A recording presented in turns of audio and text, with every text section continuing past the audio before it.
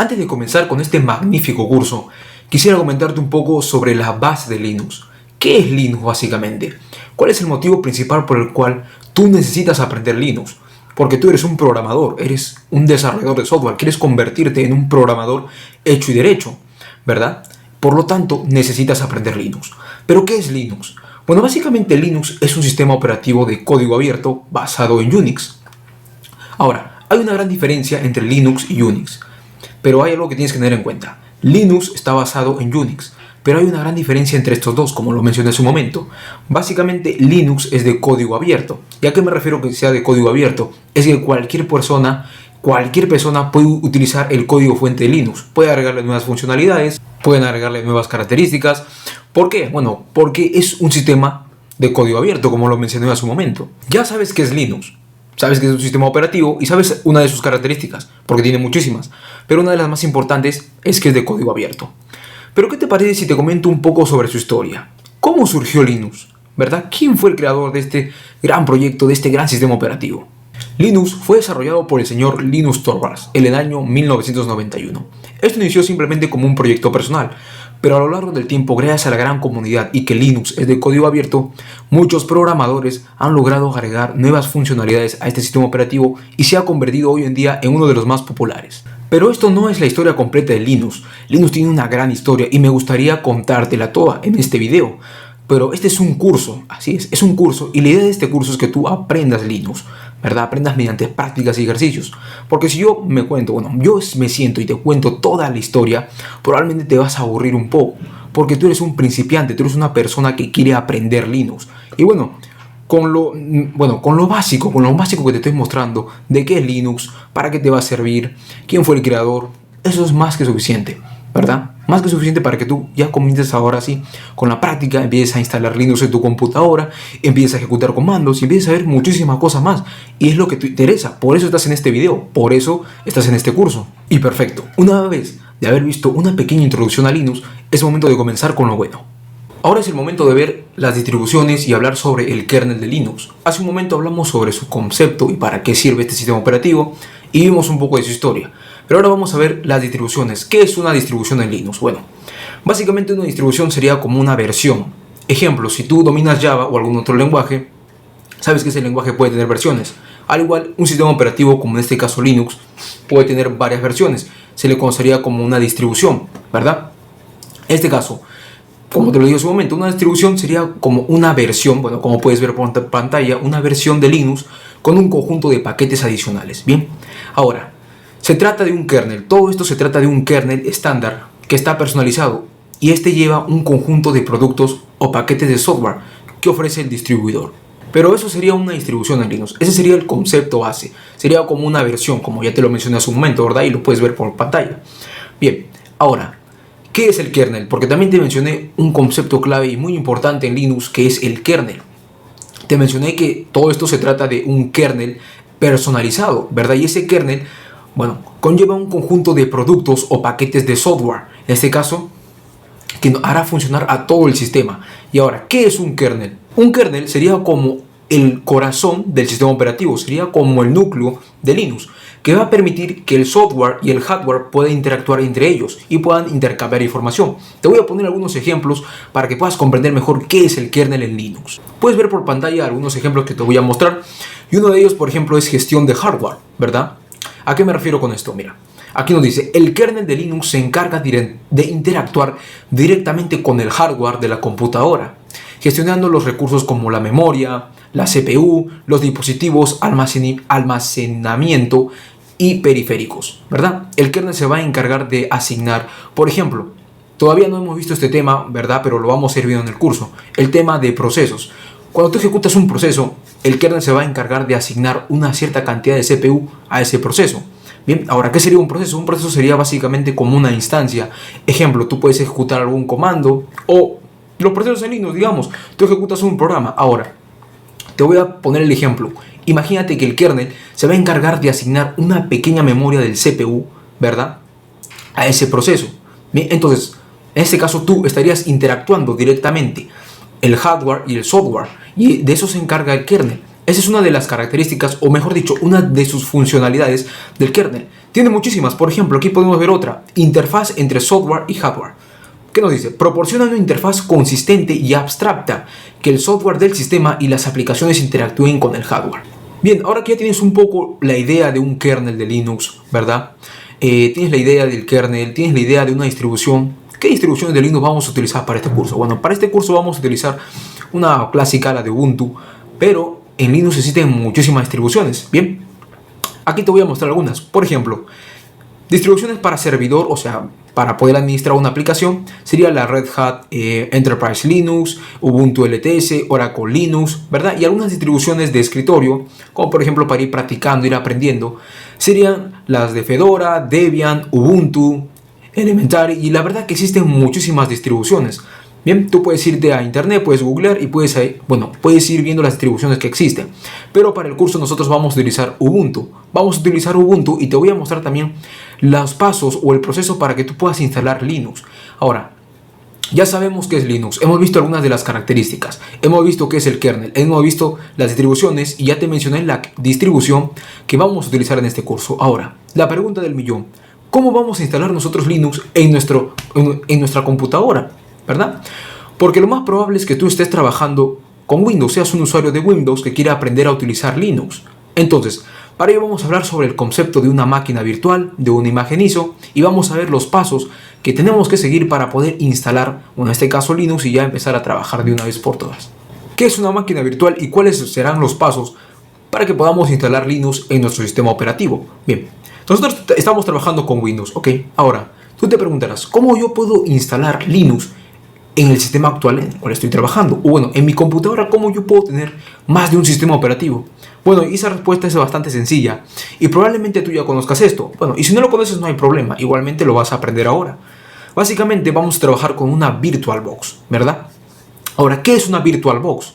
Una VirtualBox es un software de virtualización, ¿verdad? Te va a permitir virtualizar, que permite ejecutar sistemas operativos adicionales dentro de un sistema operativo. Entonces, ¿una VirtualBox qué es? Básicamente es un software que te va a permitir ejecutar o instalar otros sistemas operativos dentro del actual que tienes, ¿verdad? En este caso, nosotros queremos utilizar Linux, queremos trabajar con Linux y bueno, nosotros en nuestra computadora estamos trabajando actualmente con Windows, pero yo no quiero quitar Windows, sino quiero agregar dentro de mi computadora otro sistema operativo. Por lo tanto, voy a tener que trabajar con una VirtualBox. Entonces, el primer paso, como sabemos, es descargar nuestra VirtualBox. O bueno, uno de los pasos es descargar nuestra VirtualBox. Ya lo vamos a ir viendo en un momento, no te preocupes. Bien, ahora, bien, de manera virtualizada. Esto significa que puedes tener múltiples sistemas operativos ejecutándose simultáneamente en una única máquina física. En una única máquina física. Bien, ok. Ahora, cada uno como una máquina virtual independiente, ¿ok? Cada sistema operativo va a ser independiente, cada sistema operativo, bueno, va a tener una cierta capacidad de memoria, de CPU asignada, también lo vamos a ver en un momento, ¿verdad? Vamos a tener que compartir un poco nuestros recursos. ¿Por qué? Porque si tú quieres instalar otro sistema operativo dentro de tu computadora, tú tendrás que administrar la memoria, el CPU, ¿verdad? La tarjeta gráfica, pero eso ya lo vamos a ir viendo en la instalación. Así que de momento tú no te preocupes de eso. Bien. Ahora, VirtualBox sabemos que es una aplicación de virtualización de código abierto y es compatible con una gran variedad de sistemas operativos. Así que tú puedes utilizar VirtualBox, depende si tienes Windows o si tienes algún otro sistema operativo, igualmente lo vas a poder usar, no te preocupes. Bien, ahora que ya sabemos el concepto de una VirtualBox y para qué lo vamos a utilizar, hay otro concepto muy importante que te quiero explicar y es la de una imagen ISO. Bueno, este también es bastante sencillo. ¿Qué es una imagen ISO? Bueno, una imagen ISO no es ni más ni menos que un archivo que contiene un sistema operativo. ¿Ok? O mejor dicho, contiene una copia exacta de un sistema de archivos utilizados para crear un método de instalación. Bien, el ejemplo que vamos a ver ahora mismo. La imagen ISO básicamente va a contener la copia exacta de una distribución del sistema operativo Linux en la cual vamos a trabajar. ¿Verdad? Ya te expliqué hace un momento que es una distribución, que sería como una versión, ¿verdad? El kernel. Bien. Ahora, básicamente, la imagen ISO, bueno, sería un archivo que contiene la copia exacta de ese sistema operativo. Y ahora, esa imagen ISO la necesitamos, porque nosotros para poder trabajar con un sistema operativo, ¿ok? Adicional, dentro de nuestra computadora tenemos que utilizar la VirtualBox y esa VirtualBox necesita una imagen ISO. Por lo tanto, nosotros vamos a tener que descargar esa imagen ISO que contiene el sistema operativo, o mejor dicho, la distribución del sistema operativo Linux. En este caso vamos a trabajar con Ubuntu. Bien, entonces ya sabes qué es el concepto de una imagen ISO y el concepto de una VirtualBox. Bien, entonces vamos a ver los pasos, o mejor, te voy a mencionar los pasos que vamos a seguir para poder instalar Linux en nuestra computadora y empezar de una vez por todas a practicar. El primer paso sería descargar, en este caso, e instalar VirtualBox. Bien, vamos a instalar, en este caso, una máquina virtual o una VirtualBox en nuestra computadora para poder, en este caso, instalar otro sistema operativo. Bien, ese sería el primer paso. El segundo paso sería descargar una imagen ISO de Linux, ¿verdad? Alguna distribución, la distribución que vamos a utilizar para el curso. Ese sería el segundo paso. Ya tenemos dos pasos. Ahora, el tercer paso sería crear una nueva máquina virtual en VirtualBox. En esa máquina virtual nosotros vamos a poder asignar, por ejemplo, cierta cantidad de recursos, como por ejemplo memoria RAM, el espacio de almacenamiento, ¿verdad? La CPU, etc. Bien, ahora, eso va a estar contenido en la máquina virtual, dentro de una VirtualBox. Perfecto, ya tenemos esos tres pasos. El siguiente paso sería seleccionar la imagen ISO para la instalación. Esta imagen ISO va a contener al sistema operativo, ¿verdad? En este caso sería la distribución de Linux con la cual vamos a ir trabajando. Perfecto, ya tenemos eso. Ahora, el siguiente paso sería las configuraciones, opciones adicionales. En este caso vamos a configurar algunas opciones según nuestras necesidades, como el tamaño del disco duro y la red. Perfecto. El siguiente paso sería iniciar la máquina virtual. Y el último, pero no menos importante, sería el de completar la instalación del sistema operativo. En este caso, algunas configuraciones como el idioma, el nombre del usuario, etcétera, ¿verdad?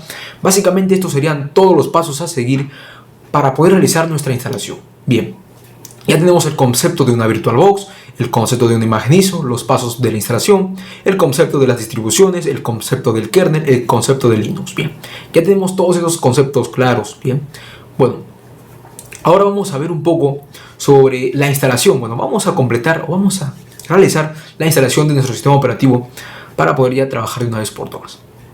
Es el momento de comenzar a instalar Linux en nuestro sistema operativo. Para ello vamos a seguir los siguientes pasos. Primero vamos a entrar a la página de Ubuntu. Para ello te vas a ir a tu navegador favorito y vas a escribir Ubuntu. Bien, Ubuntu.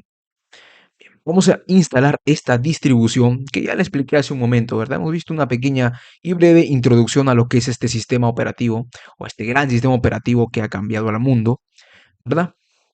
Bueno, una vez visto esta pequeña introducción, vamos a proceder a instalarlo para ya comenzar a practicar, porque esa es la idea de este curso, que tú aprendas Linux y lo vas a hacer mediante práctica y práctica. Bien, vamos a irnos a la página oficial de Ubuntu, que es la distribución que vamos a descargar. Y bueno, vamos a irnos a la parte de descargas. Bien, vamos a irnos a Ubuntu para escritorio, o bueno, aquí está Ubuntu Desktop. Vamos a darle un clic para obtener esa versión, ya que nosotros queremos la parte gratuita. Aquí, bueno, vamos a seleccionar la última versión, ¿qué te parece? Aquí, mira, dice que está actualizada. Simplemente le vamos a dar clic en descargar. Bueno, vamos a esperar a que se culmine la descarga. Bueno, aquí me dice, y bueno, acá está. Ubuntu 2022.04.3. Bien, está descargando la imagen ISO. Bien, necesitamos una imagen ISO para poder instalar Ubuntu, ¿verdad? En nuestro sistema operativo. Y obviamente vamos a instalarlo en una VirtualBox, en una máquina virtual. Para ello vamos a escribir también en nuestro navegador VirtualBox. Bien, vamos a darle un clic. También vamos a descargarla. Bien, para ello vamos a irnos acá. Y bueno, vamos a irnos a la parte de descargas o downloads, como puedes ver. Es muy importante. Bueno, aquí tú puedes elegir el sistema operativo. En este caso, yo estoy utilizando Windows, así que le voy a dar en Windows. Bien. Y simplemente vamos a ir, bueno, vamos a esperar a que se culmine la descarga tanto de la imagen ISO del sistema operativo Linux, en este caso la distribución Ubuntu, como la máquina virtual. En mi caso ya tengo aquí la máquina virtual, el VirtualBox, así que vamos a proceder a instalar. Esto va a ser demasiado sencillo. Simplemente le damos un clic derecho y le damos en ejecutar como administrador. De acá para adelante todo es clic, clic, o sea, todo va a ser siguiente, siguiente, siguiente, ¿bien? Vamos a darle en siguiente, aquí le damos en siguiente, le damos en instalar, le voy a dar un sí y le voy a dar un sí y le voy a dar instalar, ¿bien? Perfecto. Esto la verdad que es demasiado rápido. Lo que sí demora un poco es descargar a veces la imagen ISO de Ubuntu o de algún sistema operativo. Pero bien, la máquina virtual siempre es un poco más sencilla de instalarla. Vamos a darle clic en Finish para que podamos iniciar. Bien, perfecto. Bueno, vamos a ver qué nos sale por acá. Y perfecto. Bien, en este caso vamos a volver a escribir aquí VirtualBox. Aquí está la aplicación y vamos a iniciar. Bien, en este caso me sale todo correcto. A ti probablemente te salga vacío, pero lo que pasa es que yo ya tenía una máquina antes de comenzar este curso, pero lo que voy a hacer es eliminarlo, ¿bien? Porque obviamente primero yo tuve que preparar todo el material para de una u otra manera poder mostrártelo. Y para ello también tuve que instalar una máquina, tuve que crear una máquina virtual aparte con una imagen ISO aparte, ¿verdad? Y de esa manera ir practicando. Bien. Pero bueno, en este caso voy a eliminarla. Tú probablemente no tengas nada, así que simplemente no hagas esto. Vamos a poner eliminar todos los archivos. Bien. Y lo que te va a aparecer es esto. Bienvenido a VirtualBox. Bien. Y aquí te van a dar algunas instrucciones. Y lo que vamos a hacer a partir de ahora, a partir de la imagen ISO que hemos descargado, es crear una máquina virtual y agregarle y bueno, pasarle esa imagen y de esa manera ya vamos a tener el sistema operativo que tanto deseamos, en este caso es Linux. Bien, vamos a irnos a nuestras descargas y perfecto, mira, ya tenemos a Ubuntu. Como podemos ver, ya tenemos aquí la imagen ISO. Ahora lo que vamos a hacer es proceder a instalarlo. Vamos a irnos a nuestra máquina virtual, a nuestro VirtualBox y bueno, para que empieces a crear tu primera máquina virtual, si no sabes nada de esto, bien, ya te comenté hace un momento qué es una máquina virtual, para qué sirve, te comenté sobre el Linux, cómo vamos a instalar y ahora sí ya estamos haciendo los pasos. Bien, para comenzar le vamos a dar clic en nueva. Bien. Es muy importante que no te haya saltado la primera parte, que es la teoría, ¿verdad? La teoría es muy importante y a partir de esa teoría vas a entender todo esto. Bien. Como sabemos, aquí vamos a darle clic en nueva. Bien. Vamos aquí a seleccionar nuestra imagen ISO, le damos un clic acá y vamos a darle en otro. En este caso, vamos a seleccionar el archivo que hemos descargado de Ubuntu. Vamos a darle un clic y perfecto. En nombre tú le puedes poner lo que tú deseas. Yo le voy a poner en este caso Ubuntu. Ubuntu, simplemente curso Ubuntu. Curso Ubuntu. ¿Bien? Como quieras. Esto ya es opcional. Ok, vamos a darle clic ahora en siguiente. Vamos a darle clic ahora en siguiente. Siguiente. Y perfecto. Aquí nos dice configuración de instalación desatendida de sistema operativo invitado. No, aquí vamos a darle el anterior y bueno, vamos a darle un clic a este checkbox que dice omitir instalación desatendida. ¿Ok? Simplemente le das un clic y le das en siguiente. Y como puedes ver ya no me muestra todo lo anterior. Ahora, aquí es muy importante. En este caso, aquí me muestra la cantidad de memoria RAM que yo, en este caso, yo tengo en mi computador. Bueno, mejor dicho, que mi computadora tiene. Tiene 16 gigas, ¿verdad? Y que me muestra la cantidad de CPUs. Lo que yo voy a hacer aquí es, bueno, voy a asignar la cantidad de memoria y procesadores que vamos a estar asignando. Pero en este caso, ¿qué te parece si yo le voy a dar, a ver, un poquito más, unas, le voy a dar más o menos este tamaño, ¿sí? Vamos a darle más o menos este tamaño, para que no esté muy lento. Este de acá, ese tamaño. Vamos a irnos aquí a nuestro navegador, vamos a apoyarnos y vamos a escribir lo siguiente. Vamos a escribir aquí, por ejemplo, 4 gigabytes a megabytes. ¿Bien? Bueno, vamos a asignarle, en este caso, yo tengo 16 gigabytes en mi memoria RAM, pero yo de la 16 le voy a asignar 4. Perfecto, y aquí me sale la cantidad de megabytes que yo le puedo asignar. En este caso simplemente voy a copiar y le voy a, bueno, lo voy a pegar acá, ¿verdad? En mi VirtualBox. Bueno, quedó en esta parte. Bueno, aquí la verdad no sé qué pasó, pero se salió. Bueno, simplemente lo voy a volver a nombrar. Ubuntu curso. Le voy a dar clic en este checkbox. Vamos a darle en siguiente. Y ahora sí, vamos a copiar la cantidad que le vamos a asignar de memoria RAM. O simplemente le puedes pasar 3000 como quieras, ¿verdad? Eso ya depende de ti. La cantidad de procesadores yo le voy a pasar 2 y 4 de 2 y 3. Ok. Vamos a seleccionar esto y le vamos a dar en siguiente. Perfecto. Bueno, Ahora, lo que tenemos que hacer también es crear un disco duro virtual, ¿verdad? Y esta es la cantidad de espacio que le vamos a asignar también al disco que va a tener el otro sistema operativo. Bueno, aquí, ¿qué te parece si le damos unas 30 gigas? Bueno, esto también depende del tamaño que tengas. Ojo, es muy importante. Tienes que revisar las propiedades de tu computadora antes de asignar cualquier cosa. Bien, en este caso, lo estoy asignando según las propiedades que tengo. Bien, vamos a darle en siguiente. Bueno, aquí vamos a darle en siguiente, o mejor dicho, vamos a darle en terminar. Y perfecto, ya está. Ya está nuestra máquina virtual. Así de sencillo. Ni más ni menos que esto. Bien, ok, como puedes ver, esto es sencillísimo. Ahora vamos a darle clic aquí en iniciar para poder ver qué nos sale. Vamos a darle un clic y perfecto. Como puedes ver aquí ya nos sale una máquina virtual. Ok, mira, aquí nos sale lo siguiente. Nos salen muchas opciones. En este caso, vamos a darle, por ejemplo, en instalar Ubuntu y le damos un clic. Perfecto. Como puedes ver, perfecto. Ya vamos a comenzar. Aquí ya estamos viendo un poco la interfaz gráfica de Ubuntu, de este sistema operativo. Vamos a ir practicando. Perfecto. Ya tenemos la tan deseada interfaz gráfica de este sistema operativo. Bien, aquí tenemos dos opciones. En este caso, Try Ubuntu, Install Ubuntu. ¿Qué vamos a hacer? Obviamente vamos a instalar Ubuntu, ¿verdad? Porque también ya te comenté, Ubuntu es una distribución de Linux. Linux tiene muchísimas distribuciones, pero nosotros vamos a trabajar con Ubuntu en este caso. Vamos a elegir el idioma, en este caso español. Nosotros puedes dejarlo por defecto en inglés o el que tú deseas. Yo voy a seleccionar español. Le vamos a dar clic en instalar Ubuntu. Bien, le damos un clic. Perfecto. Ahora aquí es muy importante que también selecciones la distribución del teclado. En este caso, disposición del teclado, distribución del teclado. Voy a seleccionar Spanish y Spanish. O sea, y aquí podemos ir probando, ¿no? Puedes escribir cualquier cosa en español. Por ejemplo, hola mundo. Suscríbete. Bien, perfecto. Vamos a darle en siguiente o en continuar. Y aquí vamos a seleccionar instalación normal. En la parte que diga otras opciones, simplemente lo vas a marcar y le vas a dar un clic en continuar. Listo. Perfecto. Ahora, en este caso me dice tipo de instalación.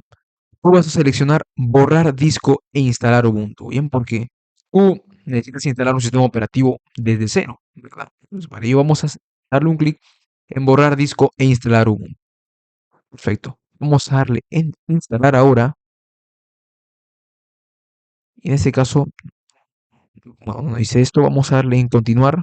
Si te sale esa pantalla o cualquier otra pantalla que te salga, simplemente le vas a dar clic en continuar. Perfecto. ¿Dónde se encuentra? Bueno, en este caso, vamos a darle Lima. Vamos a darle simplemente continuar. Su nombre. Bien. O en este caso me dice mi nombre, voy a colocarle, por ejemplo, Cristian, Cristian, bueno, con N. Elija una contraseña, vamos a ponerle, yo qué sé, Cristian también, con mi nombre, Cristian, vamos a ponerle Cristian. Perfecto, vamos a darle un clic acá. Bien, Cristian, perfecto. Tú puedes colocarle cualquier cosa, tu nombre también, puedes colocarle algún apodo, bueno, lo que deseas. Simplemente vamos a darle ahora clic aquí en solicitar mi contraseña para iniciar sesión. En este caso mi nombre, quién es usted y el nombre de su equipo, Cristian VirtualBox. Vamos a darle en continuar y perfecto. Bueno, aquí le damos la bienvenida a Ubuntu, simplemente está iniciando, está terminando de hacer algunas configuraciones. Simplemente vamos a esperar. Una vez instalado el sistema operativo, nos saldrá aquí una pequeña ventana, un pequeño mensaje que diga instalación terminada. La instalación se ha completado, necesitas reiniciar el equipo para poder usar la nueva instalación. Bueno, simplemente le das clic en reiniciar ahora. Vamos a darle un clic y perfecto, bueno, se irá reiniciando. Nos dice que presionemos un Enter, aquí nos sale, bien. Y obviamente es muy importante que te acuerdes tu contraseña. Si no, en caso de que no te acuerdes, tendrás que volver a realizar todo el proceso de instalación. Eliminas tu máquina virtual, la vuelves a crear. Bueno, aunque no es muy tedioso, es bastante sencillo. Aquí nos dice la contraseña. Yo lo voy a colocar Cristian. Bien, esa es la contraseña. Le pasamos. Perfecto. Y voilà. Aquí podemos ver, en este caso, a Ubuntu. Bien, vamos a darle en siguiente. Siguiente. Vamos a darle en no enviar. Vamos a darle en anterior. Usar salida. Bien. Perfecto. Aquí está. Ahora, el objetivo no es enseñarte a navegar ni nada de eso. El objetivo es que aprendas a utilizar, ¿verdad? Que aprendas los comandos, que aprendas a usar la terminal, que aprendas a gestionar usuarios, que aprendas procesos, que aprendas muchísimas cosas. Ese es el objetivo del curso. Entonces vamos a eso, vamos a ello. ¿Cómo iniciamos una terminal aquí? Bueno, simplemente vas a darle clic derecho y le vas a dar en abrir terminal. Bueno, en ese caso vamos a darle clic en abrir una terminal. Y perfecto. Como puedes ver, aquí podemos ver nuestra terminal, ¿verdad? Y vemos nuestra terminal. Ahora, la letra es muy pequeña, sí, vamos a hacerla más grande. Bien, vamos a hacerla más grande. El comando que acabo de escribir a ti no te tiene que de momento interesar. Bueno, te va a interesar, pero más adelante. Ahora simplemente concéntrate en la terminal. Bien, aquí vamos a darle en recordármelo más tarde. Bien. ¿Cómo abres una terminal aquí en Ubuntu? Bueno, vamos a darle clic derecho y vamos a darle clic en abrir una terminal. Ahora, ¿qué es una terminal? También lo vamos a ver en un momento. Recién vamos en el capítulo de instalación. No podemos abarcar todo de porrazo, tenemos que ir paso a paso. Ya tenemos la instalación, ahora vamos a ver qué es una terminal, para qué sirve, vamos a ver un poco de comandos, vamos a practicar muchísimo. Y bueno, vamos a configurar aquí, por ejemplo, el tamaño de la letra. Vamos a darle clic a estos tres puntitos de acá, estas tres rayas, vamos a darle en avanzado. Y por ejemplo, aquí, a ver, no, aquí no, vamos a darle clic derecho y vamos a darle en preferencias. Ahora sí, vamos a irnos acá y donde está texto. Vamos a darle, ¿qué te parece un 100? Aquí, mira, 100. 100. Ese es el tamaño de la letra. A ver, vamos a darle tipografía personalizada. Ah, Aquí es. Le damos clic al checkbox que diga tipografía personalizada. Ok, le das un clic. Y bueno, aquí puedes seleccionar el tamaño de la letra. En este caso, lo que yo simplemente voy a cambiar es el tamaño de la letra. Esté en 24. Bueno, para que tú también veas lo que yo voy a escribir por pantalla. Bien, damos un seleccionar y listo. Aquí dejamos los valores tal y como estaban por defecto, creo que estaba en 80. Esto no voy a tocar, lo que sí voy a tocar es lo anterior. Listo. Aquí puedes ver que está en 24. Voy a hacerlo un poco más pequeño. Voy a hacerlo con tamaño 20. Bien, 20. 20. Seleccionar. Perfecto. Ok, acá está. Podemos ver 20. Ahora sí podemos lanzar comandos, ¿verdad? Bien. Vamos a ir practicando con varios comandos. Bien, ya tenemos la instalación. Ahora comencemos a practicar ya con esa terminal en Linux. Pero antes, veamos qué es una terminal.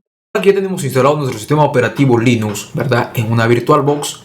Vamos a hablar un poco sobre una terminal, un comando y una shell, ¿ok? Que son conceptos claves que tenemos que tener en cuenta antes de trabajar con Linux. Bien, perfecto. ¿Qué es un comando? El más básico de todos. Un comando, bueno, como puedes ver por pantalla, básicamente es una instrucción específica que realiza alguna tarea concreta. Como por ejemplo, un comando puede ser el que ves por pantalla. En este caso, este comando, digamos que te va a servir para listar algo de una carpeta, ¿verdad? Entonces, si tú quieres listar, por ejemplo, todos los archivos de una carpeta, vas a ejecutar una instrucción. Y para ello, esa instrucción se le denomina comando. Bien, eso sería un comando, sería una instrucción. Algo básico y sencillo. Ahora, ¿qué es una shell? El shell también es otro concepto muy importante. Bueno, la shell es un intérprete de comandos que actúa como una interfaz entre el usuario y el sistema operativo. ¿Qué más nos dice? Maneja la ejecución de comandos y proporciona un entorno para la interacción con el sistema operativo. Luego tenemos a la terminal. Bueno, ya sabemos que es un comando, es una instrucción. La shell es un intérprete de comandos, ¿bien? Que es como una interfaz entre el usuario y el sistema operativo. Pero, ¿qué es una terminal? Una terminal es la interfaz a través de la cual el usuario interactúa con la shell y sistemas operativos basados en Linux, por ejemplo. Una shell, por ejemplo, puede ser Linux, ¿verdad? Esa puede ser una shell, la shell de Linux. Ahora, la terminal sería una interfaz una interfaz que a través de la cual el usuario interactúa con la shell, ¿verdad? Y la shell es el intérprete de comandos. Bien, ahora esta terminal puede ser una ventana, ¿ok? Una ventana visual que tú la vas a poder ver y vas a poder escribir comandos, ¿verdad? Perfecto, eso sería por ejemplo una terminal. Estos conceptos pueden ser muy similares, por ejemplo el de shell y terminal. Te voy a explicar los tres nuevamente. Bien, ahora que ya tienes una idea de comando, shell y terminal. Bien, mira, aquí podemos ver que nos dice que una shell, bien, como podemos ver por pantalla, es un programa que procesa comandos. Bien, te va a procesar algún comando y te devuelve algún resultado. Bien, o sea, tú el comando que escribes por la terminal te la va a procesar la shell. La shell se va a encargar de procesar ese comando que tú escribas, ¿verdad? Ahora, una vez ejecutado ese comando, la shell te va a procesar ese comando, te va a devolver algún resultado. Bien, por ejemplo, el ejemplo que te puse hace un momento, el de ls, que te va a devolver una lista de directorios, una lista de archivos. Bien, ahora, ls sería un comando, una instrucción que tú le estás ejecutando, pero la shell se va a encargar, en este caso, de interpretar lo que tú estás escribiendo. Bien, lo va a interpretar. Ahora, una vez lo interprete, simplemente la terminal sería un programa que corre alguna shell, como por ejemplo la de Linux. En este caso la shell, ¿cuál shell? La que venga con nuestro kernel, ¿verdad? Porque nosotros recuerda que vamos a instalar una distribución específica de Linux, ¿verdad? Y esa trae su propia shell. Por lo tanto, tú abres la terminal. La shell se va a encargar de procesar todo lo que tú escribas y te lo va a mostrar por pantalla. Ya está. Algo así sería, ¿verdad? Bastante sencillo. Bien. Esa es un poco la explicación de una shell, una terminal y un comando en Linux. Bien, ahora que tenemos un poco claro esto, vamos ahora sí a nuestro sistema operativo y empecemos a ejecutar múltiples comandos y a practicar. Vamos. Luego de haber visto muchísima teoría, ¿verdad? Luego de haber visto qué es Linux, para qué nos va a servir, vimos un pequeño ejemplo de un comando y que lo vamos a ver ahora mismo. Te expliqué qué es lo que hace, qué es la terminal, qué es un comando, por qué instalamos en una VirtualBox, en una máquina virtual y todo eso y demás. Bueno, explicamos muchas cosas. Pero ahora que tenemos todo claro, es momento de poner en práctica y ya comenzar a ver los comandos básicos y trabajar con una terminal de Linux. ¿Sí? Entonces, para ello. Bueno, una vez tú inicies el sistema operativo, una vez que ya hayas iniciado sesión, puedes abrir la terminal de muchas formas. Simplemente te puedes ir a estos puntitos y aquí podrás ver terminal. Mira, le das un clic y automáticamente se abre. Pero también simplemente desde el escritorio le puedes dar clic derecho y le das en abrir una terminal. Y así también puedes. Ahora, ¿cómo puedes ir jugando con el tamaño de la terminal? Simplemente es muy sencillo. Te vas a estos puntitos de acá, bueno, estas rayas. O mejor, algo más sencillo. Le das clic derecho a la terminal y le vas a dar en preferencias. Aquí, bueno, tú vas a escoger tus preferencias, el tamaño de la letra, etcétera. Bueno, en este caso vamos a irnos a la parte que dice, a ver, tipografía personalizada, ¿ok? Aquí tú puedes cambiarle el tamaño, por ejemplo, le puedes aumentar la letra a 18, seleccionar y lo cierras. Ahí está, la letra se ha aumentado a 18. Mira, aquí nos muestra la ruta actual. En este caso nos da el usuario Cristian VirtualBox y aquí nos dice dónde nos encontramos. Nos dice que nos encontramos en el escritorio, ¿verdad? Ahora, vamos a ver cómo podemos eh, cambiar entre carpetas, cómo podemos ir navegando entre carpetas, cómo podemos ir listando archivos, directorios, etcétera, ¿verdad? Pero todo paso a paso. Ahora, hace un momento te expliqué un poco cómo funciona el sistema de archivos, ¿ok? Cómo se organiza el sistema de archivos en Linux. Ahora, es muy importante que tengas en cuenta lo que te he explicado. Te he mostrado una tabla y te he mostrado los valores. Te he explicado por qué de todo. Es muy importante que lo tengas en cuenta porque lo vamos a utilizar en todo el curso.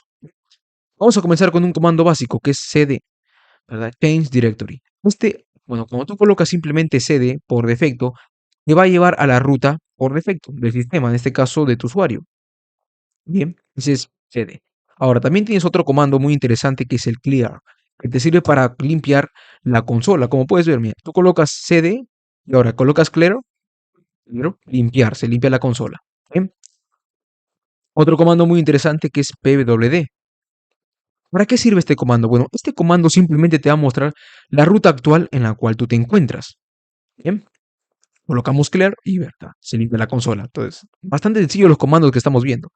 Otro comando muy importante es el ls. ¿Para qué te sirve el comando ls? Bueno, este se va a encargar de listar. Básicamente va a mostrar el contenido, ¿verdad?, de una carpeta. Y bueno, en Linux un comando tiene parámetros. ¿Ok? Mira, si tú colocas ls, te va a mostrar, por ejemplo, la carpeta descargas, escritorio, música. ¿Y cómo puedes ir navegando entre ellas? Bueno, con cd, que significa Change Directory. Por ejemplo, cd, descargas, y ahí está, ls, y ver. Ahora, ¿quieres limpiar la consola? Un clear. Perfecto. Vamos a ver algunos ejemplos del comando ls, pero con algunos parámetros. Bien, vamos a ver lo siguiente. Mira. Vamos a regresar a donde estábamos. Bien, vamos a hacer un clear. Bien. Recuerda que con cd por defecto te va a llevar a la ruta por defecto del sistema, en este caso al usuario. Bien. Ok, este signo que puedes ver acá indica que estás en la carpeta por defecto, o sea, en el usuario. Bien. Ahora, por ejemplo, existen muchísimos parámetros para cada comando en Linux. Existen muchísimos. Sería imposible explicarte en un solo video la cantidad de parámetros que existen. Y existen cantidad de comandos de Linux. Pero en este curso te voy a mostrar los más usados y los más importantes. Los más necesarios y que, bueno, vas a manejar día a día. Vamos a colocarle, por ejemplo, un ls-l. Significa menos long.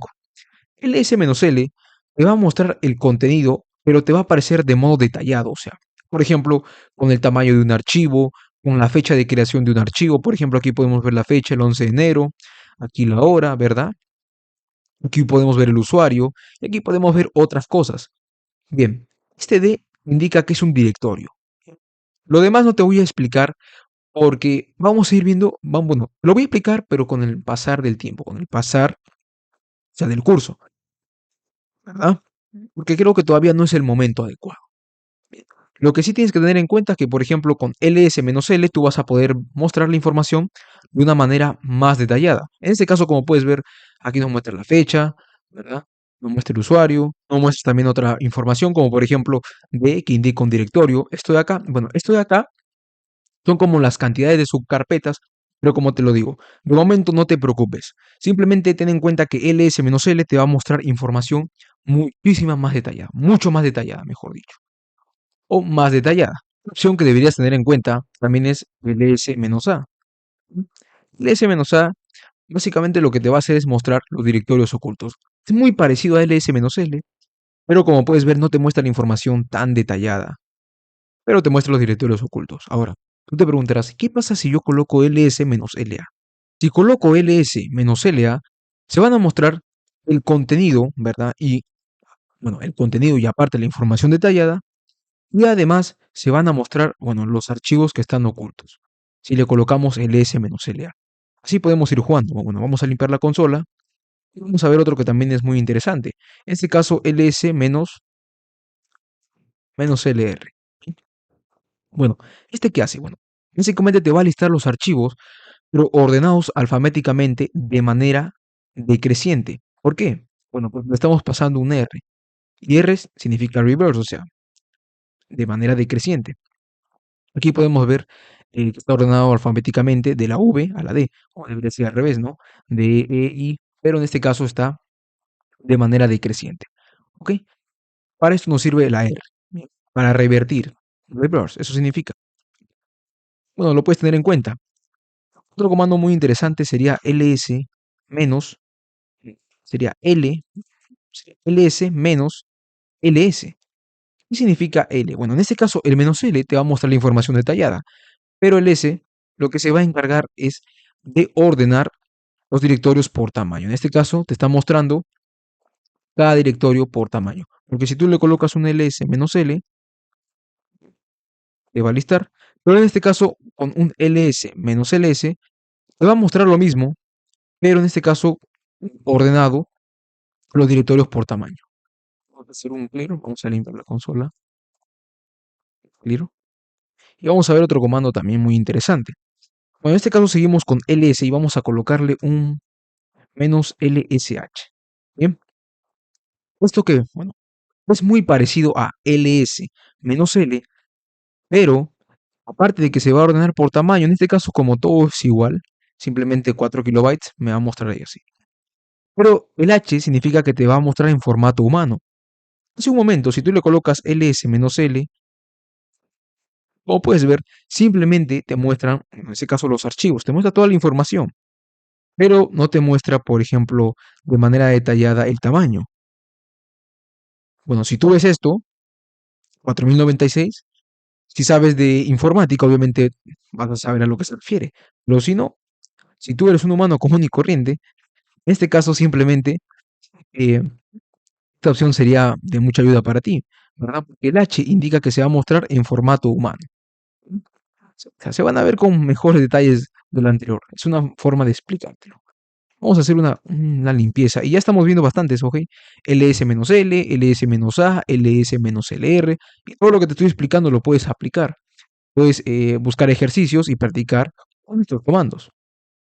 Ahora vamos a ver otro, que es ls-c. Como te va a listar la información en columnas. Puedes tenerlo en cuenta también, como no puedes tenerlo en cuenta. Bien, entonces, lo que acabamos de ver es el comando ls. El comando ls es importantísimo, sirve de mucho. ¿Sí? Y vamos a ver ahora otras variantes de este mismo comando. Ahora que ya sabes manejar un poco la terminal de Linux, hemos visto algunos comandos, ¿verdad? Como por ejemplo el ls, el cd, el md, los comandos más básicos. Es el momento de hablar un poco sobre el sistema de ficheros o el sistema de archivos en Linux. ¿Cómo están organizados todos estos archivos? Es algo bastante interesante y que tienes que conocer. Bien, ahora, ¿a qué me refiero con el sistema de archivos? Bueno, como podemos ver por pantalla, sistema de archivos se refiere a la estructura y los métodos utilizados para organizar y almacenar datos en dispositivos de almacenamiento, como por ejemplo discos duros, unidades USB, entre otros medios. El sistema de archivos determina cómo se almacenan y se recuperan los datos. Básicamente el sistema de archivos es básicamente como una estructura que te va a indicar cómo se estructuran o cómo se almacenan todos los datos de tu sistema, ¿verdad? Eso sería un sistema de archivos. Así como la forma en la que se puede acceder a ellos, ¿verdad? Es fundamental para la gestión de archivos y directorios. Este es un poco el concepto de un sistema de archivos. Como sabemos, en Windows nosotros podemos tener la unidad C y la unidad D. En la unidad C podemos guardar los datos más importantes, como por ejemplo algunas aplicaciones, datos del usuario, ¿verdad? Etcétera. En la unidad D podemos guardar cosas simples como imágenes, videos, algo como eso, ¿verdad? Eso es un poco en Linux. Ahora, eso es un poco en Windows, disculpe. En Linux sería un poco similar, pero a la vez un poco diferente. ¿Por qué? Porque igual Linux va a poder tener particiones, ¿bien? Ahora, cada partición va a apuntar a una información. Y ahora, esa información, al igual que Windows, se va a organizar en carpetas, pero el sistema de organización de carpetas va a ser un poco más complejo, ¿verdad? Y para ello vamos a ver cómo se organizan todas estas carpetas, ¿verdad? Ahora vamos a ver cada uno de estos directorios, y son muchísimos, la verdad. Pero yo te voy a mostrar los más importantes. Ahora, por pantalla vas a ver algunos de los directorios más importantes y qué te guarda cada directorio, ¿verdad? En este caso podemos ver varios directorios, como por ejemplo etc, home, bin, dev, vemos muchísimos. Y te voy a explicar de manera detallada para qué va a servir cada uno de ellos. Perfecto, por pantalla tú puedes ver primero uno que con un slash. Bueno, esto básicamente apunta al root principal, al punto de acceso al sistema de ficheros. Este apunta al root principal, o sea, a tu usuario actual. Sería la ruta principal. Otro muy importante sería bin. En este caso podemos ver que te va a guardar los archivos ejecutables o binarios, ¿verdad? Ese es otro. Dev, en este caso, sería el que te va a guardar los dispositivos. ¿A qué me refiero? Contiene los ficheros que se comunican con los dispositivos del sistema, como por ejemplo puede ser algún monitor o algún mouse, el teclado, ¿verdad? Todo eso te guarda dev. Los archivos binarios se guardan en bin y los de dispositivos se guardan en dev. En etc se van a guardar los ficheros de configuración del sistema, diversos scripts, ¿bien? En home básicamente se van a guardar los directorios personales del usuario, o sea, algunos datos personales del usuario que pueda tener. En lib vas a guardar librerías del sistema, o sea, librerías que vengan con el sistema, en este caso la distribución, por ejemplo, la que vamos a utilizar, Ubuntu, puede llevar alguna librería en particular. Tenemos media, que te va a guardar básicamente el montaje de dispositivos extraíbles. Otra carpeta muy importante sería la de MNT, te va a servir para montar los sistemas de ficheros. Otra también muy utilizada, OPT, para instalar software externo, tenemos la de SBIM, que serían otros binarios, la de TMP. Este sí es muy importante porque te va a guardar ficheros y directorios temporales. La de USR, que te va a guardar aplicaciones y archivos, algunos variados, por ejemplo. Y en bar te va a guardar todo lo que tenga que ver con logs, ¿verdad? Trazas y otros ficheros dinámicos. Perfecto. Estos son algunos de los, en este caso, carpetas en la cual van a estar guardadas, van a estar guardados todos los ficheros de nuestro sistema operativo Linux. Bueno, ahí puedes ver una tabla. Hay muchísimos otros, tal vez. Bueno, tú puedes ir investigando ya más a detalle cada uno de ellos. Pero bien, yo te estoy mostrando lo básico, necesario y esencial. Bien, ahora sí vamos a la práctica y veamos cómo podemos manejar todo esto y cómo podemos crear archivos, manejarlo entre todas estas carpetas, etcétera. Vamos al código. Para ver ejemplos un poco más avanzados, ¿verdad? Ejemplos un poco más prácticos. Bueno, lo que tendríamos que hacer es crear algunos archivos, directorios, pero tomaría muchísimo tiempo. Entonces, ¿qué te parece si trabajamos con algún sistema de fichero? Bueno, en este caso con alguna carpeta del sistema operativo. En este caso, al principio nosotros hablamos sobre sistema de ficheros, sistema de archivos en Linux. Y te expliqué un poco el root o principal, el punto de acceso al sistema de ficheros, te expliqué la carpeta bin, deb, etc, home, lib, opt, entre otras, ¿verdad? Bien, ¿qué te parece si trabajamos con alguna de ellas? A ver si recuerdas. Si recuerdas a la carpeta bin. En este caso, aquí se van a guardar los ejecutables o ficheros binarios, ¿verdad? Y aquí puedes ver muchísimos, la verdad, ls-l, ahí está. Mira, si le colocas un simple ls, ls, te va a listar todo. Un ls-l, te damos la información más detallada. ls-la, como puedes ver, en este caso vamos a limpiar, ¿verdad? ¿Qué te parece si le colocamos un ls-l, ls-lh? Ahí está, ¿verdad? Y así puedes ir jugando. Yo te mostré hace un momento algunos comandos. Puedes si pones en práctica eso sin diferentes carpetas, porque también hay otras. Mira. cd, puedes acceder a opt, por ejemplo. opt. Y puedes trabajar también de esa manera. En este caso, ls menos l. En este caso, aquí no hay mucho. Entonces vamos a irnos a otra carpeta, cd, eh, etc, por ejemplo. Un ls, y aquí también hay muchísimas, ¿verdad? Puedes ir jugando. ls menos a, bien. ls menos la, lo expliqué también. Perfecto. Bien. Ahora vamos a situarnos en cualquier carpeta, etc, bin, pero que tenga bastantes archivos, de preferencia. Bien. Entonces, mira, vamos a ver una propiedad, bueno, vamos a ver un parámetro muy importante de ls. Vamos a practicar. En este caso, vamos a colocarle ls menos ltc. Esto te va a ordenar y muestra los ficheros por su tiempo de cambio, ¿ok? A esto se le llama tiempo de cambio, o sea, cuando tú le colocas ls menos ltc, se va a mostrar los ficheros, pero se va a ordenar por su tiempo de cambio. ¿A qué me refiero con esto? Bien. En este caso sería algo llamado setTime. Se refiere al momento en el que se modificaron los atributos del archivo. Bien. O sea, cada vez que se modifica algún atributo del archivo, se va a ir ordenando. O sea, cuál fue el primero que se modificó, cuál fue el último que se modificó. Mira, este fue el último, así que vamos a ir ordenándolo así. ¿Verdad? A eso me refiero. Perfecto. Va a ordenar los archivos por el tiempo de cambio, mostrando los archivos más recientes modificados. O sea, te va a mostrar los archivos que se acaban de modificar. En este caso, si nos vamos acá, aquí puedes ver, mira, 15 de enero a las 10:55, 13 de enero a las, en este caso, 13 de enero a las 7:53, te muestra desde los últimos ficheros o archivos que han sido modificados a los últimos, ¿verdad? En este caso, por ejemplo, este nos muestra que fue modificado el 10 de enero. ¿Verdad? Así que este comando es muy importante si tú quieres monitorear, por ejemplo, oye, mira, yo quiero mostrar los archivos que han sido recientemente modificados. Oye, yo sé lo que le puedes hacer, un ls-ltc. Ahí está, perfecto. Bien, ¿ok? Seguimos en el S, tiene muchísimos parámetros, tiene muchísimos más. Otro que también te puede interesar, por ejemplo, es ls menos fight, igual txt. Bien.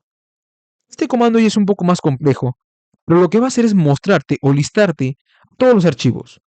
Pero el menos menos height significa que te va a ocultar, y este es un patrón, que significa todos. Cuando tú veas asterisco, significa todo. O sea, tú vas a ocultar a todos los archivos que terminen en TXT. ¿Bien? Como puedes ver, no puedes ver, como puedes visualizar por pantalla, no hay ningún archivo que termine en TXT. Si lo colocamos un LS normal, en este caso, aquí podemos ver. Mira, vamos a jugar y vamos a decirle que nos oculte a todos los que terminan en conf, ¿bien? Para poder comprender mucho mejor. ls menos menos height igual punto conf, ¿bien? Y como puedes ver, aquí no existe ningún archivo que termine en conf, porque han sido ocultados. En este caso yo le he indicado como un parámetro aquí, y mira, yo quiero que tú ocultes a todos los archivos que terminen con la extensión .conf, ¿bien? Simplemente le vamos a limpiar y listo, ¿bien? Ahora, otro comando que también te puede ayudar es el ls-m, con otro parámetro y que básicamente te va a listar todo, pero mediante comas. Bien, ok, perfecto. Bien. Hemos visto un poco del comando ls, pero no es el único que existe, existen muchísimos más y vamos a seguir viéndolos. Por ejemplo, el otro que te expliqué, el cd, ¿verdad? cd bin, bien, perfecto. Aquí también podemos ir trabajando, ls, bien, en este caso, perfecto. Ahora, otro comando muy interesante que también es el comando man. Por ejemplo, si le colocamos man pwd, recuerda que pwd demuestra la ruta actual del sistema. O sea, oye, quiero saber dónde me encuentro actualmente. Fácil, simplemente colocas pwd. Listo. ¿Ok? Devuelve bueno, en este caso devuelve la ruta actual en la que tú te encuentras. Ahora, otro comando muy interesante también sería el comando man. Te va a permitir documentar algún comando específico de Linux. Por ejemplo, man pwd. Ahí está. Le dice un poco la sinopsis, la descripción, imprime tal, tal, tal. Bien. Imprime en este caso la ruta completa del archivo. Ahí está. En la cual estás trabajando. Aquí mira, ahí está. Los parámetros menos L, menos P, menos health. Y de esa manera te puedes guiar, te puedes ir documentando. Ahora, ¿cómo haces para salir de esto? Presionas la letra Q o la letra H. Cualquiera. ¿Bien? Ok. ¿Qué te parece el comando ls? Bastante interesante, pero comentarte que aún hay muchas cosas más que ver para el comando ls. Por ejemplo, hay patrones, metacaracteres con nombre de ficheros, y eso es lo que vamos a ver a continuación. A continuación vamos a ver algunos ejemplos un poco más avanzados con el comando ls. Bien, vamos a ver un poco algo parecido a los patrones, ¿ok? A una búsqueda de patrones, algo así. Bien. O mejor dicho, algo parecido a las expresiones regulares. Si tú has visto en algún lenguaje de programación expresiones regulares, tal vez lo que te voy a mostrar a continuación se te haga un poco familiar. Y si no, no hay problema, porque yo te voy a explicar. Bien. Vamos a ver comando ls, por ejemplo. Si tú le colocas ls, tú ya sabes lo que hace, ¿verdad? Mira, me voy a elegir un poco, ¿qué te parece aquí? A etc. Bien, voy a trabajar acá. Recuerda que etc, en este caso, te va a guardar los ficheros de configuración del sistema, ¿verdad? Mientras que bien te guardaba los ejecutables y los binarios. Pero también te lo expliqué en su dicho momento. Vamos a ver en etc, por ejemplo, si le colocamos un ls, lsp, lsp, asterisco p, bueno, ¿qué te va a mostrar esto? Te va a mostrar los ficheros que comienzan con la letra P y terminan con la letra P. ¿A qué me refiero? Si tú le colocas, por ejemplo, un lsa asterisco b, perfecto, ¿qué estás viendo? Estás viendo que esta palabra, bien, empieza con la letra A y termina con la letra B. A lo que me refiero es que es una expresión, por ejemplo, ls, q, asterisco q. En este caso no existe. Colocamos ls, q, asterisco a. A ver, algo un poco más sencillo. ls, a, asterisco c. Tampoco. A, asterisco b. Y esto. En este caso te va a listar a todos los ficheros que su nombre empiece con la letra A y termine con la letra B. Este asterisco indica cualquier cantidad de caracteres, o sea, puede tener cualquier cantidad de caracteres, como por ejemplo, hacemos un lsb asterisco b, a ver, no existe, ls asterisco e, ls asterisco e, tampoco, ls asterisco e, tampoco, a ver, Uno más fácil, ls asterisco p asterisco p. Este sí existe, mira, te muestra muchos archivos. En este caso, empieza con la letra P y terminan en la P, ¿verdad? Y bueno, lo que exista, en este caso, entre esas dos letras que tú le estás pasando, no importa cuántos caracteres sean. Simplemente te va a mostrar aquellos que empiezan con esta letra y terminan con esta letra. ¿Bien? Ahora, ¿qué te parece si yo le coloco un LSA asterisco? Bueno, esto sería muy similar, pero bien, si analizamos, simplemente te va a listar a todos los ficheros que comienzan con la letra A y nada más. Lo que haya después de la letra A no interesa. Puede haber muchísimos caracteres, pero no interesa. Lo que interesa es que el nombre del archivo comience con la letra A, ¿verdad? Eso es lo que importa ahora. Así que simplemente ejecutamos un clear. Y por ejemplo, otro ejercicio, ls p asterisco. Perfecto. Ahora, si yo te digo, oye, yo quiero que tú me listes a todos los archivos que comienzan con la letra M, nada más. ls asterisco M. Perfecto. Bien. Esto tenlo en cuenta, ¿ok? Tenlo en cuenta y practica bastante. Bien. Ahora, pero por ejemplo, sería al revés. A los que terminen con la letra A, por ejemplo, ls asterisco A, ¿verdad? Este sería al revés. O sea, el asterisco indica, puede tener cualquier cantidad de caracteres, pero tiene que terminar en la letra A. ¿Bien? Eso es lo que refiere, eso es a lo que se refiere asterisco A. Otro muy importante, por ejemplo, ls, colocamos cualquier texto entre los asteriscos, ¿qué te va a imprimir? Bueno, va a imprimir, en este caso, si nos damos cuenta por acá,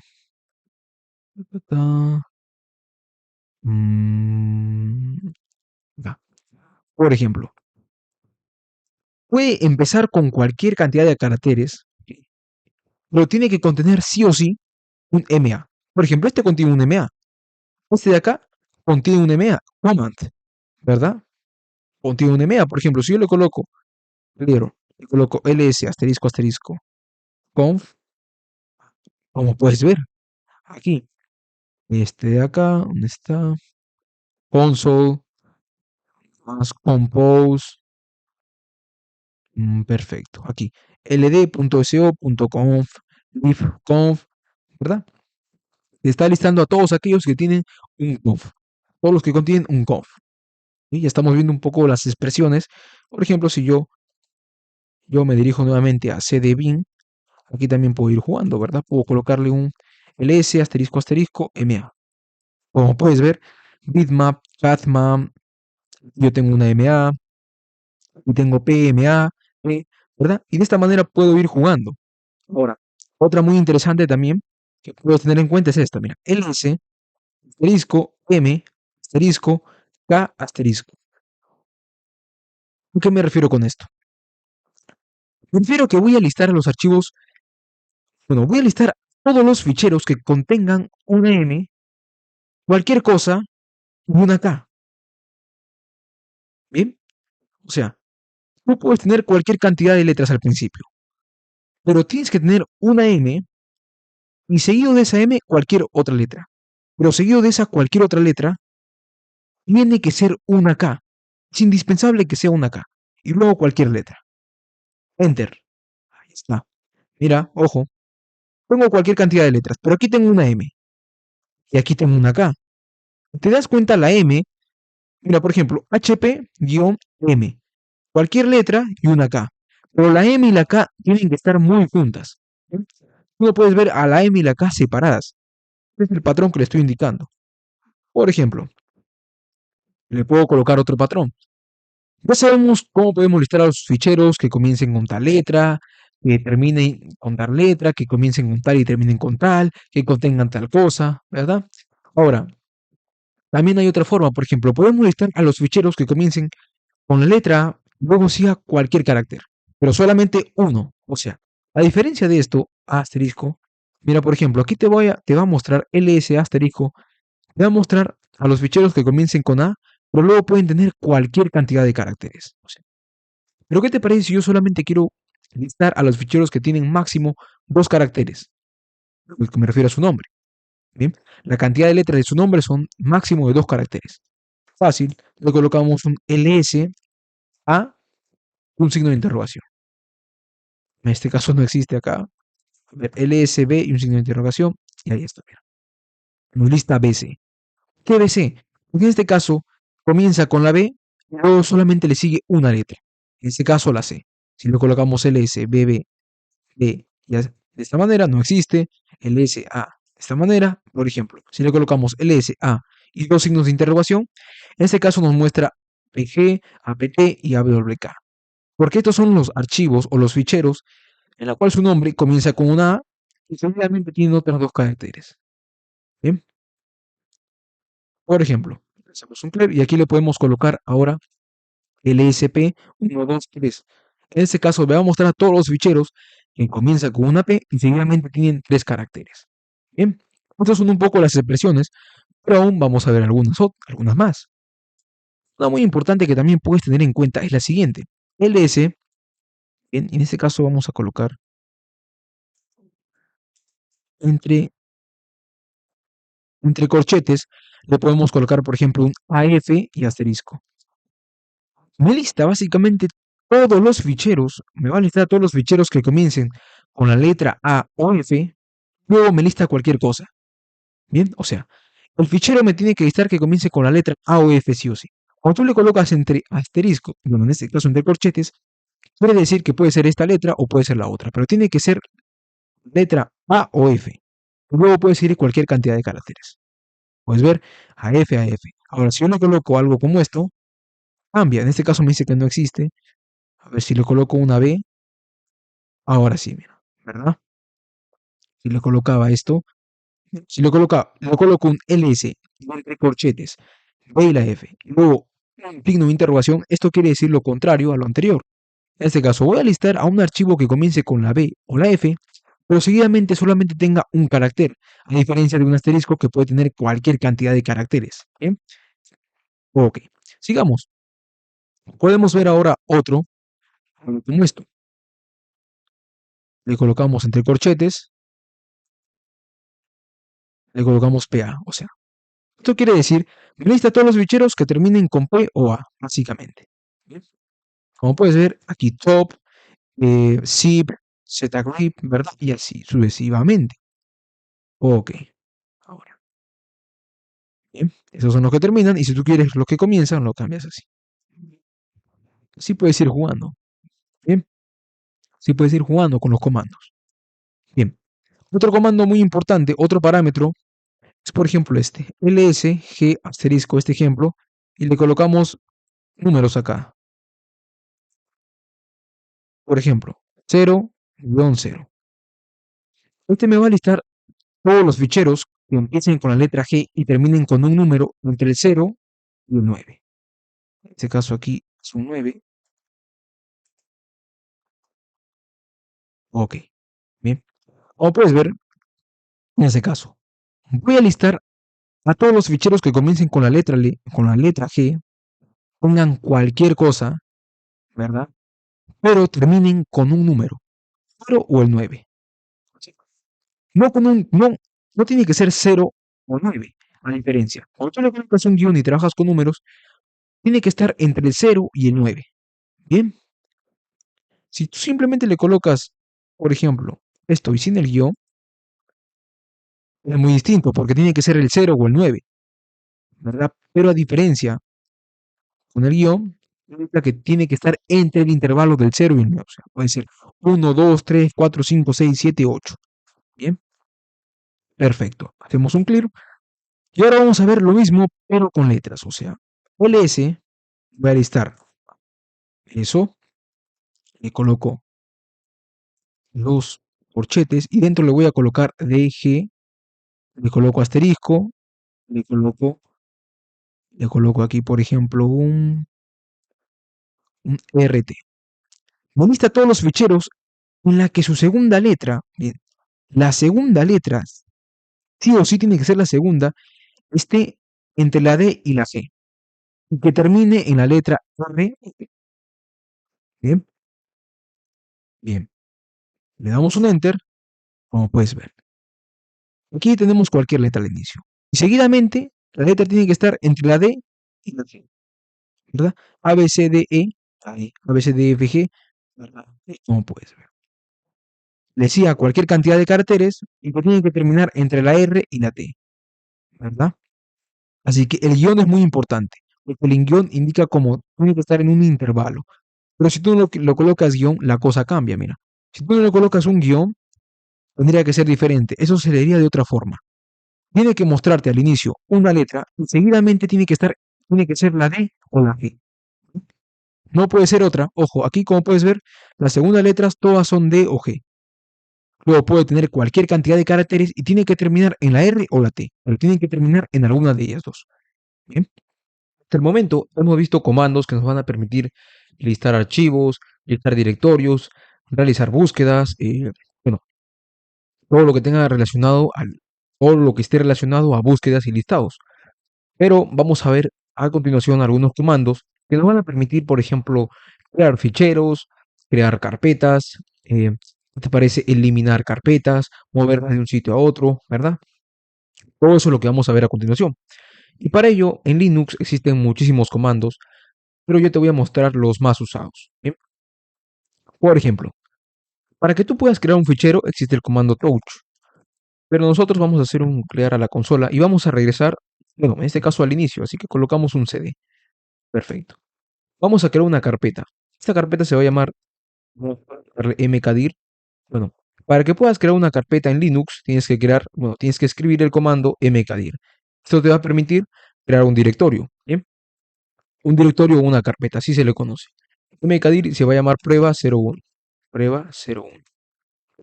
Ahora vamos a hacer un listado, un ls. Bien, vamos a acceder a prueba 01. Change directory prueba 01. Perfecto. Bien, lo que tenemos es la carpeta prueba 01, ¿verdad? Eso está perfecto. Ahora, dentro de esta carpeta, nosotros vamos a crear un fichero. Te voy a mostrar varias formas en la cual tú puedes crear un fichero de texto o un fichero normal. Bueno, ¿qué te parece si colocamos esto? Mira, ¿qué te parece si colocamos por aquí un eco, un hecho? Vamos a colocarle hecho, vamos a colocarle prueba f1.txt. Bien, hacemos un ls y aquí podemos ver, en este caso, f1.txt, ¿verdad? Y ahora, si colocamos cat f1.txt, aquí vemos la palabra prueba. Bien, ¿qué acaba de ocurrir? Tú te preguntarás, ¿verdad? Porque yo acabo de escribir algunos comandos y probablemente tú no me hayas entendido bien. Te voy a explicar qué estábamos haciendo. Esto de acá, lo que tú estás viendo, primero, bueno, para empezar, lo que hicimos es crear un directorio. Eso espero que lo tengas claro. Luego, mostramos eco, hecho. Bien. Hecho básicamente, por ejemplo, si tú le colocas hecho hola mundo, te sirve para mostrar contenido, ¿ok? Cuando tú veas cada vez que veas eco, vas a mostrar algo, contenido, ¿bien? Es como en Java, por ejemplo, o en cualquier otro lenguaje, es como imprimir por consola, un system.out.print, ¿bien? A eso se refiere acá en Linux. Ahora, nosotros aquí hemos colocado un símbolo. Este símbolo lo vamos a estudiar más a detalle en los siguientes, bueno, en los siguientes capítulos. ¿Bien? Se le llama redirecciones. Básicamente le estamos indicando, oye, mira, este contenido quiero que lo coloques en este archivo f1.txt. Pero ahora, este archivo no existe, ¿verdad? No existe este archivo. Por lo tanto, ¿qué hará este símbolo, este comando? Básicamente, va a tratar de colocar este texto dentro de este archivo. Bien. Ahora, si es que este archivo no existe, en caso de que este archivo no exista, lo que va a hacer básicamente es crear ese archivo y colocar este contenido dentro de este fichero. Bien.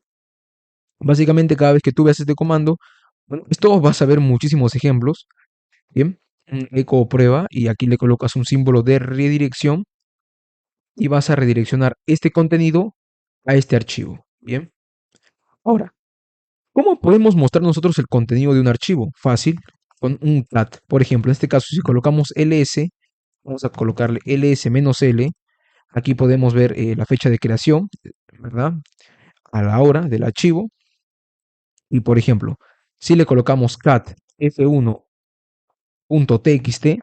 lo que hará básicamente es mostrar el contenido de ese archivo. Bien, y eso es lo que acabamos de hacer. Acabamos de hacer un ejemplo muy sencillo. Ahora, ¿qué te parece si Bueno, seguimos con lo mismo, pero ahora vamos a hacer, por ejemplo, algo así, mira, algo como esto. Quiero mostrarte lo mismo, pero ahora con doble signo, o sea, con doble signo de mayor, por ejemplo. Entonces vamos a colocarle aquí lo mismo. Si le colocamos un echo o un cat f1.txt, como podemos ver, aquí vemos dos contenidos. Ahora, el primero de prueba y prueba. ¿Por qué? Porque le hemos colocado este símbolo. Ahora, ¿qué pasaría si tú le colocas así nuevamente, pero sin el doble? Le colocamos solamente un símbolo de mayor. Vamos a colocarle acá. Le hacemos un cat f1.txt. ¿Y qué pasó? Bueno, hay algo que se llama sobreescritura. Bien.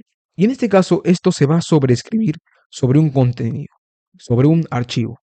Cuando tú solamente le coloques un símbolo de estos, quiere decir que el contenido que tú coloques acá se va a reemplazar en todo el archivo. Bien, ok. Entonces sería como una sobreescritura. Tú vas a sobreescribir. Pero cuando tú quieres ir agregando, ok, quieres ir agregando nuevo contenido, ¿verdad? Pero que no se pierda lo que tienes actualmente, entonces tú tienes que agregarle el doble, ¿verdad? Por ejemplo, actualmente tenemos cat f1.txt, tenemos prueba, pero si le queremos agregar un doble, por ejemplo, nueva información, y le colocamos así, f1.txt, si le colocamos un cat f1.txt, perfecto. Ahora podemos ver nueva información, prueba, podemos ver acá, nueva información, ¿verdad? Bien. Ahora, bueno, hemos visto cómo podemos crear esto. Ahora, ¿qué te parece si probamos con esto de acá? Pero lo colocamos f2.txt. Le colocamos aquí un ls y ahora hay dos archivos, f1.txt, f2.txt. Bien. Esto, este de acá, este símbolo de acá y este símbolo de acá, que son redirecciones, ok, redirecciones, que lo vamos a estudiar más adelante, básicamente funcionan igual, con la única diferencia que uno lo agrega en modo sobreescritura y el otro va a ir agregando los nuevos datos, pero sin perder la información que tienes. De esta manera podemos crear ficheros en caso de que no existan. Y de pasada podemos agregar información. Pero ahora, ¿qué pasaría si tú primero quieres crear simplemente un fichero, por decirlo así? Bueno, también se puede hacer. Puedes hacerlo con el comando touch, que sirve para poder crear ficheros. Ojo, tú no puedes crear un directorio con esto. Esto te crea un fichero, un archivo. Entonces, por ejemplo, le colocamos f3.txt. Hacemos un ls y como puedes ver, aquí tenemos tres ficheros. De esta manera es como podemos crear ficheros. Hemos visto un poco cómo podemos agregar información. ¿Bien? Y la verdad es que existen muchísimas cosas. Por ejemplo, el comando cat también tiene parámetros. Si le colocamos aquí un cat f2.txt, cat-v, cat-b, f2.txt, como puedes ver, te muestra la nueva información. En este caso, "-b" básicamente indica que va a mostrar el contenido del archivo con el número de líneas, a excepción de las líneas vacías. Bien, ok. Por ejemplo, le voy a colocar otro ejemplo, cat-b, f1.txt. Bien, de momento en los archivos no tenemos ninguna línea vacía. ¿Qué te parece si a f1.txt le colocamos hecho una línea vacía básicamente? Le colocamos doble para que se agregue, en este caso se vaya agregando y no se sobrescriba. f1.txt, colocamos un cat y como puedes ver en este caso se muestra todo, pero no la línea vacía. Entonces, ¿qué te parece si le colocamos ahora un cat-n f1.txt? Bien, aquí hay una gran diferencia. En este caso, con el comando cat-b, tú vas a mostrar la información del fichero, pero no se muestra la línea vacía, las líneas vacías. No se cuenta, o sea, aquí se muestra, pero no se cuenta. Pero cuando tú colocas "-n", se muestran todas las líneas, incluyendo la que está vacía. Quiero que tengas en cuenta el uso de todos estos comandos, porque la verdad que nosotros utilizamos muchísimo estos de acá para mostrar información, para poder crear algunos, ¿verdad? También te mostré el comando touch, ¿verdad? Que sirve para poder crear ficheros. Ahora, ¿cómo los puedes eliminar? ¿Cómo los puedes mover de una carpeta a otra? Eso lo vamos a ver en un momento, ¿ok? Todavía no voy a tocar ese tema, porque aún hay comandos interesantes que de momento no hemos visto. Por ejemplo, ahora que estamos con el tema de mostrar información y todo eso, ¿qué te parece si hablamos del comando hit y tail? Que son muy interesantes. Por ejemplo, vamos a ver el comando hit, que básicamente nos va a permitir mostrar las primeras líneas de un fichero, en este caso las 10 primeras líneas. Y tail nos va a permitir mostrar las 10 últimas líneas de un fichero. Bien, ¿verdad? Y cada comando tiene parámetros, tiene muchísimos parámetros. Yo te recomiendo que si tú quieres ver todos los parámetros, puedes ir a la documentación. Pero yo te voy a mostrar algunos básicos. Como por ejemplo, supongamos que colocamos un head f1.txt. Bien, en este caso no tenemos mucha información. Pero ¿qué te parece si agregamos aquí información? Por ejemplo, le agregamos algo como eco y aquí que diga hecho y aquí que diga hola mundo, ¿no? Algo como esto, hola mundo. Y así lo vamos a agregar varias veces, varias veces. Vamos a agregar muchísimas veces. Ojo, aquí con programación podríamos hacerlo, ¿ok? Podríamos agregar mucha información a este fichero. Podríamos realizar esa acción, claro. Pero de momento no vamos a ver el tema de programación. Simplemente estamos analizando o estamos practicando con los comandos. ¿Bien? Aquí le colocamos un clear y ahora sí. Vamos a colocarle hit f1.txt. Quiero que cuentes todas las líneas. 1, 2, 3, 4, 5, 6, 7, 8, 9, 10. Perfecto. Se cumplió. Te está mostrando las 10 primeras líneas. Ojo, las 10 primeras líneas. Ahora, si yo coloco, por ejemplo, esto de acá, hola mundo último, bien, y si le coloco un tail, un head, no se muestra, pero si yo le coloco tail f1.txt, bien, lo que hará es mostrarte las 10 últimas líneas. Y en este caso está correcto, que se muestra el último contenido. Bueno, en este caso, la última cadena que le agregué, ¿verdad? Fue hola mundo último, fue lo que yo le agregué. Perfecto, y está correcto. Entonces, ya sabes cómo funciona el comando hit para mostrar las 10 primeras líneas de un archivo, y tail te sirve para mostrar las 10 últimas. Pero bien, ahora, cada uno de estos comandos tiene muchísimos parámetros. Pero yo simplemente te voy a enseñar los más básicos y los más usados. Por ejemplo, uno de los más usados sería este. Tail -3 f1.txt. ¿Para qué sirve esto? Bueno, tail, no, en este caso era algo como esto. Tail, claro, tail -3. Está perfecto, bien. Básicamente lo que hará es mostrarte las n últimas líneas, ¿sí? ¿Ok? El valor que le pases va a mostrar esa cantidad. Va a mostrar las últimas líneas de un fichero, del valor que le pases. Bien, perfecto. En este caso, si le colocamos un head -5, -4 f1.txt, en este caso nos va a mostrar las cuatro primeras líneas, ¿verdad? A diferencia de tail, que muestra las últimas líneas. Bien, eso también quiero que lo tengas en cuenta. Y otro comando muy interesante, y también es muy usado, es el tail-f. En este caso, por ejemplo, si yo le coloco tail-f f1.txt, bien, se muestra las últimas líneas. Pero si yo, por ejemplo, aquí abro otra terminal, le doy clic aquí en el icono de más, bien, me ubico ahí y aquí le agrego información, por ejemplo, hecho nueva información f1.txt, mira lo que pasa. Nueva información. Y le colocamos nueva información 2 y aquí podemos ver nueva información 2. Entonces, ¿para qué nos sirve el comando tail-f? Se van a mostrar los datos añadidos a medida que el archivo crece, o sea, nos va a permitir monitorear un archivo. Bien, perfecto. Así que ya estamos viendo un poco el manejo de archivos, cómo listar los archivos y cómo crearlos. Bien, hemos visto cómo crear directorios. Pero ahora, ¿qué te parece si vemos un poco el tema de cómo mover archivos, cómo mover carpetas, cómo copiar ficheros, ¿verdad? Y también vemos un poco de cómo manejarlos, cómo eliminarlos, ¿verdad? Cómo eliminar ficheros con condiciones. Todo eso vamos a ver ahora mismo. Ahora vamos a ver el comando, por ejemplo, cp, nos va a permitir copiar ficheros y directorios.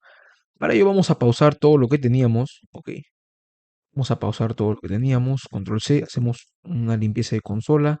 Aquí también vamos a salir de esta consola y perfecto, bien. Ok, nos ubicamos en este caso en el directorio prueba 01, ¿verdad? Y bueno, vamos a ver algunos ejemplos y vamos a hacer lo siguiente. Lo que haremos es copiar todos los ficheros de arte. Por ejemplo, vamos a copiar toda una cantidad de ficheros o una carpeta en particular. Bien, te voy a mostrar así ejemplos didácticos prácticos para que no te hagas la vida imposible. Por ejemplo, ¿qué te parece si copiamos todos los ficheros que empiezan con F y los pasamos a una carpeta llamada TMP, que es la por defecto, una carpeta por defecto? Esta, bueno, en este caso lo explicamos en la parte de sistema de ficheros, cómo se organizan los ficheros. Bien.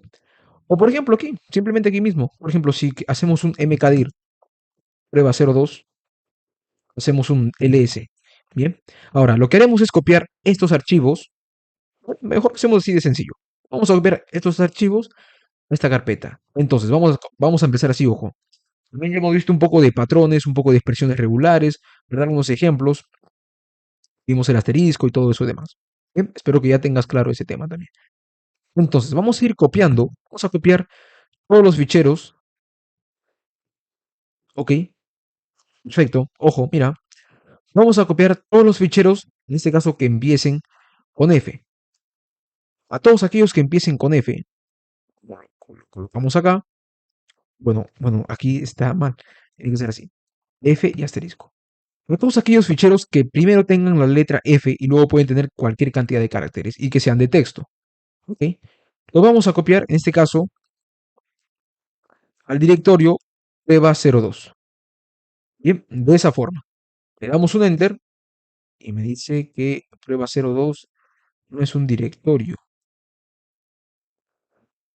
Claro, es un directorio CP.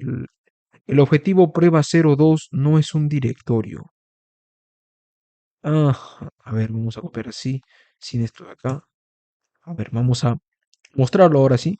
Vamos a colocarle un CD prueba02 ls y perfecto, aquí tengo los cuatro archivos, ¿bien? Bueno, aquí teníamos que quitarle este slash. Básicamente lo que hará es copiar todos los ficheros de texto que empiecen con la letra F a la carpeta prueba02. Y como puedes ver, si accedemos a prueba02, aquí tenemos estos archivos. Ahora, tú te preguntarás, ¿qué pasó con los archivos anteriores? Así que cd dos puntos. Cd dos puntos sirve para retroceder una carpeta anterior. Si estabas acá, en prueba02, vas a retroceder a prueba01. ¿Bien? Ese también es un comando muy interesante. Ahora, si le colocamos un ls en prueba01, se mantienen, se conservan los cambios, ¿verdad? O sea, se conservan los archivos, mejor dicho.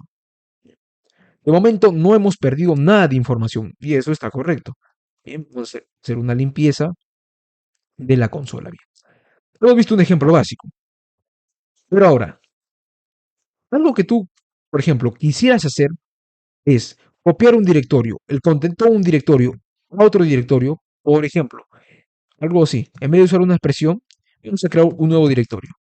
mkdir, o mejor dicho, vamos a retroceder. Vamos a hacer un ls y aquí tenemos prueba01. ¿Qué te parece si creamos un directorio que se llame prueba 0, 03? Bien. Y lo que hacemos es tratar de copiar prueba 01 a prueba 03. No, vamos a hacer una limpieza y vamos a colocar copiar el contenido de prueba 01 a prueba 03. Bien. Básicamente, CP nos va a permitir, nuevamente te lo voy a explicar, copiar contenido de una parte a otra parte. Bien, de un fichero, por ejemplo, ficheros a una carpeta. También podemos copiar contenido, pero lo vamos a ver en un momento. Aquí lo que queremos es copiar todo el contenido de la carpeta prueba01 y prueba03. Pero me dice que no se puede. Obviamente no se puede. En Linux tú no vas a poder copiar directorios, acuérdate de eso. Pero hay una forma, con un comando. Bueno, mejor dicho, con un parámetro, que sería "-r". Perfecto. Te vas a prueba 03, te diriges a prueba 03, haces un ls y como puedes ver, ahí ves prueba 01. Puedes acceder a prueba 01 y muestras el contenido, ¿verdad? Bien, entonces, ya estás viendo un poco el manejo del comando cp y básicamente estás viendo cómo puedes copiar directorios a una carpeta, cómo puedes copiar una carpeta entera a otra carpeta y son temas bastante interesantes que te van a servir para que puedas manejar la línea de comandos. Puedes ir creando ahí tus propios ejercicios, ¿verdad? Eh, Ahora, ya hemos visto el comando cp. Vamos a ver qué te parece el comando move, que nos va a permitir mover los ficheros. Bien, ¿qué te parece si seguimos con el ejemplo aquí en cd prueba 01? Bien, prueba 01, ls. ¿Y qué te parece si colocamos aquí una nueva carpeta, mkdir prueba 04? Bien, 04. ¿Listo? Hacemos un ls. ¿Qué te parece si tratamos de mover todos los ficheros de texto? Bien, todos los ficheros de texto, o mejor dicho, movemos un fichero hacia, en este caso, hacia ese directorio. Entonces vamos a colocar mb, vamos a colocar f3.txt a prueba 04.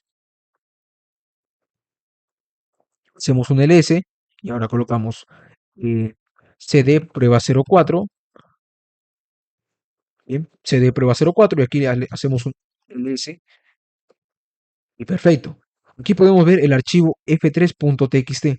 También podría ser una opción. Ojo, tienes la opción para mover y la opción para copiar. Bien, puedes usar, bueno, la que más te acoples, la que más te guste, ¿verdad? Son tus preferencias. Bien, perfecto. Ya estamos viendo un poco el comando mb, el comando cp, ¿verdad? Se pueden utilizar esos dos comandos para lo que es copiar ficheros, copiar directorios, mover ficheros y mover directorios. Bien, espero que te haya sido de mucha ayuda y bueno, vamos a continuar con los demás comandos. Bien, ahora mismo vamos a ver el comando que nos va a permitir eliminar. Bien, nos va a permitir eliminar un fichero. Por ejemplo, si tú quieres eliminar un fichero, ojo, vamos a irnos acá. Vamos a colocarle en prueba 04 rm f3.txt. Bien, hacemos un ls y en este caso, bueno, en este caso vamos a hacer un, claro, ls y no hay nada.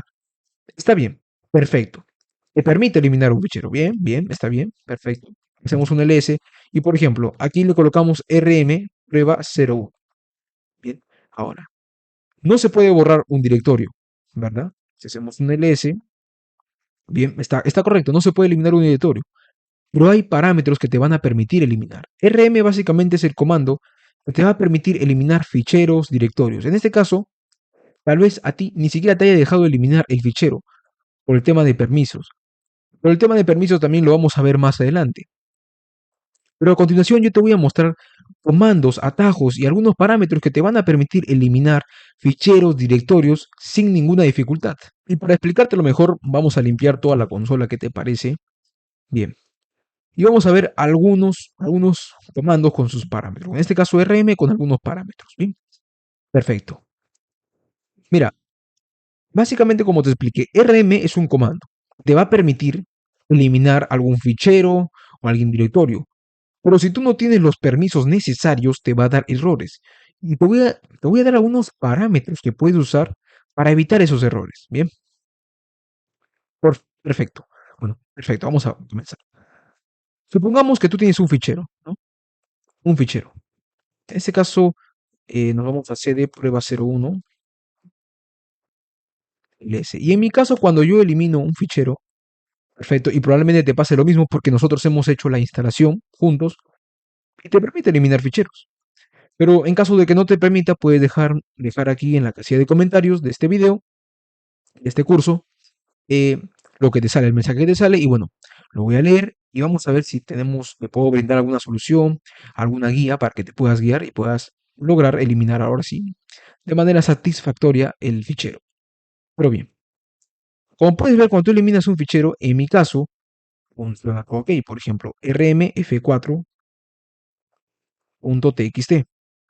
Bien, pero ¿qué te parece si yo en vez de eliminar directamente ese archivo, quiero preguntar antes si, oye, ¿tú quieres eliminarlo o no? rm y vas a utilizar el comando "-i", f1.txt. Borrar el archivo regular, o sea, ¿deseas borrar este archivo? No, no lo quiero borrar. Y se mantiene, ¿verdad? Se mantienen los cambios. Ese es uno. Ahora, hay otra forma. Por ejemplo, si tú no tienes los permisos para eliminar un fichero, pero quieres eliminarlo de manera forzada, es utilizar rm-f f1.txt. Y se va a eliminar de manera forzada. ¿Sí? No te va a preguntar, no le va a interesar los permisos ni nada. Lo va a eliminar de manera forzada. ¿Bien? Para eso sirve el comando rm-f. Ojo. Ahora, hace un momento te expliqué sobre, por ejemplo, si tú quieres eliminar una carpeta rm prueba 02. No. El comando rm no es para eliminar carpetas. El comando rm simplemente sirve para eliminar archivos. Bien. Para eliminar carpetas se usa otro comando que lo vamos a ver en un momento. ¿Bien? Pero ahora estamos viendo el comando rm con algunos de sus parámetros. ¿Bien? Por ejemplo, hacemos un ls. Yo quiero eliminar, por ejemplo, vamos a crear varios archivos f3.txt, touch f4.txt, bien, touch f5.txt, bien, y hacemos un ls. ¿Qué te parece si yo quiero eliminar a todos los ficheros de texto que tú estás viendo por pantalla? Bien. Bueno, hay una forma, por ejemplo, le colocas rm -i para que nos aparezca la pregunta, oye, luego quieres eliminar esto, ¿estás seguro? Y le vas a colocar asterisco txt, punto txt, enter, vamos a colocarle s, s, s y s. Bien, en este caso te pregunta por todos los ficheros. ¿Deseas eliminar el fichero F2? ¿Deseas eliminar el fichero F3, F4 y F5? Sí. Te pregunta por todos los ficheros y está correcto. Bien. En este caso aquí estamos utilizando, por ejemplo, un patrón a todos aquellos que terminen con, en este caso, la extensión .txt. Bien. Perfecto. Sigamos. Ya hemos visto un poco "-i", pero ahora vamos a crear por aquí un archivo, ¿qué te parece? Touch f1.txt. Bien. Y bueno, vamos a colocarle rm-v f1.txt. ¿Bien? Básicamente te dice tal archivo borrado, o sea, te especifica la acción que acabas de realizar. Bien, básicamente esto es lo que hace el comando rm. Hemos visto algunos de sus parámetros, pero no lo hemos visto todo. Vamos a ver cómo podemos eliminar directorios.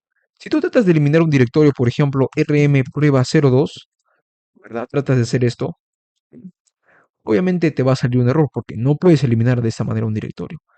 Para eliminar un directorio tienes que utilizar el comando rmdir.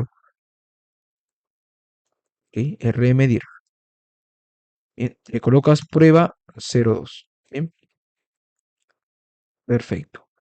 Ok, ahora, otro punto. Puedes eliminar un directorio, pero tiene que estar vacío. Bien, un directorio tendría que estar vacío. Ahora, ¿cómo puedes eliminar un subdirectorio? La redundancia, ¿cómo puedes eliminar un directorio, mejor dicho, que no esté vacío? Ojo, este comando que te voy a mostrar es poderosísimo. Bien, poderosísimo, así que tienes que tenerlo en cuenta.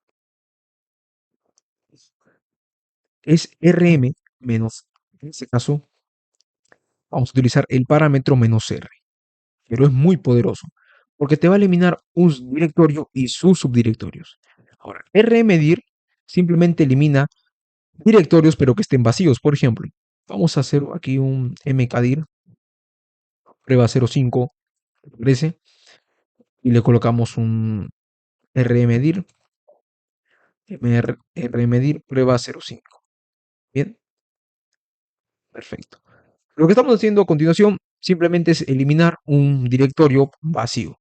Pero si tú tratas de eliminar, por ejemplo, prueba 02, obviamente te va a dar un error porque no está vacío. Si tú quieres eliminar su contenido, ls, por ejemplo, vamos a irnos aquí a cd prueba 04, ls, y bueno, vamos a crear algunos ficheros de texto, touch f1.txt, touch f2.txt, ¿no? Touch f3.txt y touch f4. .txt, bien, perfecto. ¿Qué te parece si, bueno, volvemos aquí a cd prueba 01 y le decimos que elimine, ok, eliminen todos los ficheros de texto de un directorio en particular, o sea, no el directorio, sino su contenido, todos los archivos, por ejemplo. Vamos a colocarle rm prueba 04, bien, y le colocamos esto. Perfecto. Si colocamos ls, sigue existiendo prueba 04, pero si le hacemos un cd prueba 04 ls, pues ya no tiene ningún contenido, porque le hemos indicado que vamos a eliminar todo el contenido que tenga prueba 04. Bien, pero para ello tenemos que utilizar, en este caso, bueno, aquí no necesitamos utilizar "-r", pero si tú quieres eliminar un directorio que tenga subdirectorios, como por ejemplo, podrías eliminar prueba 01, mrdir, rmdir, prueba 01, bien, no se puede. Si tú tratas de hacer, por ejemplo, un rm, todos los archivos, bueno, como hace un momento lo colocamos, ¿verdad? RM, y tratamos de eliminar todos los archivos de prueba 01, algo así, prueba, por ejemplo, prueba 01, y tratamos de eliminar todos los archivos.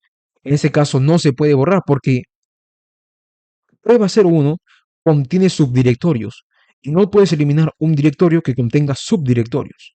Bien, si tú quieres hacer eso, el comando que tienes que ejecutar es rm-r prueba 01, pero este es muy peligroso, como te lo comenté hace un momento, ¿verdad? Ya no está, ya se eliminó, pero es muy peligroso y bueno, al momento de usarlo, lo voy a advertir, tienes que tener mucho, pero mucho cuidado. Bien, ojo, eso sí, tienes que tener bastante cuidado cuando utilices ese comando. Es un poco peligroso. Bien, ahora, ¿qué parece si repasamos un poco la información de los ficheros? Bien, porque ya hemos visto cómo eliminar, cómo podemos copiar ficheros, cómo podemos copiar ficheros a un directorio, cómo podemos copiar contenido de un directorio a otro directorio. Pero ¿qué te parece si analizamos un poco más la información, en este caso que nos brinda, la información en este caso que nos brinda, eh, por ejemplo, sobre los ficheros, ¿verdad? Como lo comenté hace un principio. Cuando tú colocas ls-l, te va a mostrar toda la información. Pero nosotros hemos visto la letra D, los puntitos, hemos visto muchas cosas, ¿verdad? Por ejemplo, también vemos un número uno. Un número uno indica básicamente que no tiene subdirectorios, es un archivo. Un número 2 indica que es un directorio, ¿verdad? Un número 3 indica que es un directorio y que tiene un subdirectorio, ¿verdad? Eh, por ejemplo, vamos a ver algunos, colocamos por acá un cd, mp, clear, ls-l. Ya lo hemos visto, pero ¿qué te parece si analizamos más a detalle esto? Mira, a ver, esto está un poco... Vamos a irnos mejor. Mejor nos vamos aquí a etc. Bien, clear, ls. Bien, bueno, un ls-l, por supuesto. Bien, perfecto. Nosotros no hemos analizado, por ejemplo, por qué esto tiene una D al principio. Bueno, y el motivo por el cual tiene una D es que básicamente indica que es un directorio, ¿verdad? Aquí tenemos en este caso un 3, que indica que es un directorio, pero tiene un subdirectorio. En este caso, 1 indica que es un fichero. Por ejemplo, aquí, este 1 indica que es un fichero. 2 indica que es un subdirectorio. Y si tiene más de 2, es que, por ejemplo, si tiene 4, 4 sería que tiene dos subdirectorios, que es un directorio, dos, los restantes serían subdirectorios de ese directorio, ¿bien? Más o menos así es como funciona esto. Pero ¿qué más? Aparte tenemos, por ejemplo, dos puntos, o los que empiezan con un guión, son ficheros normales, comunes y corrientes, como podemos ver acá. De acá, con guión, son simplemente ficheros normales, comunes, corriente. Los que empiezan con L se le llaman enlaces o links, pero eso de momento no lo vamos a profundizar mucho, un tema que lo vamos a ver más adelante. Bien, perfecto. Pero básicamente bueno, quería explicarte un poco esto. ¿Por qué tiene una D? ¿Por qué tiene un guión? ¿Verdad? Es lo más común. En este caso aquí vemos varios que tienen D, guión. ¿Verdad? Guión, D. Y que tienen aquí un número. Bien. Simplemente quería que tengas en cuenta eso. Perfecto. Vamos a limpiar qué te parece la consola por acá. Limpiamos la consola y volvemos a donde estábamos. Bien, perfecto. Ya tenemos, hemos visto bastantes comandos, como por ejemplo listar contenido de un fichero, ¿verdad? Cómo podemos mover el fichero, eh, cómo podemos eliminar. Pero de momento eso no es todo. Vamos a ver a continuación los inodos en Linux. Ahora es momento de hablar sobre los enlaces y los inodos en Linux. Bien, el tema de enlaces, el tema de inodos, también es un tema bastante interesante y muy común en Linux. Bueno, vamos a comentarte un poco sobre qué son los enlaces, para qué te va a servir un inodo. ¿Verdad? Primero quiero explicarte un poco qué es un inodo. Bien, básicamente vas a encontrar muchas definiciones, pero yo diría que es como un identificador. ¿Bien? Te va a poder mostrar la información de un fichero. Es como un ID, digamos. Por ejemplo, en algún registro sería como un ID, porque es un código único, ¿verdad? Y ese código te va a poder mostrar información de un fichero, como por ejemplo el tamaño, la dirección de los datos, el usuario, el grupo del fichero. Y bueno, todo eso se va a almacenar, en este caso, en una tabla. En una tablita se van a almacenar los inodos, ¿verdad? El fichero y el inodo. Y bueno, ¿por qué te explico esto? Bueno, porque vamos a ver el tema de enlaces. Enlaces hard, enlaces soft, todo eso, el tema de enlaces, se trabaja bastante con inodos. Y por ello quiero que tengas claro el concepto de un inodo. Ahora que ya sabemos qué es un inodo, para qué sirve, dónde se almacena, vamos a ver un ejemplo en Linux para comprender mucho mejor, ¿verdad? Este tema de inodos y de enlaces que todavía no te he explicado qué es un enlace. Ahora que sabemos el concepto de un inodo, vamos a ver un poco los enlaces, ¿verdad? Pero primero, volvamos a explicarte qué era un inodo. Bueno, cuando se crea un fichero en Linux, cualquier fichero, se le asigna un inodo, ¿verdad? Bueno, ese nodo almacena información, metadatos, el número de nodo, tamaño y dirección. Pero ¿cómo podríamos mostrar esos nodos? Bueno, simplemente con ls-i, simplemente con este comando, vamos a listar, en este caso, por ejemplo, las carpetas, como por ejemplo descargas, documentos, ejercicios. Es más, si por ejemplo vamos aquí a etc, bien, colocamos un ls-i, y aquí podríamos ver a todos los archivos con un nodo en particular asignado, ¿verdad? Y este nodo es único. Bien, perfecto. Pero ahora, ya sabemos qué es un nodo. Pero ¿por qué es tan importante? Bueno, es muy importante por el tema de enlaces. ¿Pero qué es un enlace? Bueno, el concepto de un enlace es bastante sencillo. Mira, te lo voy a explicar. Básicamente, en Linux, los enlaces serían referencias a nodos. Bien, por ello es que primero hablamos un poco sobre el concepto de nodo. Y ahora, ¿qué es un enlace? Bueno, un enlace sería básicamente como referencias a nodos. Son estructuras de datos que almacenan información sobre archivos y ¿qué más? Tipos principales de los enlaces. Bueno, algunos tipos principales de los enlaces que existen en Linux son los hards y los soft, que serían los duros y los suaves, ¿verdad? Bueno, y los enlaces simbólicos, que son conocidos a los enlaces soft, que también significan enlaces suaves, pero se le conocen como enlaces simbólicos. Nosotros serían los enlaces duros o los enlaces hard, que te lo comenté hace un momento, pero ahora que ya sabes que es un enlace, son como referencias a nodos, ¿verdad? O sea, son como, si tú dominas el tema de la programación orientada a objetos, me puedes entender qué es una instancia. Entonces, más o menos por ahí va el concepto. Sería como una instancia, una referencia a un nodo. Lo que es un enlace, ¿verdad? Es como una pequeña referencia hacia ese nodo, ¿verdad? Y ese nodo contiene información sobre el archivo o la carpeta al cual está relacionado. Entonces, más o menos ahí va la cosa. Espero que se entienda. Y ahora que ya sabes que es lo repito, un enlace y un nodo, te voy a explicar un poco la diferencia entre ambos. Porque es muy importante que entiendas esa diferencia entre un enlace hard y un enlace simbólico, un enlace soft. Bueno, básicamente un enlace duro o un enlace hard es una entrada directo, adicional, que apunta directamente al archivo. Bien, o sea, un enlace hard es un enlace, una referencia que apunta directamente al archivo. Ahora, Los enlaces duros o los enlaces hard van a compartir el mismo inodo y por lo tanto la misma información de datos. Bueno, ojo, como podemos ver, un enlace hard apunta directamente al archivo y va a contener la misma información que ese archivo. O sea, tú te preguntarás, entonces sería como una copia o algo así. Bueno, vamos a ir viendo. Lo otro sería un enlace simbólico. Bueno, básicamente un enlace simbólico es un tipo especial de archivo que referencia a otro archivo o directorio, pero a diferencia de los enlaces hard, los simbólicos tienen su propio inodo del archivo o directorio de destino. Bien, ojo, acá hay una gran diferencia. Que los enlaces hard, bien, apuntan al mismo archivo y por le apuntan al mismo inodo, a diferencia de los enlaces simbólicos, que no apuntan al mismo inodo del archivo o al mismo inodo del directorio, sino apuntan a otro inodo en particular. Bien, eso hay que tener en cuenta entre un enlace hard y un enlace soft, o un enlace simbólico. Bien, ahora, ahora que ya sabemos un poco la definición de ambos, ¿qué te parece si vemos algunos ejemplos? ¿Verdad? Vamos a ver algunos ejemplos para comprender mucho mejor esto.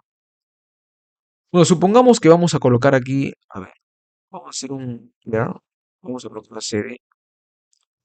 Mejor vamos a irnos acá. Vamos a irnos a una carpeta que tengamos. CD ejercicios. Ya. LS. Tenemos una carpeta uno. Bien, vamos a colocarle, bueno, vamos a colocar a ver un archivo touch. Vamos a crear.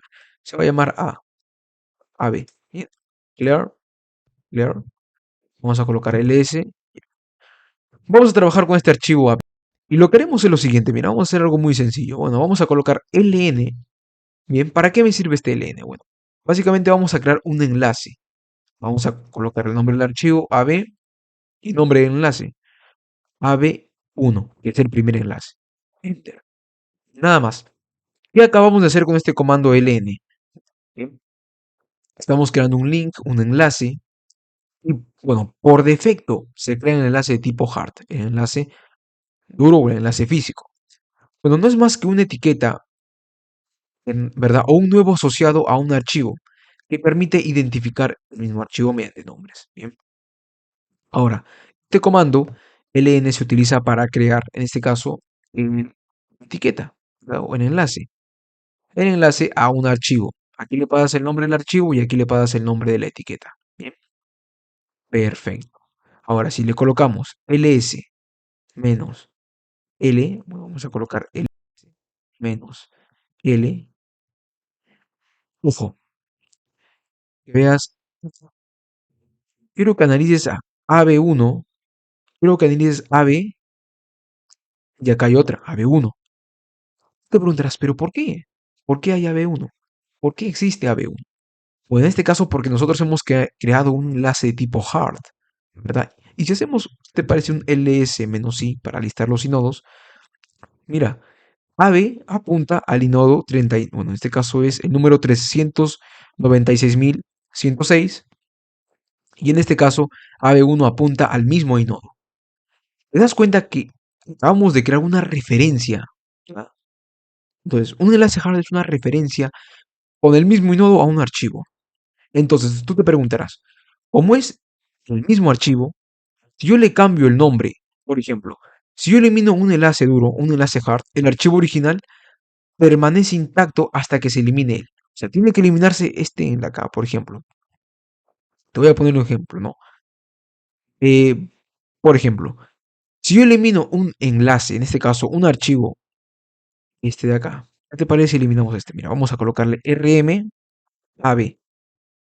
Hacemos un ls menos l. Perfecto, mira. Este de acá sigue intacto. ¿Qué te parece si hacemos ahora un clear? Mira, ls-l. Si te das cuenta, el enlace que se ha creado sigue intacto, pero el archivo original ya no, pero este sigue intacto. Entonces, es una característica de los enlaces de tipo hard. Pero ahora vamos a hacer un ejemplo y vamos a crear otro archivo. Ouch, yo qué sé, se va a llamar B o se va a llamar C. ¿No? Y vamos a hacer lo siguiente. Vamos a agregarle ln a c, c ls menos l. Vamos a eliminar ahora, en este caso, el enlace de tipo, el enlace CA. Ahora, otra cosa que quiero que te des cuenta es, por ejemplo, aquí en AB1, hace un momento nosotros veíamos 2 acá, pero ahora es uno. ¿Por qué? Porque 2 cuenta que se ha creado un enlace, o sea, aumenta el número porque indica que se ha creado un nuevo enlace. A eso es a lo que me refiero. Entonces, ahora vamos a colocarle, por ejemplo, un RMCA. Hacemos un ls menos. Perfecto. En este caso, el archivo original sigue intacto, ¿verdad? Entonces, esa es una característica, ¿verdad? Y en este caso, aquí en el listado veíamos a C con 2 y el número aquí cambió a 1, porque ahora ya se eliminó el enlace que acabamos de crear, ¿verdad? Bien, perfecto. Bueno, ese es un punto que tienes que tener en cuenta en los enlaces Java. Puedes eliminar el enlace, pero no se va a eliminar el archivo original. O puedes eliminar el archivo original, pero no se va a eliminar el enlace, ¿verdad? Eso es, bueno, eso es lo que estamos viendo a continuación. Bien, perfecto. Ahora, ¿cómo sería el cambio de nombre? Por ejemplo, si tú quieres modificar el nombre o eliminar un archivo, pero en este caso con enlaces simbólicos. Bueno, si el archivo o directorio al que apunta un enlace simbólico se elimina, el enlace simbólico queda roto. El enlace queda totalmente roto. ¿Y a qué me refiero con que queda roto? Bueno, vamos a ver un ejemplo para que me comprendas. Bien, acabamos de ver un ejemplo, pero con enlaces de tipo hard, ¿verdad? ¿Qué te parece si vemos un poco con, en este caso, enlaces de tipo simbólicos? Bien, para ello vamos a hacer lo siguiente, mira. Vamos a hacer lo siguiente. Mira, pero antes vamos a seguir continuando con otro ejemplo. Mejor no, mejor hay que dejarlo así. O mejor sí, vamos a continuar con un ejemplo un poco más complejo, pero de enlace de tipo hard. Veremos esto, mira. Voy a crear aquí un archivo. Bueno, no voy a colocar ls, voy a crear un archivo touch f1.txt. Bien, es un archivo f1.txt. Y aquí vamos a colocar lo siguiente. ln, bueno, voy a crear un enlace para f1.txt. Se llamará f1-enlace.txt. Bien, vamos a hacerle un ls-li para listar todo y aparte los inodos. Y aquí podríamos ver, en este caso, al archivo f1 enlace que tiene aquí el número 2. ¿Por qué? Porque este indica, tiene un enlace y es este mismo. Porque recordemos que él apunta a él y tienen el mismo inodo, ¿verdad? Pero si tú eliminas uno, no se va a eliminar el otro automáticamente. Tienes que hacerlo de forma manual. Bien. Esto también quiero que tengas en cuenta. Ahora vamos a continuar y, por ejemplo, ¿te parece si aquí hacemos un hecho eh, mundo Java? Mundo Java y lo agregamos a f1.txt. Bien, perfecto. Ahora vamos a colocarle un cat f1.txt. Es mundo Java. Pero si yo hago un cat f1-enlace enlace.txt, también veo mundo Java, ¿verdad? Entonces puedes ver ahí cómo apuntan a una misma referencia, apuntan a una misma instancia y el contenido sería el mismo. Ahora, ¿qué te parece si yo hago como esto? Echo mundo Linux, en este caso a f1-enlace.txt. Y si yo coloco cat f1.txt, vemos mundo Linux. Ambos apuntan a las mismas referencias. Entonces, por lo tanto, ambos tienen el mismo contenido. Eso es lo que podemos inferir de momento. Bien, perfecto, según lo visto, obviamente. Esto es un poco los enlaces, pero de tipo hard. Me gustaría comentarte también sobre los enlaces, pero de tipo soft, que también son muy interesantes. Estos son un poco más sencillos, obviamente. Igual para que lo tengas en cuenta te lo voy a comentar. Bien. Un enlace de tipo soft, en este caso o simbólico, no contiene los datos del archivo. Simplemente apunta al registro de sistema, en este caso, apunta al registro del sistema de archivo. Bueno, de sistema de archivos. Bien. Ya te expliqué igualmente al principio una pequeña diferencia que los enlaces simbólicos. En este caso te expliqué que a diferencia de los enlaces hard, los enlaces simbólicos tienen su propio inodo, ¿verdad? Son diferentes, o sea, trabajan de forma diferente y para ello vamos a ver un ejemplo. Bien, ¿cómo podemos crear un enlace de tipo simbólico? Bueno, esto es un poco más sencillo. Por ejemplo, vamos a crear aquí un archivo touch ejemplo1.txt. Bien, tenemos ejemplo1.txt. Vamos a colocarle ln para crear el enlace, menos s para indicarle que es simbólico o soft. Ejemplo.txt es el archivo que acabamos de crear y aquí el nombre del enlace. Listo. El archivo ya existe. A ver, ls. A ver. Ah, claro, entonces vamos a colocarle aquí algo como esto, mira. Ejemplo1.txt. A ver. Mira, vamos a hacer algo como esto. Vamos a hacer un ls y voy a eliminar rm ejemplo1.txt. ¿No? Ah, no existe el archivo directorio. Ejemplo. Ah, es que aquí me faltó la T. Disculpe. Bien.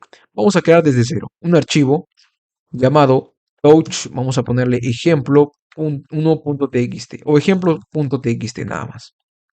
Vamos a crear un enlace ln de tipo simbólico. Le va a apuntar a ejemplo.txt y se va a llamar ejemplo1.txt. Perfecto. Hacemos un ls menos li y podemos ver en este caso que vamos a hacerlo un poco más pequeño esto. Referencias. No, vamos a hacerlo de aquí, clic derecho. Preferencias. Claro. Aquí en letra vamos a colocarle un 18. ¿Qué te parece? 18. Y perfecto. Bueno, espero que puedas visualizar bien la pantalla. 18. Bien.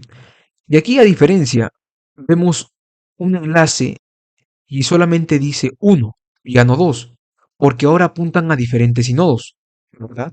Ya no son el mismo inodo, apuntan a diferentes inodos. Y este de acá, ejemplo1.txt, tiene su inodo y ejemplo 1.txt también tiene su inodo. Pero aquí, como podemos ver, nos da esta referencia. Esta referencia indica que él es un enlace simbólico que apunta a él. Bien, perfecto. Ahora, esa es la diferencia principal. Un enlace simbólico apunta a otro inodo y no es a ejemplo.txt. Pero ¿qué te parece si hacemos, por ejemplo, un eco eh, hola mundo desde Linux o simplemente hola mundo y lo apuntamos a ejemplo.txt. Cat ejemplo.txt hola mundo. Cat ejemplo1.txt hola mundo. ¿Verdad? Si hacemos un eco hola mundo ejemplo1.txt cat ejemplo1.txt, cat ejemplo.txt, ahí está.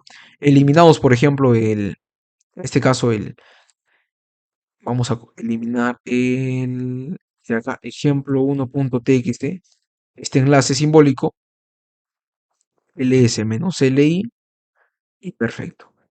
¿Verdad?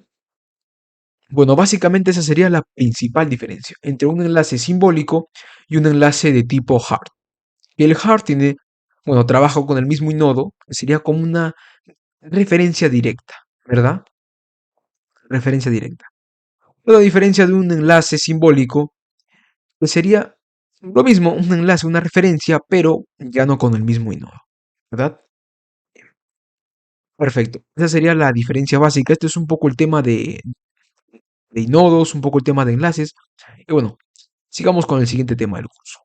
Perfecto, vamos a continuar con el curso y ahora lo que veremos es un nuevo tema y es el tema de las redirecciones, tuberías y filtros en Linux.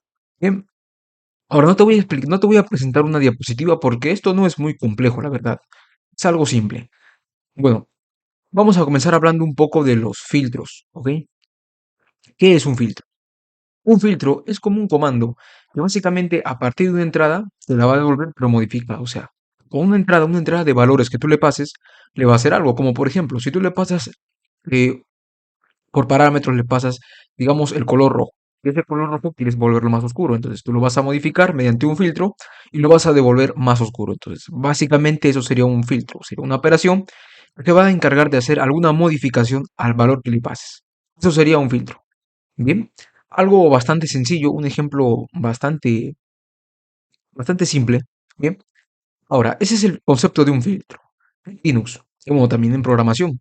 En programación también un filtro sería muy parecido.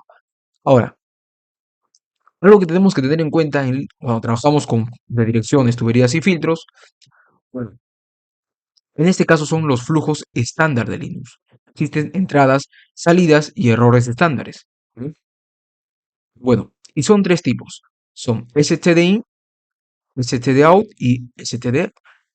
Cada uno se va a representar por valores. En este caso, el de entrada, stdin, se va a representar por un cero, mientras que el de salida se va a representar por un número uno y el de error, en este caso errores estándares, se va a representar por un 2. Bien, ahora estos son los flujos estándares que existen en Linux y que siempre trabajamos con ellos pero no nos damos cuenta. Entonces te voy a dar un ejemplo. Por ejemplo, si tú escribes en la consola hecho, hola, bien, hecho, a ver, da un minuto para mover esto. Ahora sí. Bien, estamos haciendo un hecho hola. ¿Y esto que nos devuelve? Nos devuelve una salida. Por lo tanto, este sería un stdout. Se representaría con el valor de uno, porque es una salida, te está mostrando algo. Ahora, si yo le coloco, por ejemplo, vamos a colocar, bueno, vamos a ver si tenemos algunos archivos. A ver, tenemos un archivo llamado ejemplo. A ver, colocamos cat ejemplo. Bien, en este caso no hay nada. ¿Qué te parece si le agregamos algo? Hola mundo. En este caso lo vamos a agregar al archivo llamado ejemplo, ¿no? Hola mundo, orden no encontrada. A ver, eh, cat, ejemplo. A ver, vamos a crear uno nuevo, ¿ok? Touch f1.txt. Vamos a colocarle eco. Ah, es que nos faltó el eco, claro. Hola mundo y le ponemos f1.txt. Bien.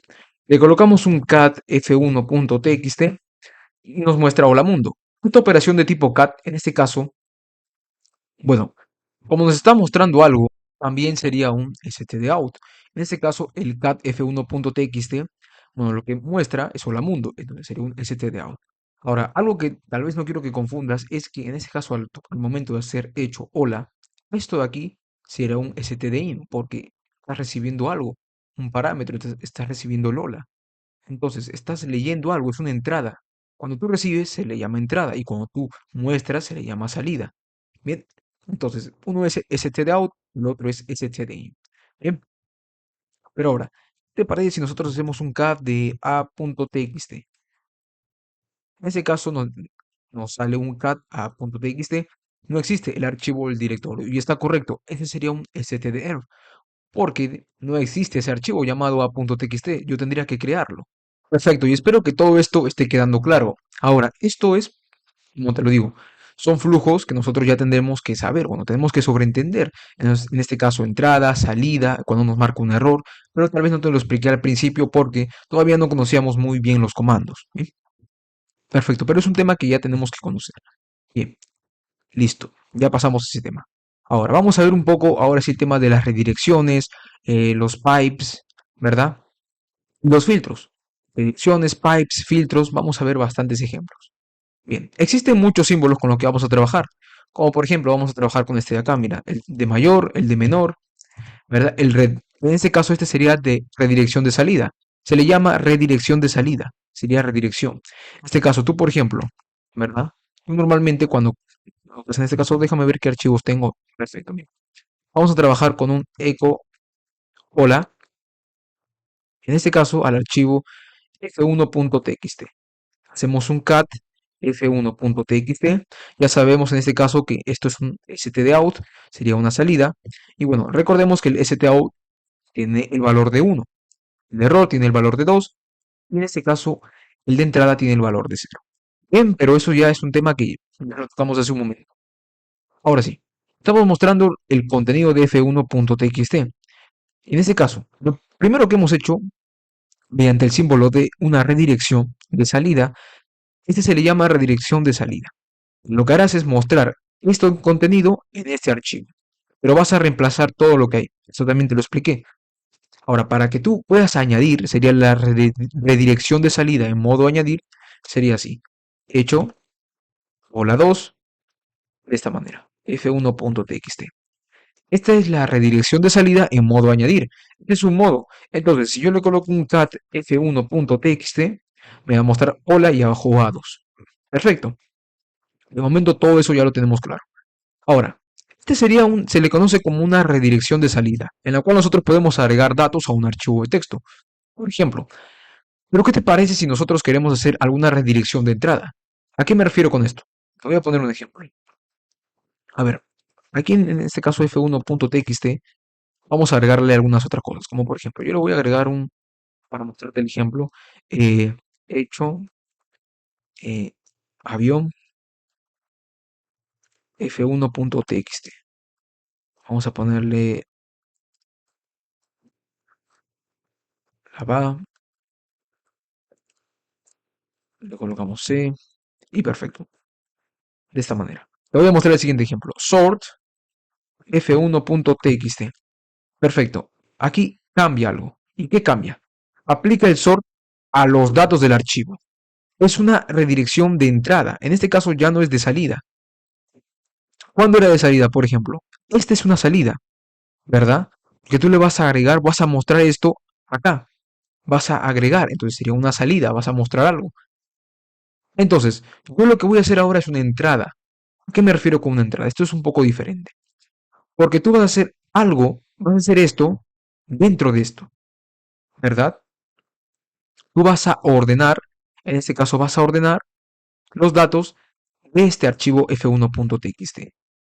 Esto sería, por ejemplo, una entrada. Bien, espero que te haya quedado claro. Perfecto. Bien, vamos a ir viendo más ejemplos igualmente. Esto sería simplemente una redirección de entrada. Ahora, también tenemos la redirección de entrada, pero en este caso, una doble.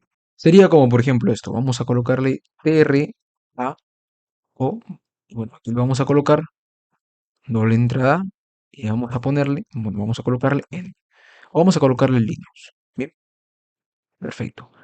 ¿Qué le estamos diciendo? Le estoy diciendo que en este caso quiero que reemplaces a todas las palabras, ¿verdad? A todas las palabras A por una O, bueno, a todas las letras A por una O, o a todas las palabras que contengan una A, la vas a reemplazar por una O. Y eso lo vas a hacer hasta que tú coloques, en este caso, la palabra Linux, ¿verdad? Vamos a colocarle, por ejemplo, un A, O, hola, hola, eh, yo qué sé, olla, y le colocamos Linux. Perfecto.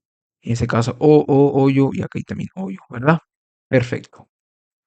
Entonces, lo que estamos haciendo básicamente, este comando tr es un nuevo comando que estamos viendo, además, nos sirve para poder, en este caso, reemplazar la letra A por la letra O.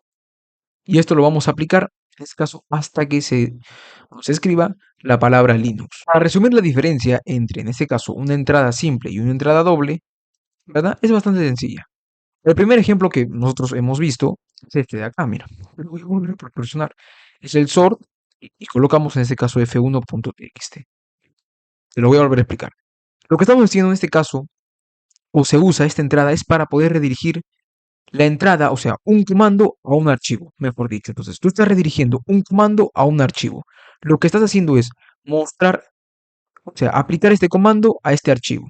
Si tú le colocas un cat f1.txt, estás haciendo lo mismo. Estás aplicando este comando a este archivo. ¿Bien? Entonces, se usa para redirigir la entrada a un archivo. La entrada desde un archivo. Bien, perfecto. Ahora, ese es el primero, es bastante sencillo. Ahora, el segundo que vimos es en este caso doble entrada. Voy a poner el ejemplo que vimos, tr, o mejor dicho, cat end. Sí lo vamos a colocar, o cat end, sí, de esta manera. En este caso, se usa para proporcionar una entrada directa desde el script o la línea de comandos sin necesidad de un archivo. En este caso, normalmente se usa para poder, eh, en este caso estamos haciendo un cat, vamos a mostrar datos. Y bueno, vamos a mostrar toda la cantidad de datos hasta que coloques un end. Bien. Hola, mundo, ¿qué tal? Linux, y si le colocamos Linux, si le colocamos en, perfecto. Finaliza todo, en este caso todo el flujo, y simplemente te va a mostrar los datos. Hola mundo, ¿qué tal? Linux. Nosotros vimos un ejemplo bastante sencillo, en ese caso con tr, ¿verdad? Y bueno, para esto sirve básicamente este comando. Como podemos ver, podemos proporcionarle alguna entrada desde la línea de comandos. Ya no es necesario no le coloquemos. Y esa entrada se va a repetir hasta que, o en este caso, yo coloque esta palabra o se cumpla esta condición. Perfecto, en este caso seguimos, ¿no? Hola, mundo, ¿qué tal? Y le colocamos end. Listo. Hola, mundo, ¿qué tal? Perfecto. Bien. Ok. Estos son los símbolos de redirección, son bastante sencillos. Las entradas, entradas dobles, salidas, salidas dobles. Perfecto. Ahora, nos falta ver uno más, que también es bastante interesante. Y por ellos, que primero vimos el tema de stdout, stdin y stdir, porque está relacionado con las entradas, salidas, ¿verdad? Ahora ya sabes más o menos a qué me refiero cuando digo una entrada, una salida, ¿verdad? En este caso, esto de acá sería una entrada, porque una entrada procesa, lee datos, recibe, mientras que una salida sería la parte de acá, que te va a mostrar. Perfecto. Ok, ahora, ya vimos salidas, entradas, nos faltaría ver el tema de errores. En este caso, te voy a mostrar un ejemplo, ¿no?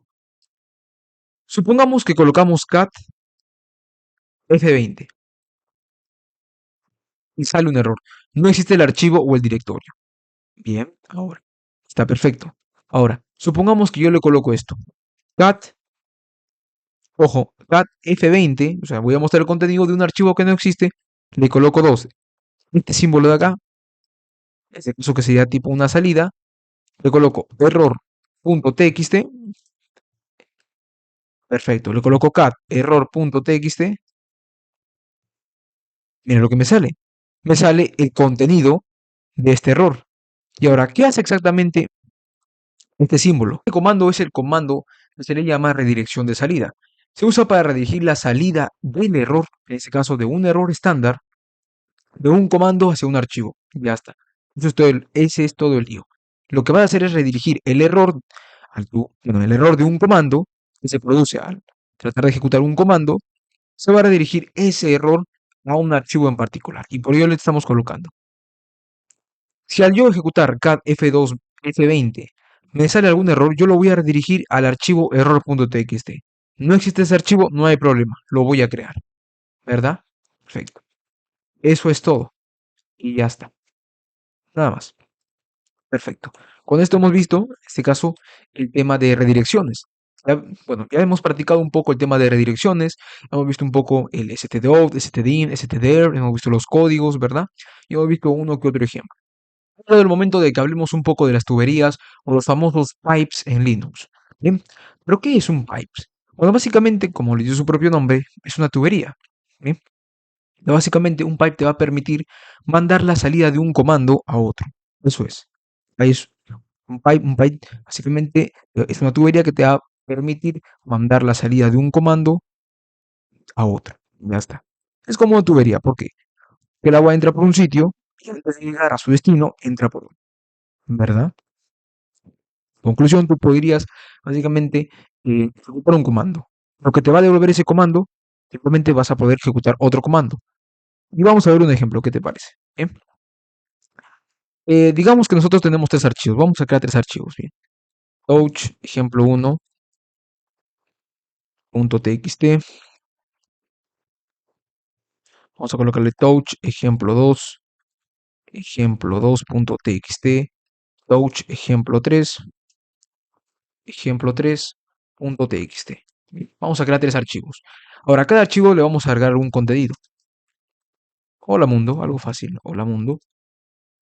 Y bueno, vamos a comenzar con, parece ejemplo 1.txt. Vamos a colocarle ejemplo 1.txt. Bien. Y así lo colocamos, lo colocamos, lo colocamos. Perfecto. Pero cat ejemplo 1.txt. Perfecto. Hola mundo, hola mundo, hola mundo. Bien. Ahora, si hacemos un cat de ejemplo 2.txt, en este caso no tenemos nada. El único archivo que tiene contenido es el de ejemplo 1.txt. Bien. Ahora, lo que haremos es, bueno, simular un poco el comportamiento de un pipe, de una tubería, que básicamente va a permitir mandar la salida de un comando, o, en este caso, la salida de un comando se redirige como la entrada a otro comando. Ya te voy a enseñar a qué me refiero con esto. Mira, por ejemplo, si le colocamos aquí un cat ejemplo 1.txt, le colocamos este símbolo, ¿verdad? El de salida. y le colocamos ejemplo 2.txt, ¿qué estamos haciendo? Bueno, básicamente la salida de ejemplo 1.txt se la vas a mandar a ejemplo 2.txt. Enter.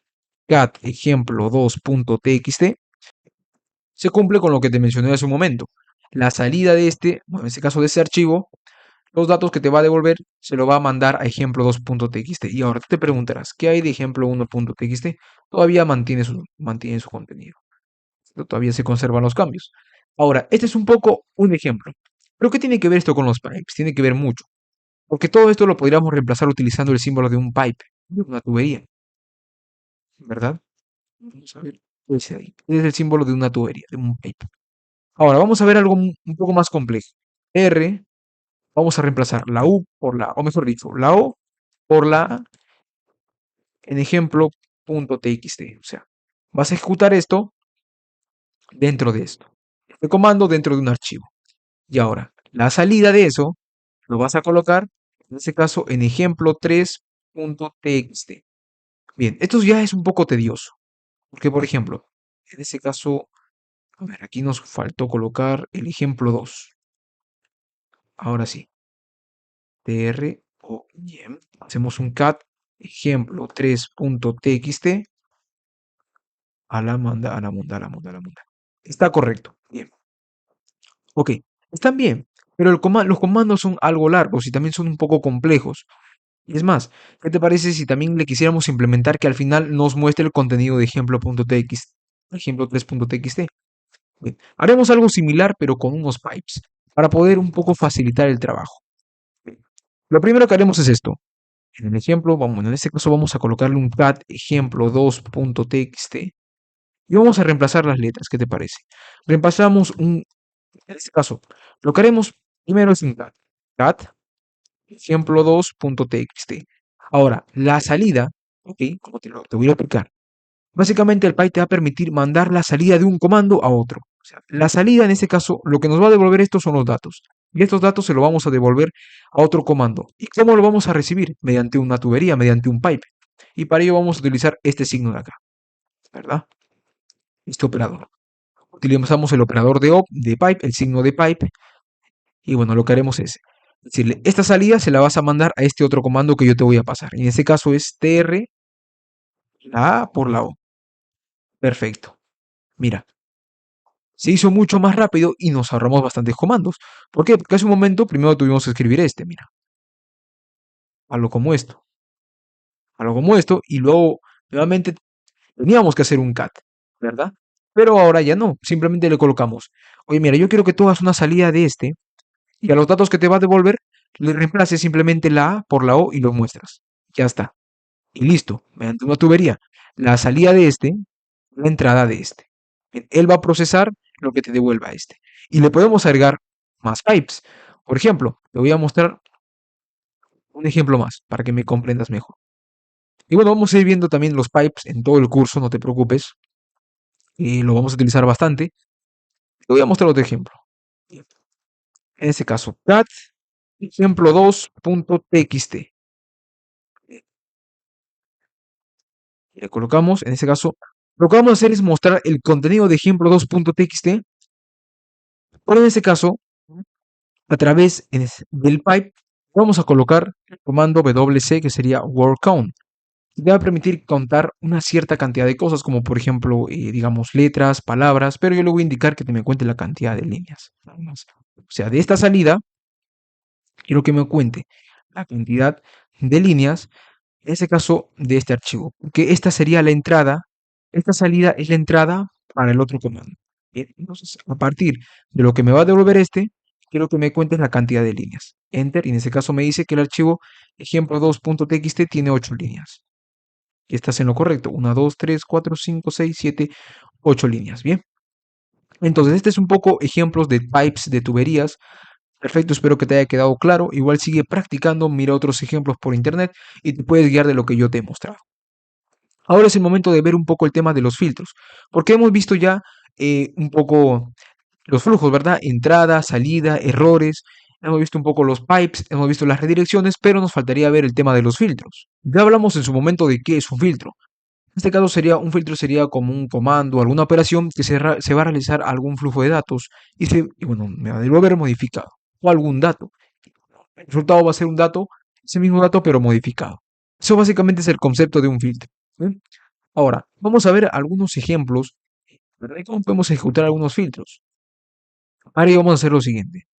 Vamos a ver si tenemos un archivo llamado nombres.txt. No, entonces vamos a hacer lo siguiente. Vamos a colocar touch nombres.txt. Bien, ok, perfecto. Ahora, lo que voy a hacer es colocarle un hecho, voy a colocarle mi nombre,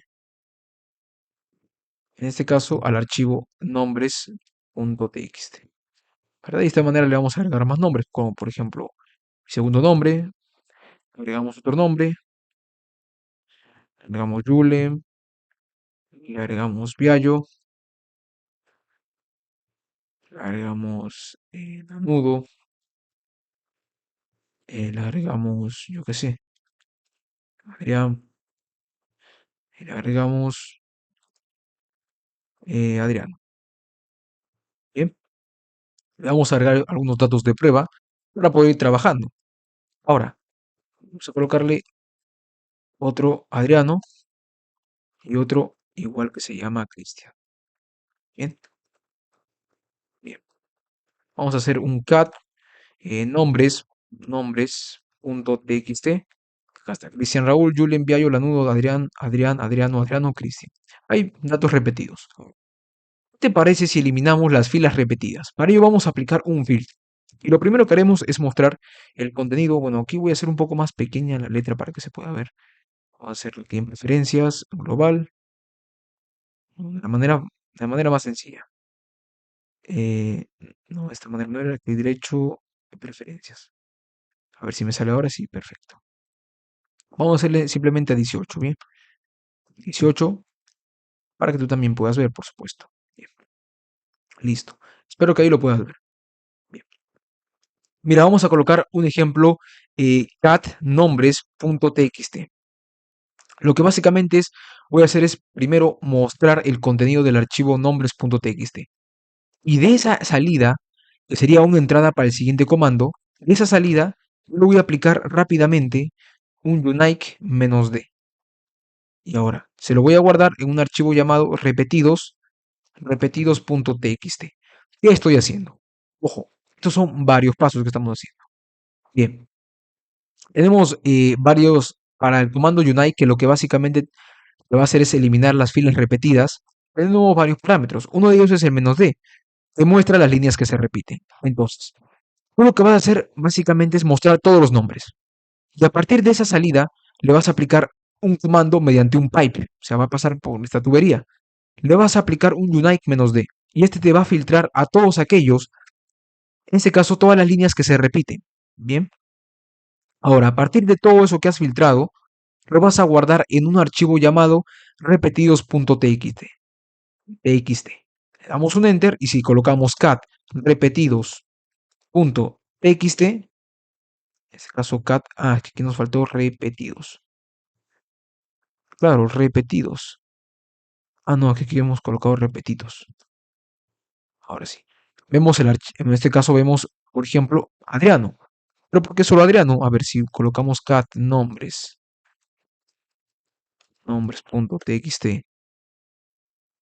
Claro, Adriano. Adriano es el único valor que se repite, ¿verdad? HRSTA. Ok, perfecto. Bien. Vamos a colocarle aquí un unique-d, claro. En este caso muestra las líneas que se repiten y la vamos a colocar aquí en repetidos.txt. Pero si solamente le colocamos así, ¿qué te parece un unique-d? En este caso nos muestra Adriano, ¿verdad? Perfecto. Listo. Vamos a colocar aquí un clear y perfecto. Hay muchos otros parámetros, por ejemplo, un unique-d mayúscula que muestra todas las líneas duplicadas, un-u, ¿verdad? Que en este caso muestra las líneas únicas. ¿Qué te parece si hacemos lo mismo? Colocamos un cat nombres.txt y le vamos a colocar un unique-u. ¿verdad? Y lo vamos a colocar en un archivo llamado únicos.txt.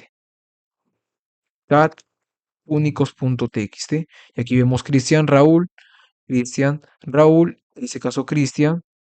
Bueno, aquí vamos a ver 1, 2, 3, 4, 5, 6, 7, 8, 9. Aquí, a ver, vamos a ver. 1, 2, 3, 4, 5, 6, 7, 8, 9. Lo más probable es que aquí le hayamos colocado algún espacio de más, porque la verdad parecen iguales, pero lo más probable, como te comento, es que aquí tenga un espacio de más. Aquí vemos Raúl, Julen, Viallo, Adrián, y está perfecto. Y no se muestra Adriano, porque Adriano en este caso no es un valor único. Así tenemos para poder ejecutar varios parámetros. Unite tiene bastantes parámetros, por ejemplo, "-c", que te sirve para contar el número de ocurrencias de cada línea. Pero yo te recomendaría que eso tú ya lo veas por tu parte con la documentación, porque si yo te explico todos los parámetros que hay en un comando, se va a demorar muchísimo, la verdad. Y el tema es ver ya o comprender los filtros. Si ya estamos viendo un filtro, hemos visto a continuación un filtro, hemos filtrado datos a partir de una cierta cantidad de datos, ¿no? Perfecto. O de una cantidad de datos, o mejor dicho, de una información que teníamos, como por ejemplo los nombres, hemos aplicado un filtro, como por ejemplo filtrar a los elementos que se repiten, a los elementos que son únicos. ¿Bien? Otro ejemplo, bueno, otro ejemplo que podría ser bastante interesante es el siguiente. Supongamos que le colocamos aquí un WordCon, o mejor dicho, bueno, hemos visto hace un momento el comando WordCon, que sirve para mostrar la cantidad de líneas, palabras y caracteres, ¿ok? Y tiene varios parámetros. El word count-l nos va a servir que cuenta el número de líneas. Word count-w que te cuenta el número de palabras. Word count words. Y "-c se obtiene el reencuentro de bytes en el archivo .txt. Y luego tenemos "-m, que sería, se obtiene la cantidad de caracteres. Bien. Ahora, si quiero ver la cantidad de usuarios que existen, por ejemplo, vamos a aplicar lo siguiente. Cat, en este caso, los usuarios se encuentran en esta carpeta, etc passwd. Bien. Ahora, yo de esta carpeta les voy a mostrar, quiero ver la cantidad de usuarios que existen. Entonces, para ello le voy a aplicar un pipe y le voy a decir word count, la cantidad de líneas. Enter, 48. Porque si yo le hago un cat a todo esto, se muestran muchísimas. Pero yo lo que quiero es simplemente es contar la cantidad de carácter, bueno, la cantidad de usuarios que hay. Entonces, para ello le voy a aplicar un pipe y le voy a decir, oye, mira, yo quiero que apliques un pipe y le hagas un word count de la cantidad de líneas. ¿Verdad? ¿Por qué? Porque esta salida es una entrada para el siguiente comando, ¿verdad? Para ello me sirve una tubería, un pipe en Linux. Ya estamos viendo bastantes ejemplos. Perfecto. Otro comando bastante interesante que te puede servir es el comando "chi", que se utiliza, en este caso es el comando "chi". Se utiliza para redirigir la salida de un comando tanto a la pantalla como a uno o más archivos. Su función principal es leer desde la entrada estándar y escribir a la salida estándar a uno o varios archivos. O sea, ¿a qué me refiero? A que tú, a partir de una cantidad, bueno, en este caso, de una cierta información, lo que vas a poder es procesarla y enviársela a varios archivos. Enviar esa información a varios archivos. Voy a mostrar un ejemplo. Supongamos que aquí, en este caso, yo qué sé, le colocamos un ls-l. Me va a mostrar esto. Ahora, si yo le coloco un ls-l y le coloco ff.txt, cat ff.txt, me muestra esto, ¿verdad? Perfecto, está bien. Pero ahora lo que hacemos es, se muestra la salida, se agrega ff.txt, en este caso al archivo que le acabamos de crear, al archivo ff.txt, pero también se puede utilizar el comando "sí". O sea, tú puedes utilizar redirecciones, claro, está perfecto, pero tú puedes utilizar también o puedes optar por el comando "sí". Voy a explicar cómo funciona este. Es bastante sencillo. A diferencia, en este caso, el comando "sí" hará dos cosas a la vez. Mostrar el contenido, bueno, en este caso, y aparte de mostrar el contenido, lo agregará a un archivo que se le pase. Ejemplo, ls-l. Le colocas pipe, sí, punto, en este caso, sí, listar.txt. Enter. Perfecto. Ok, le colocamos un cat, le colocamos un ls. Aquí vamos a ver el archivo listar.txt, cat, listar.txt. Y perfecto. Bien. Ahora, tú puedes aplicar esto para varios archivos. Le puedes pasar, por ejemplo, listar1.txt y listar2.txt. Perfecto. Hacemos un cat listar2.txt y le podemos colocar un wordCount-L. Nos muestra en este caso wordCount-L. Muestra la cantidad de líneas 25. Ahora, si yo le coloco un cat listar2.txt, me muestra el contenido. Bien, perfecto. De esta forma también puedo trabajar con el comando sí, que va a servir como un filtro. Otro comando que es de los más usados es el comando grep. Ahora, el comando grep, al igual que el comando sort y el comando cut, son muy utilizados y vamos a verlos a continuación. Vamos a ver un ejemplo. El comando grep básicamente te va a permitir o nos va a permitir buscar textos, ¿verdad? Nos va a permitir buscar textos, patrones y caracteres tanto en otros ficheros como en la salida que le pasemos o la salida de determinados comandos, mejor dicho. ¿Bien? Entonces, grep nos va a permitir buscar. En conclusión, nos va a permitir, bueno, en síntesis, nos va a permitir buscar. Y para ello vamos a ver un ejemplo. Vamos a mostrar en este caso el contenido de nombres.txt, y yo le voy a decir, oye, mira, muéstrame el contenido y aparte, o mejor dicho, lo vamos a mostrar. Y mira, vamos a buscar qué te parece a Raúl. Entonces le vamos a colocar grep Raúl nombres.txt. Perfecto. Y aquí podemos ver resaltada la letra Raúl en color rojo. Se ha logrado encontrar, en este caso, la palabra Raúl dentro de nombres.txt. Lo que estás haciendo es, yo quiero que tú me busques la palabra Raúl dentro de este archivo nombres.txt. Eso es lo que estaríamos haciendo, ¿verdad? Bien, ahora, también hay otra forma. Por ejemplo, yo podría buscar grep a, o mejor dicho, usr, por decirlo así, ¿verdad? O mejor dicho, error.log,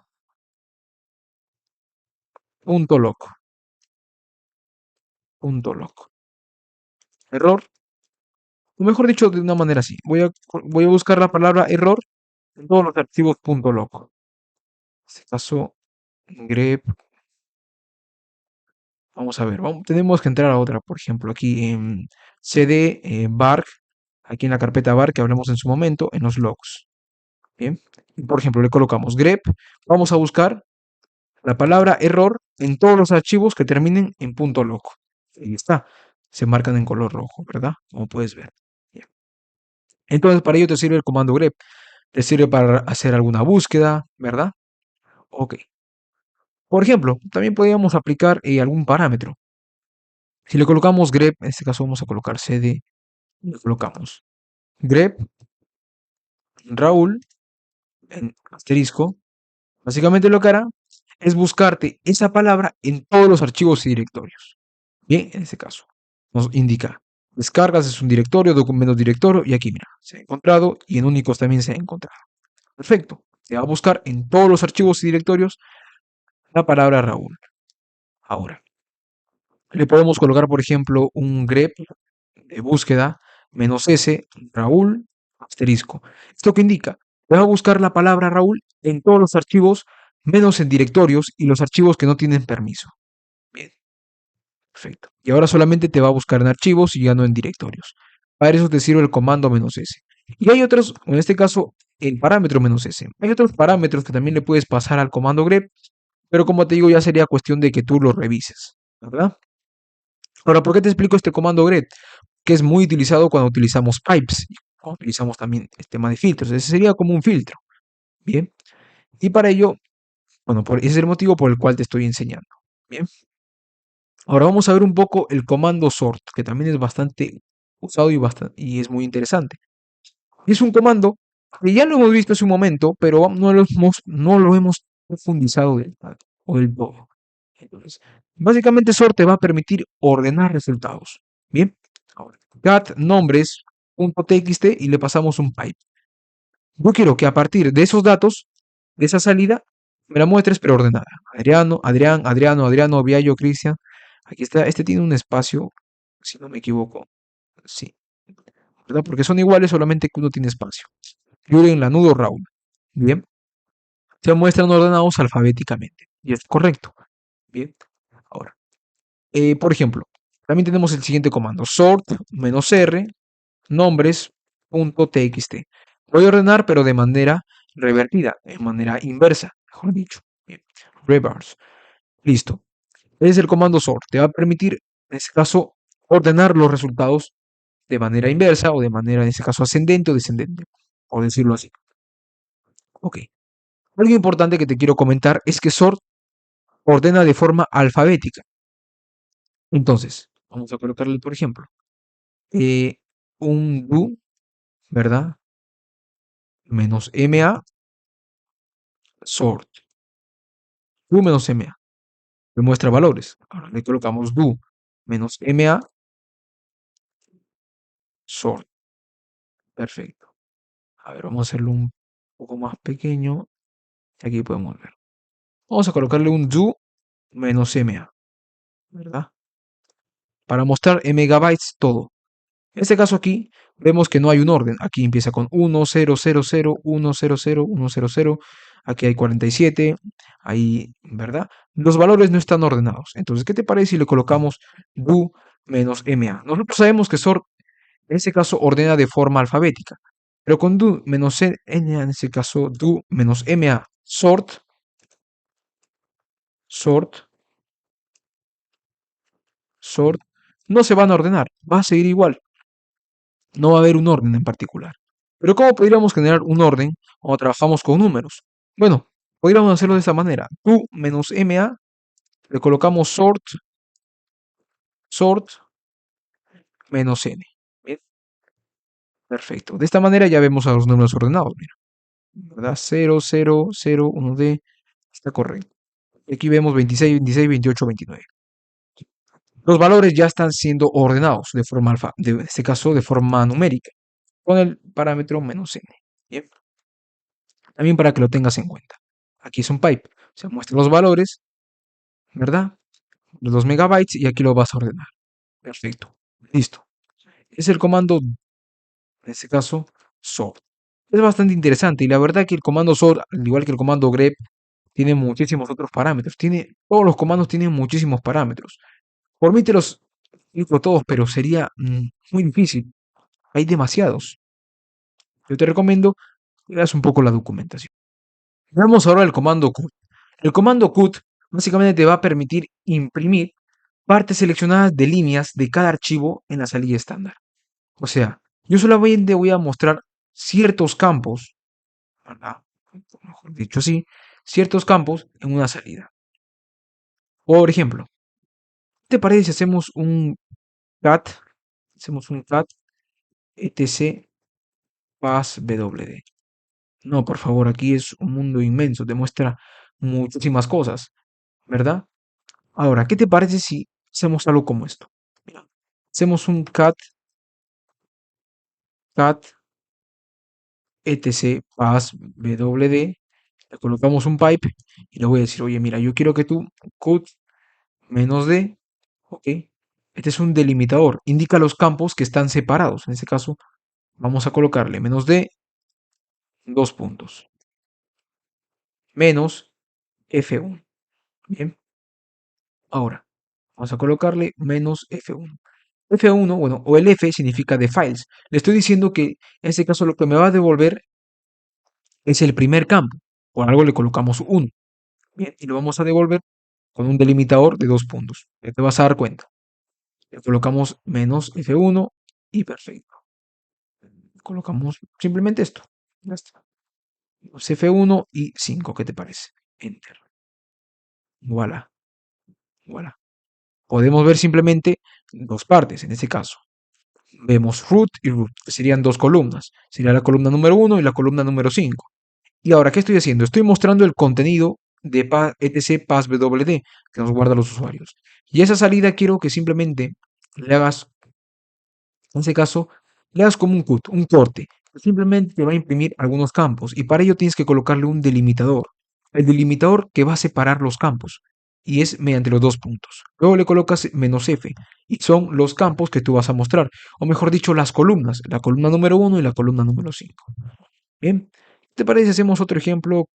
Mejor hay que dejarlo así. Este ejemplo me gusta bastante. Bien, ok.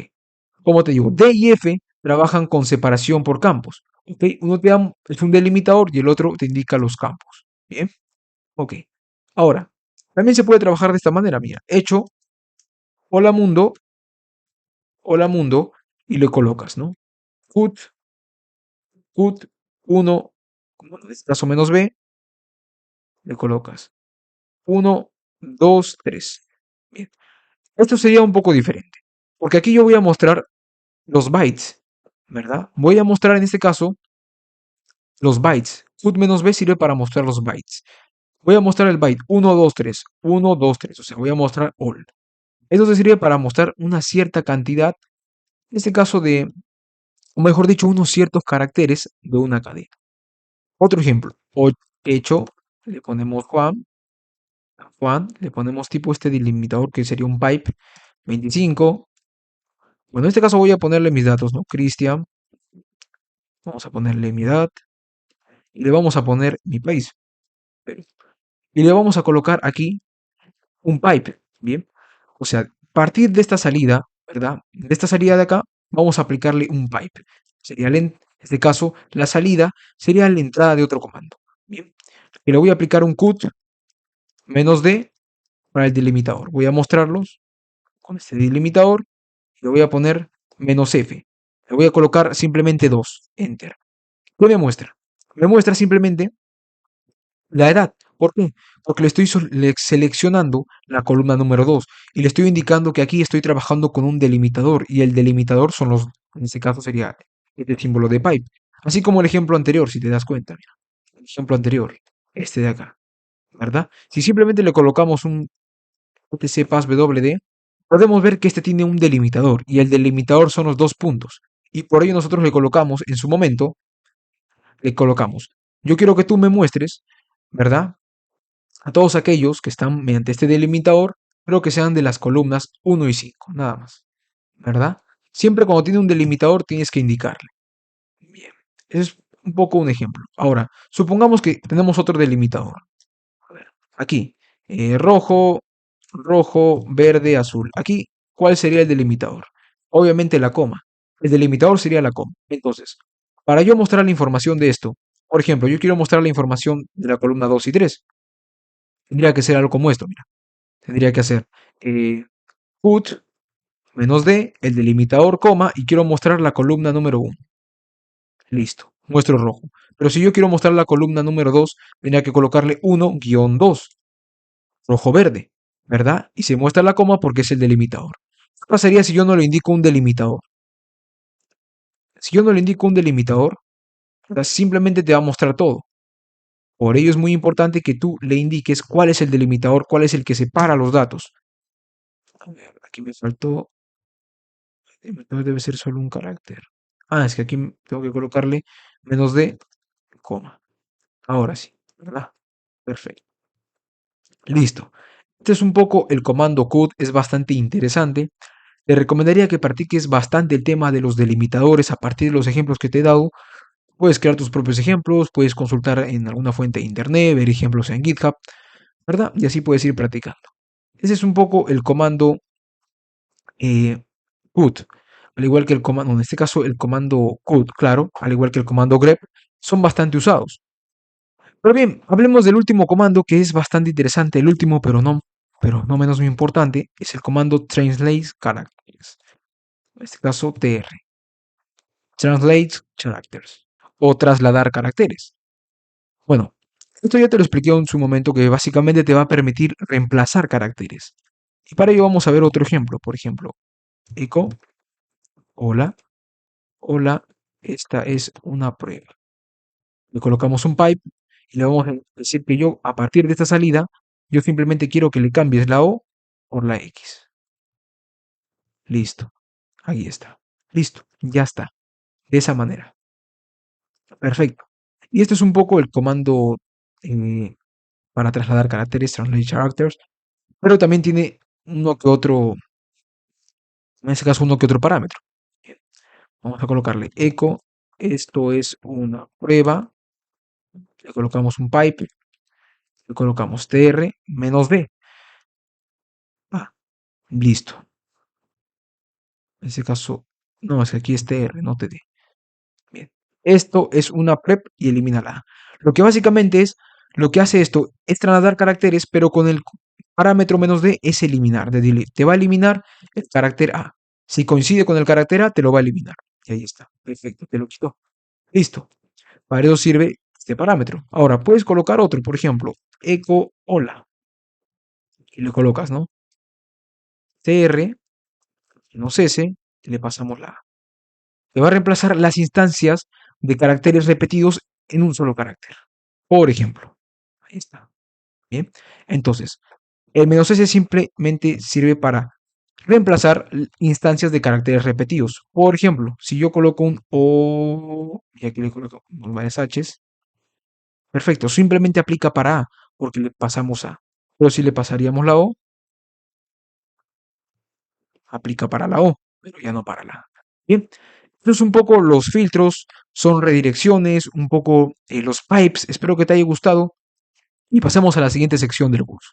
Es momento de hablar de uno de los temas más importantes en todo el curso y es un tema bastante sencillo, ¿verdad? Pero puede resultar un poco complejo al inicio. Es el tema de procesos en Linux.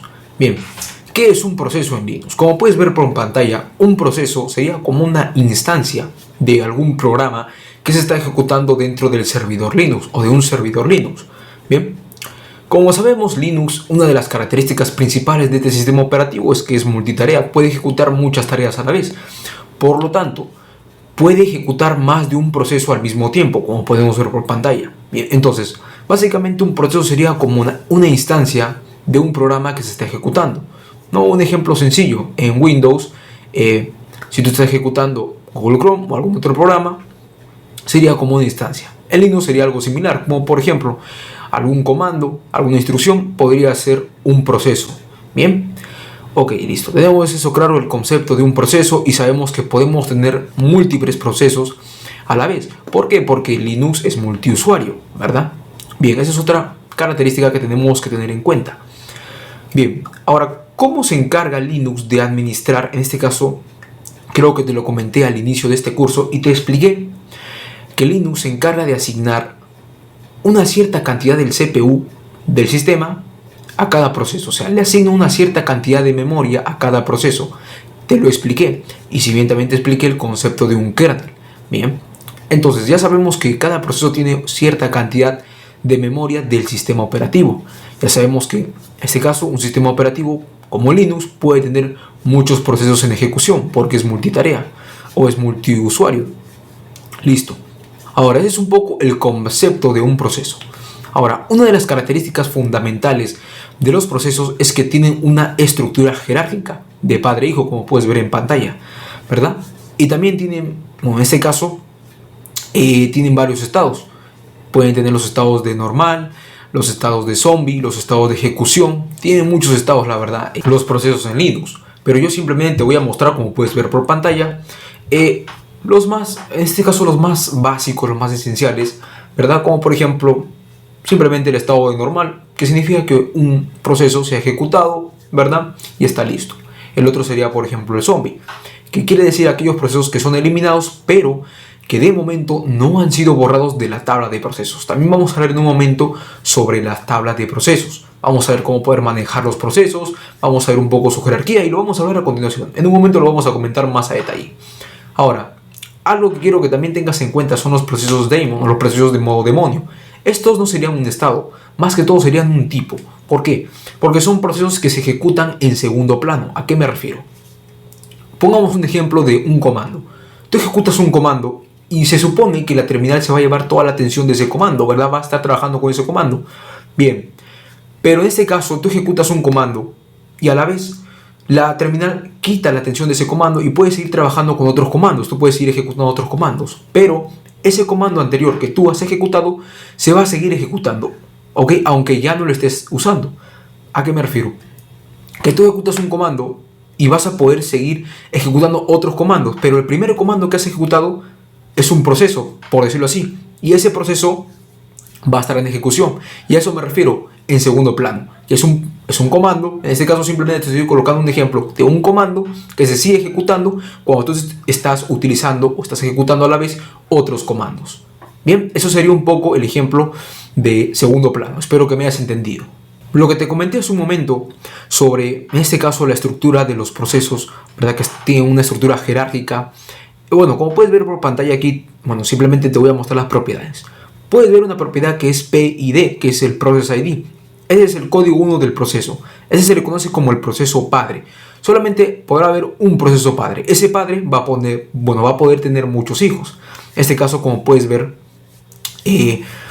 podemos ver por pantalla que tiene varios hijos, varios procesos, y ese proceso puede tener otros subprocesos.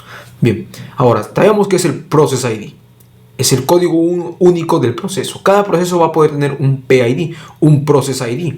Ahora, cada proceso va a tener muchas características, la verdad va a tener muchas propiedades, pero te voy a mostrar las esenciales y las básicas. En este caso, te voy a volver a mencionar el PID, que sería el Process ID. Es el código que identifica al proceso. Luego tenemos al UID, al GID, que serían el User ID, o sea, el proceso va a tener su usuario. En este caso, ¿qué usuario está trabajando con este proceso? ¿Verdad? El grupo ID, o sea, el grupo ID, el grupo del proceso, ¿verdad? Identificamos el usuario y el grupo. Bien. Luego tenemos a PPID, que sería el Process ID del proceso padre. Bien. Sería como el ID del proceso padre, o mejor dicho, el ID del ID del proceso padre, por decirlo así. Esa es otra propiedad que también tenemos que tenerla en cuenta. Y bien, ok, esto es lo que define básicamente a un proceso, sus espacios, direcciones, códigos, variables. Esa es un poco la estructura que puedes ver por pantalla. Y bien, un proceso siempre tiene un padre. ¿Ok? Eso es lo que sabemos, que un proceso siempre va a tener un padre. Bien, y esos procesos también van a ser padres y van a poder tener hijos. Así que ya estamos viendo algunas propiedades de las más importantes, como PID, UID, en este caso GID, PPID, bien, y un poco la estructura jerárquica de los procesos en Linux. Ahora sí vamos a la terminal y pongamos en práctica todo lo aprendido. Una vez visto el concepto de un proceso, ¿verdad? Ahora vamos a ver algunos ejemplos, algunos comandos para poder manejar todos los procesos y todo lo que te he comentado hace un momento. Bien, sabemos que el proceso es una instancia, entonces, eh, por ejemplo, yo te hablé de algunas propiedades, te hablé del Process ID, del User ID, del Group ID y del Process ID del proceso padre, ¿verdad? Te expliqué también eso. Bien, entonces, te voy a mostrar los procesos y cómo podemos ver nosotros los procesos. Bueno, básicamente escribimos PS. Bien, vamos a ver aquí la terminal y perfecto. PS. Ok. S te va a mostrar los procesos que se están ejecutando en la shell. Bien. Ahora aquí puedes ver el Process ID. Las demás propiedades las vamos a ir viendo conforme pase el tiempo. La que yo quiero que tú te centres es en el Process ID. Es el ID del proceso, es lo que va a identificar un proceso. Ahora, en ese caso, el comando que se está ejecutando aquí es PS, y aquí podemos ver hash. PS es el que acabamos de ejecutar, ¿verdad? Perfecto. Bien. Ahora, ¿qué parece si queremos ejecutar el mismo comando PS, pero con algún parámetro? ¿Verdad? Como por ejemplo PS-F. Bien, a diferencia del PS normal, PS-F te va a hacer el listado completo de todos los procesos. Y bueno, aparte de todos los procesos, te va a dar algunos campos adicionales, ¿verdad? En ese caso, un formato adicional. Como aquí podemos ver el User ID, que nos muestra Christian, ¿verdad? O sea, ¿quién es el usuario de este proceso? El que está manejando este proceso es el usuario Christian. Aquí podemos ver el Process ID y aquí podemos ver el proceso ID del padre. En ese caso, como te lo expliqué en su momento, ¿verdad? Te expliqué el process del Process ID, que sería el Process ID del proceso padre. Bien. O mejor dicho, el ID del proceso padre. Perfecto. Eh, en este caso vamos a limpiar y vamos a colocar ps-f. Bien. Aquí podemos ver, por ejemplo, como te lo repetí a su momento, el User ID y el Process ID y el proceso ID del proceso padre, ¿verdad? Las demás propiedades las vamos a ir viendo conforme pasa el curso. En este caso aquí podemos ver el comando bash aquí ps-f, que es el proceso actual, que es la instancia, en este caso la instancia de un comando. ¿Ok? Vamos a limpiar la consola y vamos a ver, por ejemplo, ps-l. Bien. Básicamente esto va a ser parecido, pero nos va a mostrar ahora más datos. Nos muestra más datos adicional, como por ejemplo la prioridad, que es en este caso una característica que la vamos a estudiar más a fondo más adelante. Bien, simplemente te estoy mostrando algunos comandos ahora. Por ejemplo, ps-u es parecido al anterior, pero se ve un poco más humano, ¿verdad? Aquí te dice User, Process ID, CPU, la cantidad de CPU, la cantidad de memoria asignada, ¿verdad? Perfecto. Aquí te dice ya comando. Perfecto. Aquí, en este caso, start, cuando inició este proceso. Perfecto. Vamos a limpiar la consola. Bien, esto es un poco de los comandos PS y sus parámetros. Ahora, también vamos a ver otro que es bastante utilizado, o no bastante usado, es el PS-C. Bueno, ¿este qué va a hacer?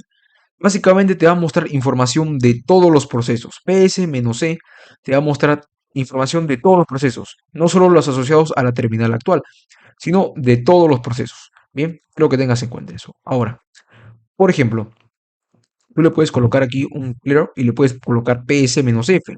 PS-EF. Bien. Ahora, esta es una combinación de dos opciones. En este caso, para el comando PS, vamos a colocar el "-C".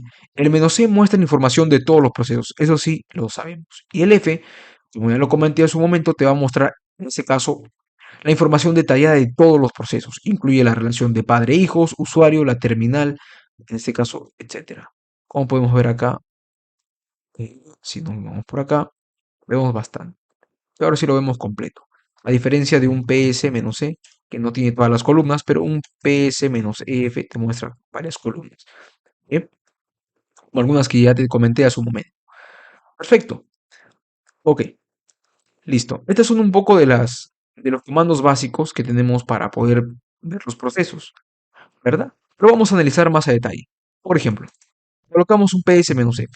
Bien, te voy a explicar a detalle todo. Bueno, sabemos que el UI es el user ID, ¿ok? O mejor dicho, el identificador del usuario, el cual inició el proceso. O sea, ¿qué usuario ha iniciado este proceso? Bueno, el proceso PS-F lo ha iniciado el usuario Cristian. Nosotros, ¿ok? Listo.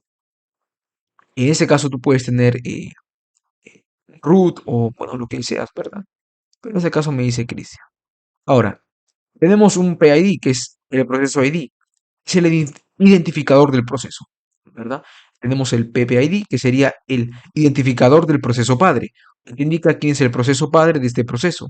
Bien, y ahora tenemos time. ¿Qué es time? Bueno, time básicamente es la hora a la cual inició el proyecto, ¿verdad? En este caso, hora de inicio del proceso. Bueno, no proyecto, sino proceso. Indica la hora de inicio del proceso. En este caso nos dice aquí 12:16, y aquí nos dice que inició el 24 de enero, ¿verdad? Listo.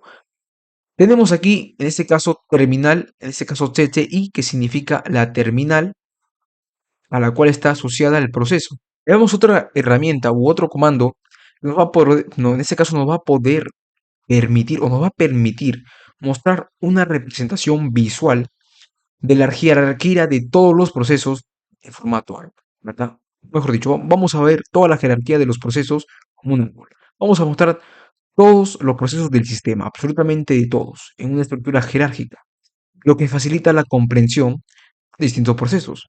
Bien, vamos a ejecutar ps3. Bien, es un comando que bueno, lo puedes utilizar, te va a servir bastante. Bien, ok. Aquí, por ejemplo, vemos a este proceso. System ID, que es el proceso padre de todos. Algo que tienes que tener en cuenta es que System ID es el proceso padre de todos. Bien, él es el padre. Ahora, él tiene hijos, por ejemplo. Veamos aquí un ejemplo de Modem Manager.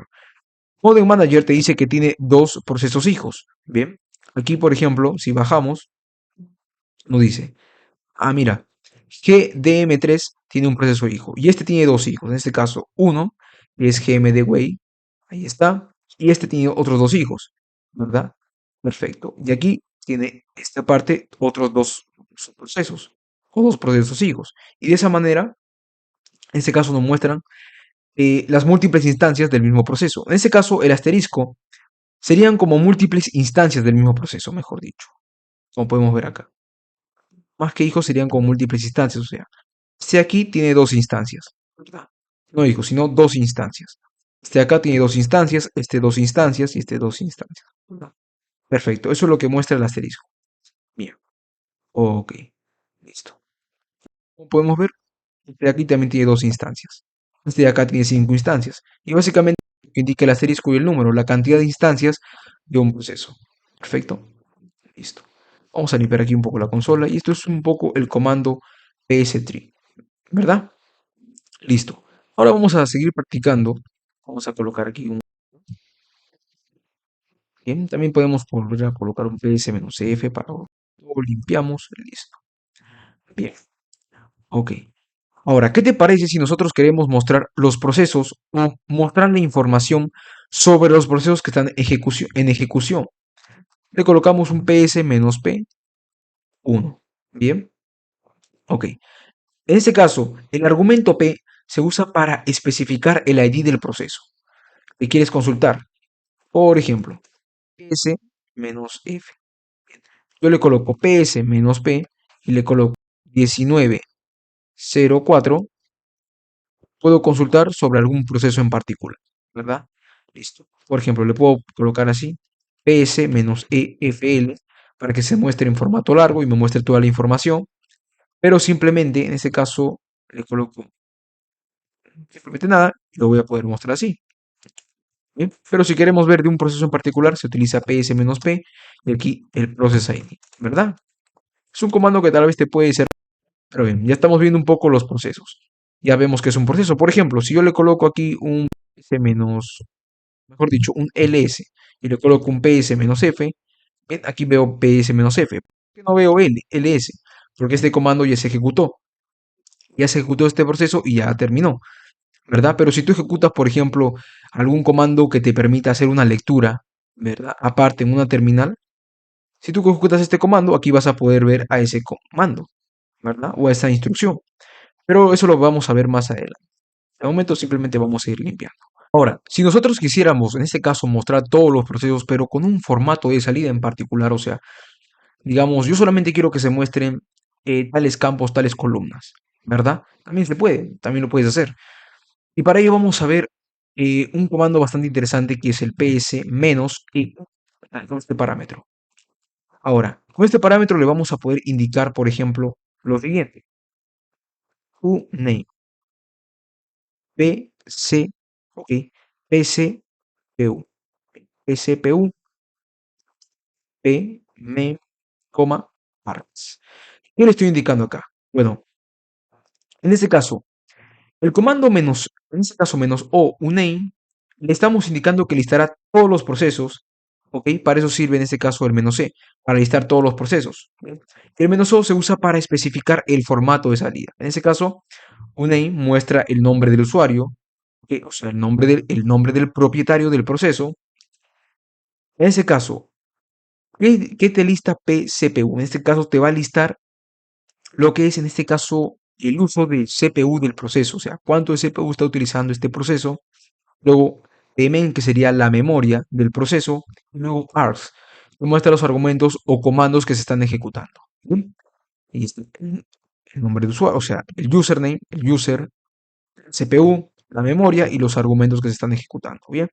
Ahora le vamos a pasar un pipe, ¿ok? Porque esto de acá va a ser la entrada, o esta salida va a ser la entrada para este comando. Bien, en este caso, grep Christian. Bien, perfecto. Bien. Grep Christian para poder buscar a todos los procesos que sean de Christian, de este usuario Christian.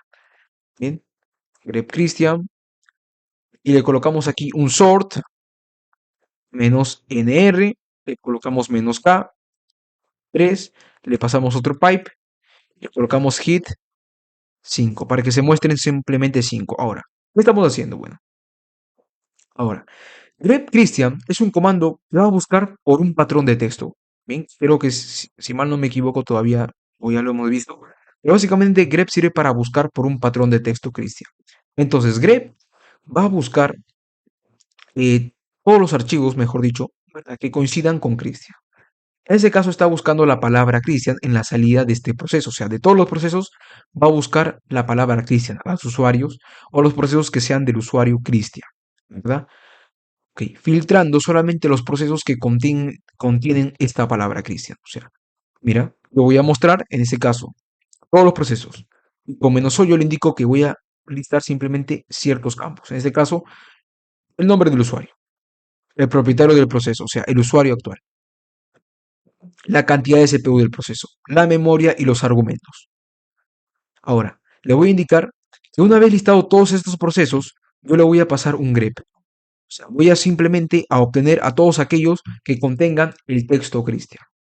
Y seguidamente le voy a indicar que va a ordenar la lista. ¿Bien? En este caso, menos NR, o sea, menos N es RR menos NR, indica que se va a ordenar de manera inversa, porque R significa reverse, de manera inversa. Y el menos K indica que se ordene según el tercer campo. ¿Ok? ¿A qué me refiero el tercer campo? Se vería por la memoria. O sea, si este es el primero, segundo, tercero, el tercer campo es la memoria. Si tú quieres que se ordene por CPU, no puedes colocar el segundo campo, pero yo quiero que se ordenen mediante la memoria, o sea, por el campo de memoria. Y por último le colocamos hits menos N5 para que me muestre las cinco primeras líneas de la salida. Bien, todo esto ya lo hemos visto, pero simplemente estamos utilizando pipes y estamos siendo un poco complejo y le damos un enter y en este caso me dice, es que aquí está, y lo he escrito mal, es uname, ahora sí, listo. Aquí como puedes ver, vemos, bueno, vamos a hacer una limpieza en la consola y ahora sí, vemos aquí a Cristian y a Cristian, ¿verdad? Estos son los procesos, ¿verdad? Listo. Perfecto. Bien. Ok, esto es un poco el tema de los procesos. Aquí vemos un poco los parámetros, ¿no? PS-E, vemos un poco de PS-F, ¿verdad? Que te lista un poco más detallado. También podemos colocar PS-EF, pero podemos ya listar todos los procesos, pero con campos en particular, PS-CO, y aquí le pasas los campos. Si le quieres aplicar alguna operación de pipe, ¿verdad? Ya vimos esa parte. Por ejemplo, si quieres listar algún proceso en particular para ver sus datos, PS-T, PS-P, Process ID, ¿verdad? Listo. Luego hemos visto los estados de ejecución, como por ejemplo 0, en este caso indica que no es interrumpible, el 1 cuando está en ejecución, el 2, ¿verdad? Cuando ha ocurrido algo, y el 3, bueno, en este caso, ¿qué significa? Que puede estar haciendo varias operaciones de entrada y salida. Bien, ok. Perfecto. Eso es lo básico que hemos visto. Hemos visto también un poco de UID, PID, PPID, que sería el proceso ID del proceso padre, el setTime y algunas otras propiedades. Perfecto. Ya tenemos lo básico y necesario. Pero esto no es todo, ¿ok? Esto no es todo lo que tenemos que saber de procesos. ¿Ok? Hay más cosas, como por ejemplo, ¿cuáles? ¿Sabes cuál es la prioridad de un proceso? Bueno, no, lo vamos a ver ahora mismo. Simplemente asegurarnos que... Perfecto. Bien. En Linux quiero que entiendas que una prioridad, ¿ok? En el concepto de Linux, una prioridad se refiere, en ese caso, a la importancia o prioridad de ejecución de un proceso. O sea, cada proceso de un sistema operativo tiene una prioridad asignada, o sea, una importancia asignada, por decirlo así, que determina cuánto tiempo de CPU le dará en comparación con otros procesos. Bien, en ejecución. Esta prioridad se puede ajustar, ¿ok? Se puede controlar, ¿ok? Puede ajustarse para controlar el orden en que se ejecutan los procesos, cuánto tiempo de CPU se le asigna. ¿Ok? O sea, bien, como podemos ver, ya sabemos que es un poco la prioridad, ¿verdad? Como te estoy diciendo, sería como un poco eh, la cantidad de CPU que tú le asignas a un proceso. O sea, tan importante es este proceso para que tú le asignes un buen valor, ¿ok? O un valor que sea apto, ¿verdad? Para el proceso. ¿Verdad? Listo. Entonces, la prioridad, en este caso en Linux, se expresa con nice value o simplemente nice. Eso sería una prioridad. O simplemente va a expresarse así, de esta manera. Ahora, la prioridad puede variar, puede tener de valores desde el -20 hasta el 19, el cual el valor más bajo, o sea, -20, indica que tiene una mayor prioridad. Se le va a dar una mayor importancia, ¿verdad? Y el mayor más alto, o sea, 19, tiene de -20 a 19, el valor más alto, 19, tiene una menor prioridad. Bien. Ok, si le colocamos, en este caso, menos E, S menos E, F, L, aquí vamos a ver una columna llamada maíz. Espero verla por acá. Aquí. Nice. Esta es la prioridad. Por ejemplo, este proceso me indica de -20 que tiene una prioridad alta, ¿verdad?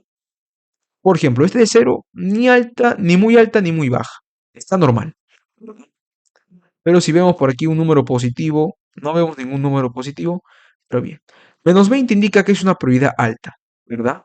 Si tuviera un número entre el 10 y el 20, sería una prioridad un poco mediocre, un poco baja, ¿verdad? Entonces vamos a limpiarla. Bien, ¿qué te parece si vemos un ejemplo de cómo podemos modificar las prioridades en nuestros procesos? Ahora que ya sabes qué es la prioridad de un proceso. Poder cambiar esta prioridad, vamos a ver un ejemplo, como te lo mencioné hace un momento.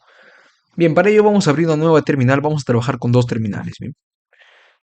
¿Qué te parece si aquí ejecutamos, yo qué sé, algún comando? Vamos a ejecutar un comando bastante utilizado, que es el sleep. Vamos a colocarle sleep, vamos a colocar sleep. Bueno, este comando se utiliza para pausar una ejecución, ¿verdad? Por ejemplo, si le colocamos aquí sleep, le colocamos 1000 durante 1000 segundos. O sea, básicamente te va a servir para pausar una ejecución dado a un periodo de tiempo que le vas a pasar. Yo le voy a pasar 1000 segundos, ¿bien? Listo. Ahora, ok, tenemos eso. Ahora, en la terminal anterior vamos a colocarle ps menos p. ps menos, simplemente ps. O mejor dicho, vamos a colocarle ps menos fl para que se muestren en este caso todos los procesos. En este caso vamos a colocarle aquí bueno, aquí podemos ver mi, ¿verdad? Para que se muestren todos los procesos, no simplemente de en este caso, de esta shell, sino de todos. En este caso vamos a colocarle aquí un ps-f, ps-ef, pero simplemente voy a mostrar aquella que coincide con la palabra sleep, ¿ok? Aquellos procesos que coinciden con la palabra sleep. A ver, déjame ver. Ah, es que aquí lo he escrito mal. Es grep sleep. Perfecto. En este caso aquí podemos ver al proceso sleep. 1000 segundos. En este caso yo lo tengo en otra terminal, pero debido a que le he colocado ps-f para mostrar todos los procesos, simplemente estoy aquí mostrando sleep.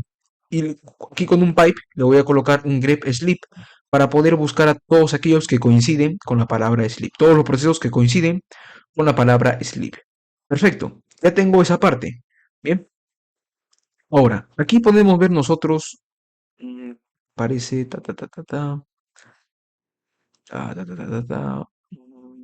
Bien. Aquí podemos ver sus propiedades. Bien, pero ¿qué te parece si ahora yo hago en particular un ps menos eo para listar algunos campos? Por ejemplo, el process ID, la prioridad, y le pasamos esta parte de acá, el comando. Bien, vamos a colocarle aquí grep sleep. Bien, ok. Simplemente estoy listando el process ID, la prioridad y el comando. El comando es sleep, la prioridad es 0. ¿Qué te parece si le cambiamos la prioridad, en este caso, a este proceso? ¿Le podemos cambiar la prioridad? Claro que sí. Bien. Ahora, para cambiarle la prioridad, podemos colocar, por ejemplo, un renice más 10, y le colocamos el código del proceso ID, en este caso 2361. Ok. Si le colocamos nuevamente un PS, en este caso menos EO, para poder mostrar, en este caso, el proceso, pero con ciertos campos, en este caso, process ID, prioridad. Y aquí podemos ver el comando, perfecto. Aquí podemos ver más 10. Pero si yo le quiero colocar nuevamente un renice, o sea, renice es para reiniciar, para cambiar la prioridad a un proceso ID. Entonces, si yo aquí le quiero colocar, por ejemplo, menos 19, enter, en este caso, es que esto es un permiso denegado. Simplemente puedo, en este caso, asignarle valores positivos, ¿bien? Por ejemplo, un más 15 o un más 5, más 4. Bien, ok. Aquí vamos a colocarle un S y aquí está. Perfecto, ya no me deja, me dice permiso denegado y eso está correcto. En este caso, eso ya sería un tema más adelante para verlo en el tema de usuarios, pero ya podemos ver cómo podemos modificar un poco la prioridad. Con el comando renice le pasas un valor y le pasas el process ID. Perfecto, bien. Ok, de esta manera podemos ir jugando, puedes ahí crear varios procesos, puedes ir cambiándole la prioridad a cada uno de ellos, de esta manera, puedes ir practicando. Bien, ya estamos viendo un poco la prioridad, los procesos, pero también hay otro comando muy importante que deberías tenerlo en cuenta, y es el comando top. En este caso, ¿para qué te va a servir el comando top? El comando top te va a servir para ver información del sistema y de los procesos en ejecución. En este caso aquí podemos ver todos los procesos en ejecución. Y ahora te voy a explicar qué te muestra esta tablita. Y creo que te hablé también de una tabla de procesos en un momento. Bien, vamos a simplemente salir de acá y vamos a volver a ejecutar PS, o mejor dicho, top, para explicártelo. Y vamos a ver varias propiedades. En este caso, si nos vamos por aquí a la parte de arriba, bien, vamos a bajar un poco, a ver ahí. Perfecto. Bien, aquí está. Por ejemplo, podemos ver una que se llama, a ver si nos vamos dando cuenta. Tenemos aquí el Process ID, el usuario, ¿verdad? La prioridad, ¿ok? Listo. De CPU, la cantidad de CPU que se usa, la cantidad de memoria y la hora. Bien, ok. A ver, bien. Déjame ver un momento. A ver, ¿dónde está CPU? Bien, aquí. S indica en este caso el CPU. ¿Qué significa US? ¿Qué significa US? Bueno, US básicamente muestra el tiempo utilizado por los procesos de usuario sin valor. ¿Ok? Básicamente me refiero a que te va a mostrar el tiempo utilizado por todos aquellos procesos de algún usuario sin el valor de NICE, o sea, todos aquellos que no tienen una prioridad. Aquí me muestra este valor 0,0.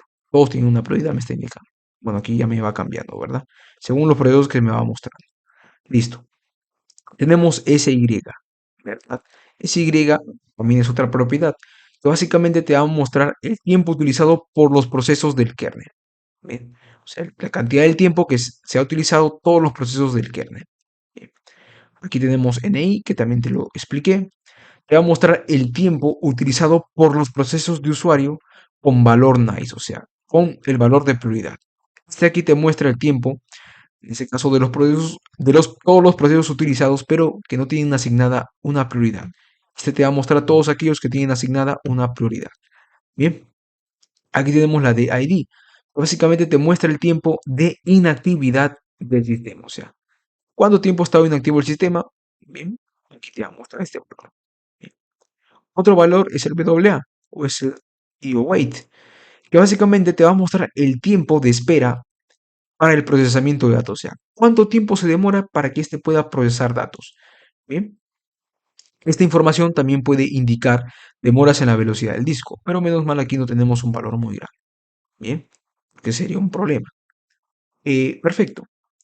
Tenemos HI, ¿ok? Tenemos también la propiedad de HI, que significa Hardware Interrupt. Bien, que básicamente te va a mostrar el tiempo utilizado, ¿ok? Para procesar las interrupciones del hardware. O sea, cuánto tiempo se ha utilizado cada vez que existe una interrupción en el hardware.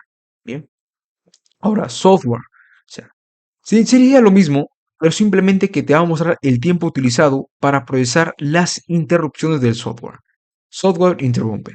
Bien, perfecto. Y estas son algunas de las propiedades más importantes que puedes ver acá. Listo. Ok. Ahora, algunos valores que nosotros podemos ver aquí en la tabla. Por ejemplo, vemos el de user, usuario, que básicamente usuario que inició el proceso. ¿Qué es PR? PR sería como la prioridad del proceso. Bien. NI. NI es el valor nice de este proceso. Un valor bajo negativo se traduce en una mayor prioridad. Bien, perfecto. Ahora, tenemos ahora lo que es BIRT. ¿Qué significa esto? Sería la cantidad de memoria virtual utilizada por el proceso. Esta incluye el código completo, los datos, las bibliotecas compartidas, las páginas de memoria, también incluye aquellas páginas, ok, con un uso previsto. Bien.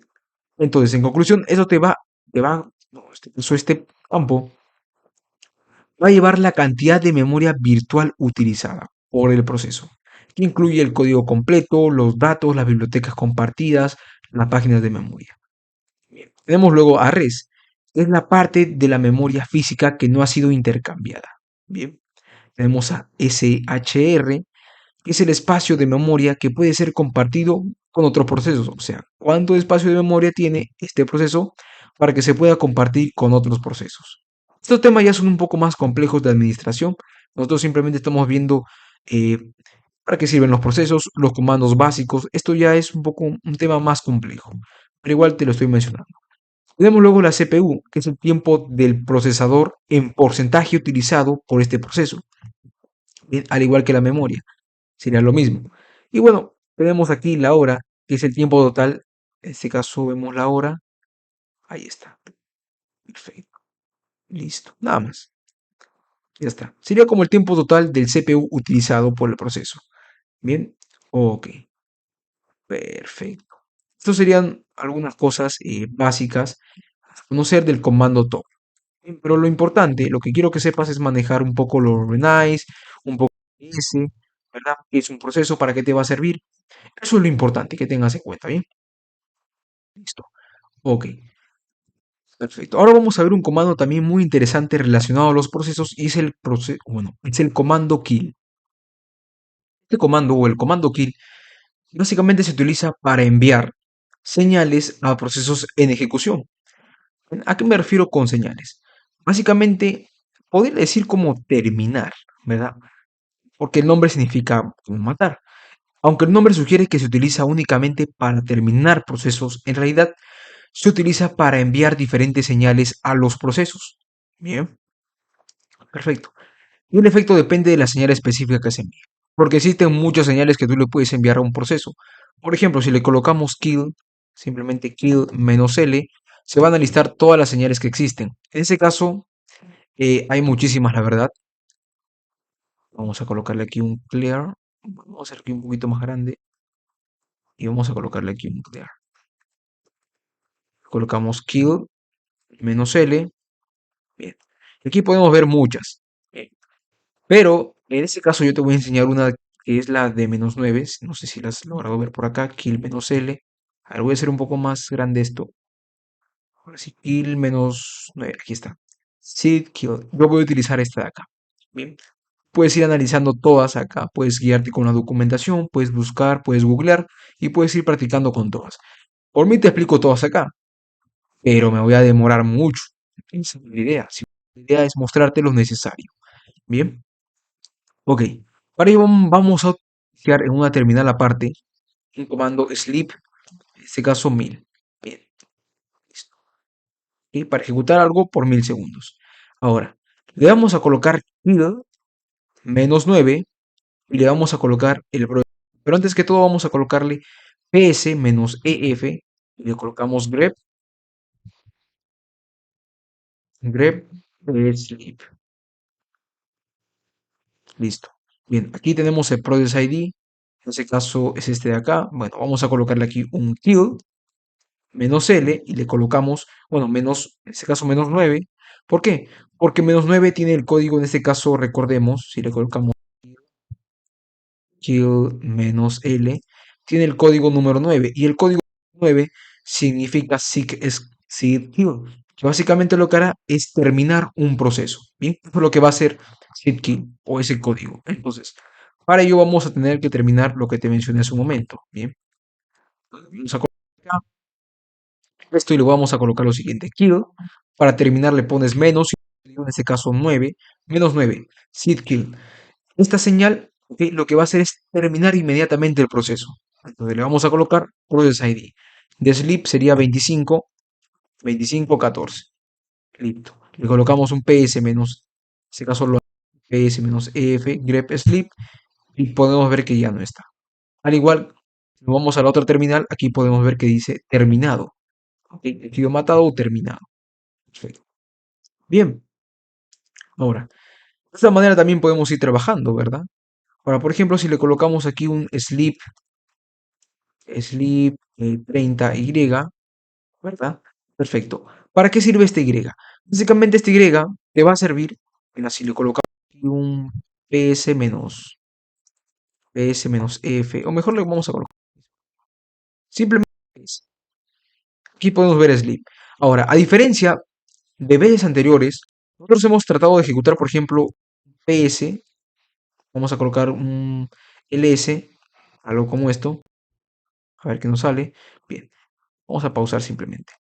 Como podemos ver, es algo parecido a ejecutar en segundo plano. Algo parecido. ¿Por qué? Porque mira, nosotros a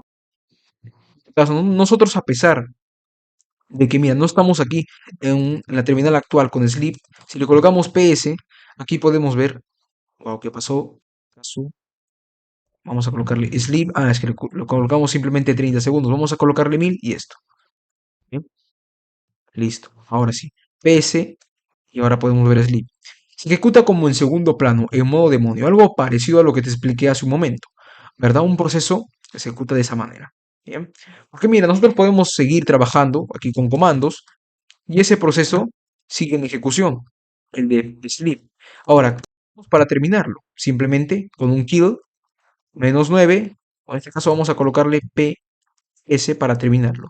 Kill -9 para terminar ese proceso y le colocamos 25, 36. Listo. PS ya no lo podemos ver. Listo. Eso es un poco el tema de procesos y de cómo terminar procesos. Ahora, vamos a ver otro tema también muy interesante a continuación y son los procesos en modo background. ¿Qué me refiero con procesos en modo background? Son aquellos procesos que se ejecutan independientemente de la terminal, la cual fueron iniciados. Estos procesos no bloquean la terminal desde la cual fueron iniciados. Y lo acabamos de ver hace un momento. Solo por ejemplo, este proceso de acá, sleep 30, y le colocamos este. A este se le conoce como un proceso en modo background, que son procesos ejecutados como en segundo plano, son procesos independientes, ¿verdad? Que no bloquean la terminal, simplemente no te bloquea la terminal, pero se sigue ejecutando. Bien, listo. Se le conoce como procesos background. Bien, listo, y ya está.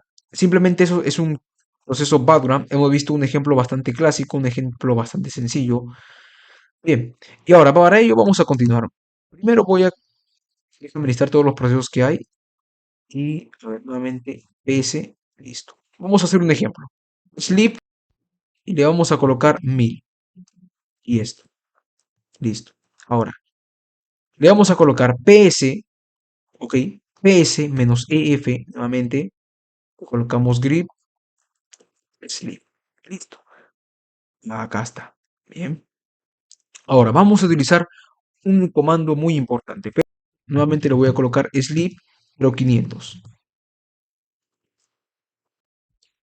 De esa manera. Bien. Ahora, tengo dos procesos PS. Dos procesos sleep, ¿verdad? Con diferente process ID. Ahora, lo que voy a hacer es utilizar un comando llamado jobs. Bien. ¿Qué hará el comando jobs? En ese caso, te va a listar todos los procesos que se están ejecutando en background, en modo background, o mejor dicho, todos los trabajos, jobs. El tema de trabajo ya lo vamos a ver más adelante. Jobs te va a listar todos los trabajos que se están ejecutando en modo background, o sea, son aquellos que se están ejecutando en el terminal sin bloquearla, ¿verdad? Perfecto. Ahora, ¿qué te parece si le colocamos en este caso un jobs -L? ¿Verdad? Aquí lo podemos ver de una forma un poco más larga. Y perfecto. Bien. Ok, vamos a limpiar. Bien, básicamente para esto te sirve el comando jobs y listo. Bien. Así que esto es un tema bastante importante. El tema de ver, por ejemplo, en modo background todos los trabajos. Ya sabemos que es ejecutar un proceso en modo background. Ahí está. Y listo. Ya está. Bien.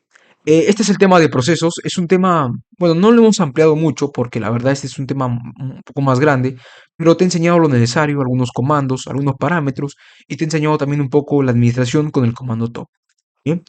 Tú puedes ir investigando, puedes ir detallando tu información, puedes ir leyendo más de lo que yo te he enseñado. Nos vemos en la siguiente sección. Bueno, en la siguiente sección ya vamos a trabajar con otro tema y probablemente sea el tema de los permisos. Ha llegado el momento de ver el tema de los permisos. ¿Y a qué me refiero con permisos? Por ejemplo, ¿qué usuario tiene la autoridad o autorización de hacer cierta acción o acceder a cierto archivo? Como por ejemplo, este usuario puede leer el archivo, este usuario puede escribir en el archivo, ¿verdad? Todo ese tema vamos a ver a continuación. Entonces, primero, asegúrate de tener limpia la consola. Yo le voy a hacer un clear. Bien.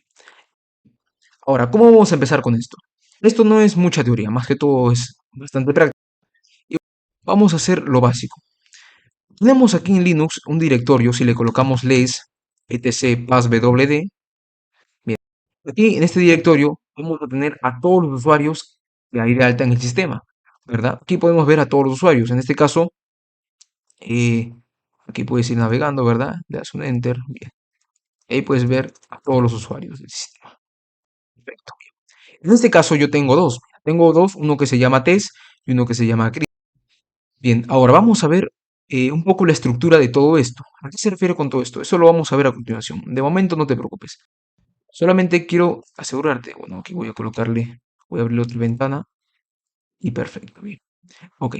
Quiero que tengas en cuenta que en el directorio etc passwd, o bueno, mejor dicho, en este fichero, este es un fichero, aquí, bueno, porque si le das cuenta, quieres acceder a ese archivo, no te deja porque es un fichero. Entonces, solo quiero que tengas en cuenta aquí, ls, vamos a colocarle etc, o mejor dicho, cat, etc passwd.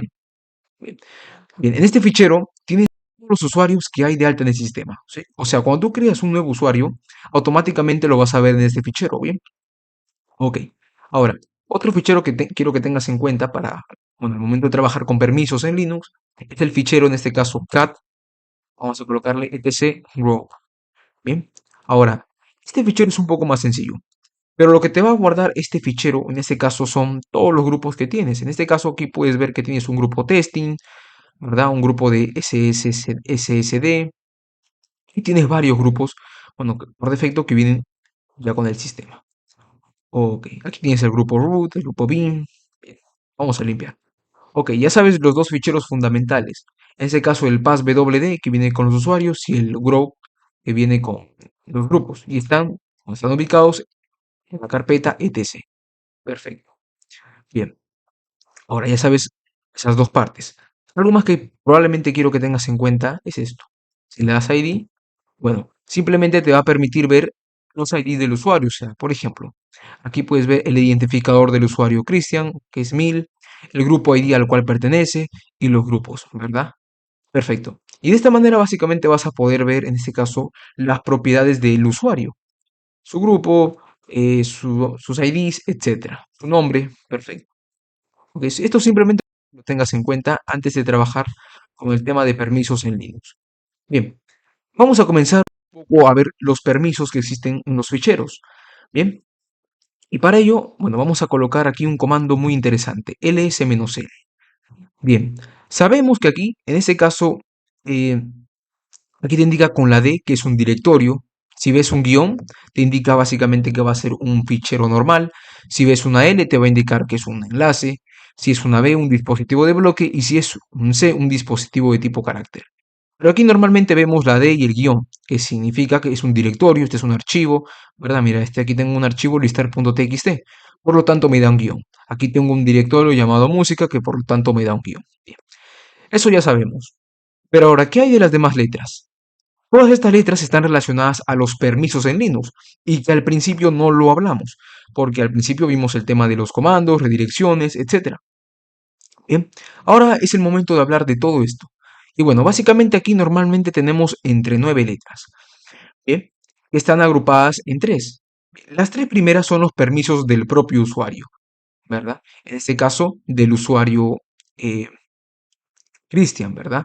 Las tres primeras son, en ese caso, acuérdate, los permisos para el propio usuario. Las tres siguientes identifican, en ese caso, los permisos para cualquier usuario, ¿ok?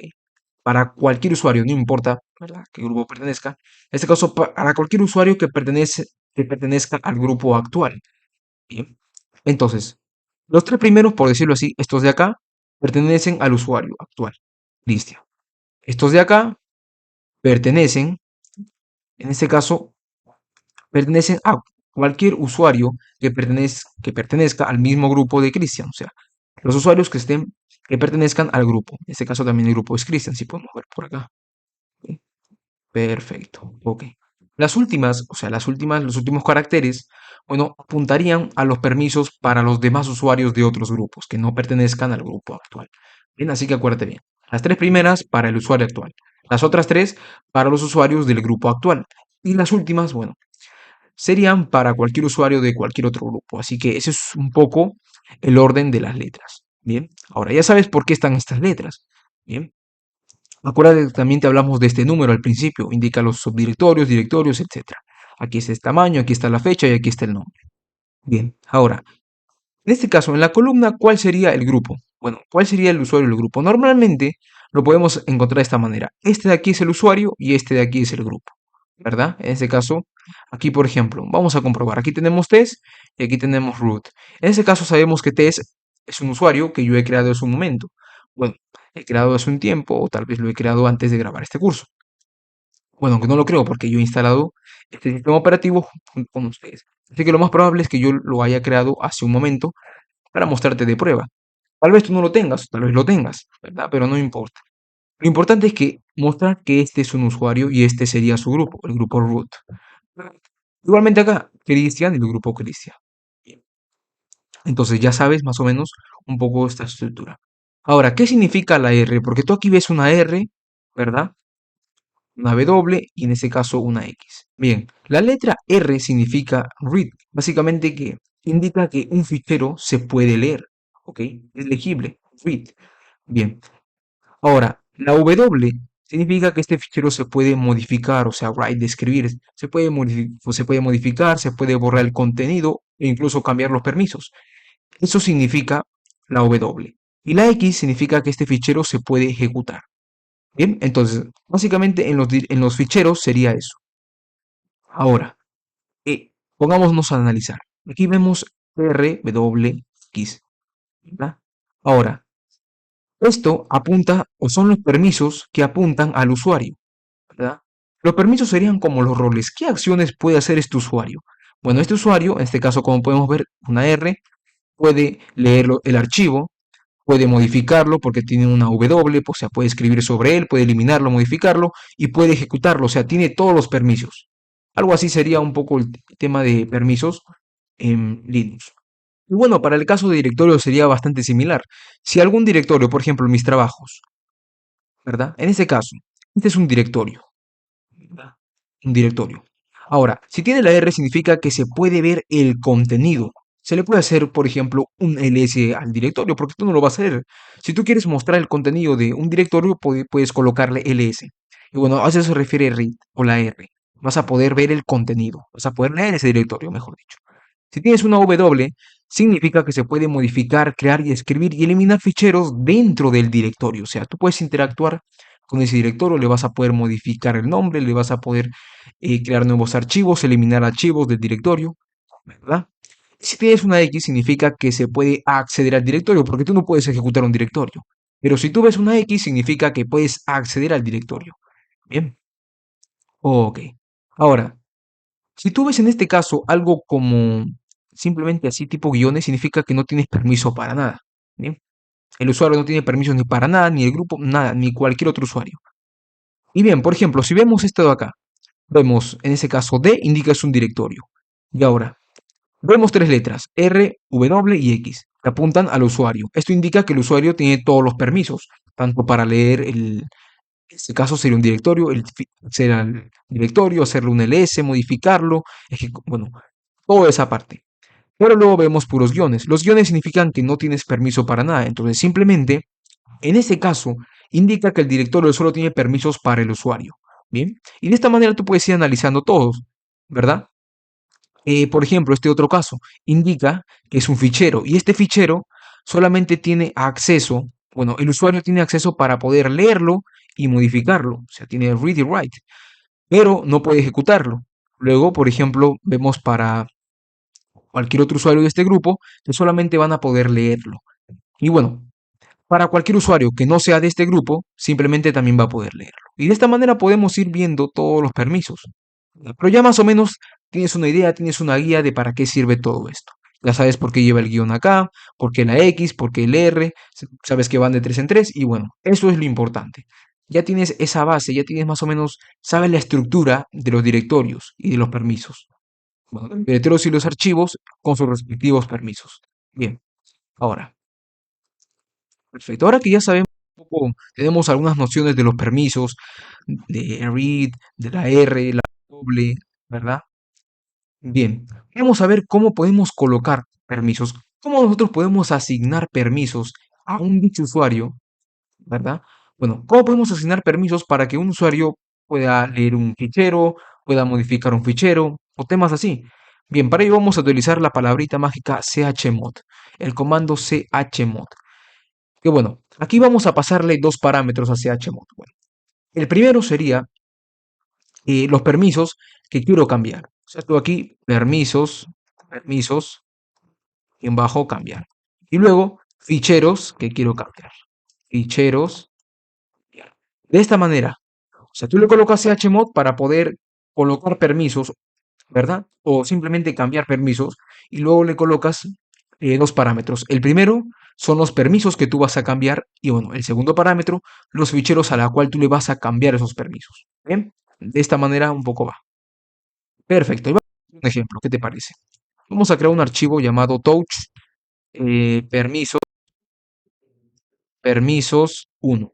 Bien, así lo vamos a llamar.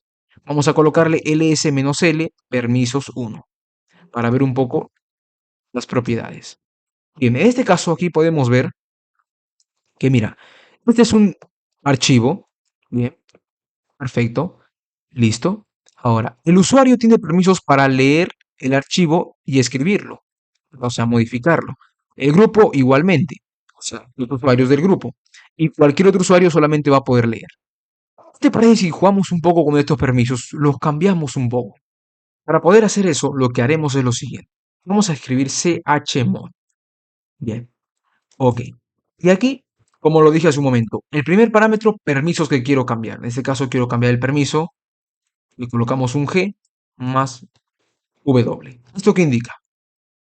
Bueno, básicamente indica que al grupo de usuarios le voy a agregar un nuevo permiso, que es el poder de poder modificar, borrar, ¿verdad? Bien, le damos un enter, en este caso chmod, a ver, claro, tenemos chmod. Ah, claro, es que nos falta algo más. Nos falta, mira, recuerda que te dije, primer parámetro, permisos que quiero cambiar. Segundo parámetro, ficheros al cual que quiero cambiar. En este caso, permisos 1. Perfecto. ls-l, permisos 1. Vamos a colocar ls-l, permisos 1. Bien. Y aquí podemos ver en este caso que al grupo de usuarios, bien, al principio, mira cómo estaba. El usuario simplemente tiene los permisos que al principio tenía, de la R y la W, o sea, de leer y modificar. Pero el grupo tiene uno más, ¿verdad? ¿Dónde está? A ver. Ah, es que no le hemos agregado todavía. Mira, vamos a hacerle un ls-l permisos 1. No, entonces no lo hemos agregado. Le tenemos que colocar chmod grupo más w y le pasamos permisos 1. Ahora sí, ls-l permisos 1 y bueno, sí, igual en este caso. A ver, chmod grupo más gray. Bueno, es que en este caso ya tenía ese permiso. Entonces le vamos a agregar el permiso de ejecutar. Bien. Ahora sí, vamos a hacerle un ls-l permisos. Y bueno, mira. Bien. En este caso, aquí podemos ver que el usuario puede leer y modificar. Y que el grupo va a poder leer, no, escribir, o sea, modificar el archivo y a la vez ejecutar el archivo. Y al final simplemente se va a mostrar que cualquier otro usuario del grupo va a poder simplemente leer. Bien, listo. Y aquí le ponemos guión guión porque no tienen permisos para nada más. Listo. Acabamos de cambiar un permiso utilizando el comando chmod. ¿Y qué te parece si vemos otro ejemplo? Para que quede un poco más claro todo esto. Listo. Ok. Bueno, en este caso nosotros hemos utilizado una letra, chmod G más W, en este caso. G apunta a grupo, group, bien, group. G indica que es un grupo. Ahora, hay otra, por ejemplo, A indica que es all, para todos. Tenemos la U, que indica que es el usuario. Y luego tenemos la que es para others, o significa others. Listo. Bien, así que letras. La O para others, la A para todos, all, la G para grupos y la U para usuarios. Bien. Ahora vamos a hacer un ls-l permisos 1. ¿Y qué te parece si le quito el permiso de ejecución o le agrego el permiso de ejecución a otros? En ese caso le vamos a indicar chmod others, o sea, a otros le voy a agregar el permiso de ejecución. Permisos 1. ls-l, permisos 1 y listo, mira. Yo aquí puedo ver, en este caso, que para otros usuarios yo ya tengo el poder de ejecutar. Bien, y ahora, ¿qué te parece si al usuario le agregamos el poder de ejecutar? ls-l y mira, acá al inicio ya vemos estas letras R, W, X, indicando que el usuario ya puede ejecutar el archivo. Bien, listo. Ok, hacemos un clear y bien. Vamos a trabajar de igual manera con pruebas 1. Permisos 1. Permisos 1. Bien, vamos a colocar aquí. Perfecto. Bien, ahora, ¿qué te parece si al usuario le quitamos, digamos, el permiso de poder borrar y modificar un archivo? Bien, entonces le vamos a colocar de esta manera. Igualmente, chmod para cambiar los permisos. Le ponemos para usuario, ¿ok? Para usuario, bien, le vas a quitar el permiso de leer. ¿Y qué te parece si tú le puedes quitar, bueno, si te digo que le puedes quitar a varios grupos a la vez? Por ejemplo, para usuario y grupo le voy a quitar el permiso de poder escribir, o mejor dicho, de poder leer. Bien, le puedo quitar dos permisos a la vez. De esta manera también puedo y le coloco el nombre permisos 1.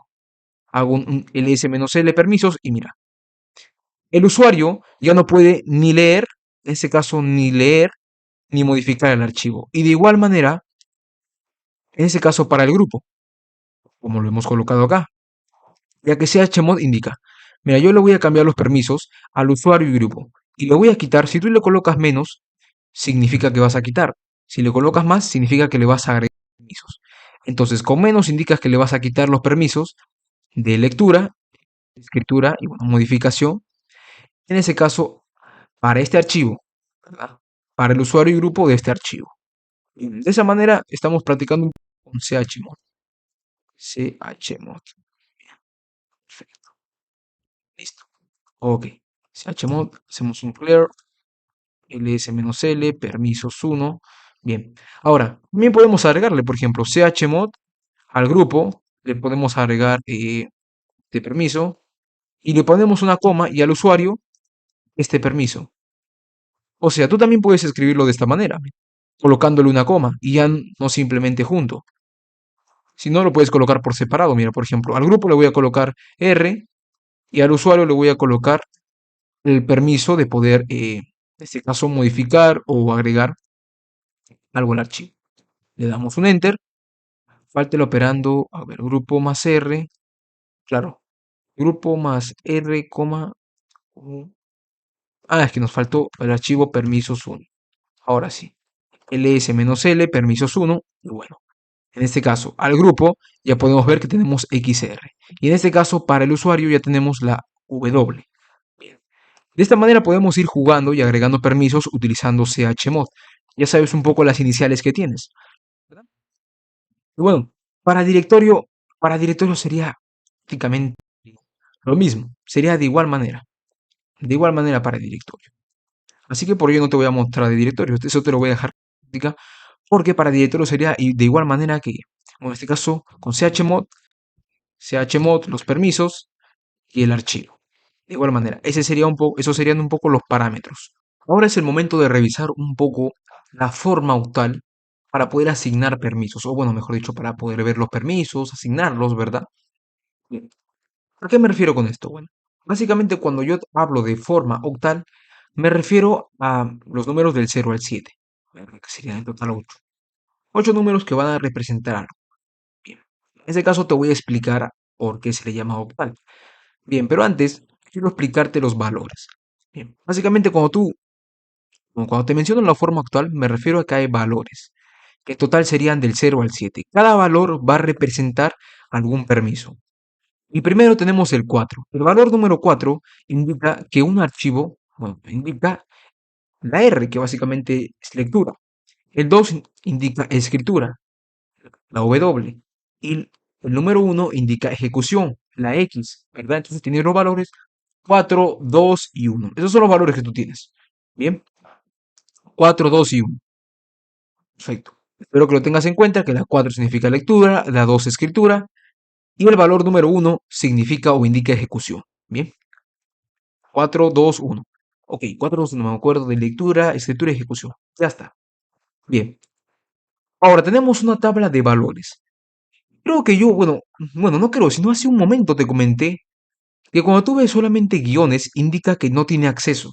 Te mostré unos ejemplos entonces. El valor número 0 representa eso, sin acceso. Ahora, el 1, acuérdate, si tú ves esto, mira, pasa el 1 y solamente ves guión X, ¿qué significa X? Ejecución. Por lo tanto, ejecución representa el valor de 1. Aquí te muestro un poco la tabla de valores. Bien, si tú ves un 2, acuérdate que yo te expliqué, primero está la lectura, luego la escritura, entonces la W significará el número de 2, o va a ser representado por el valor de 2, mejor dicho, ¿verdad? Bien, y de igual manera, si tienes un guión, una W y una X, WX, escribir y leer. Entonces sería 4 2, 4 más 2, 6. Bien, me equivoqué. Bueno, en este caso aquí sería el valor de... no, es que esto es escribir y ejecutar. Entonces, me equivoqué, pensé que esto era una R.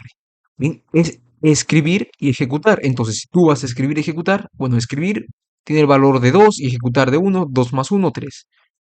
Si tú solamente vas a leer, tiene el valor de 4. Ahora, si tú quieres leer y ejecutar, en este caso vas a tener, por ejemplo, el valor de 5. Bueno, aquí es Rx, ejecución.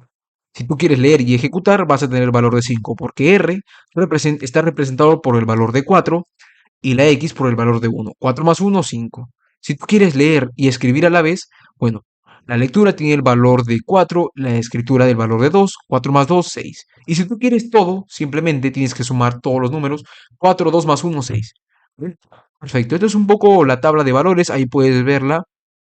O simplemente te vas a internet y buscas forma octal en Linux, te va a salir lo mismo que yo te estoy mostrando.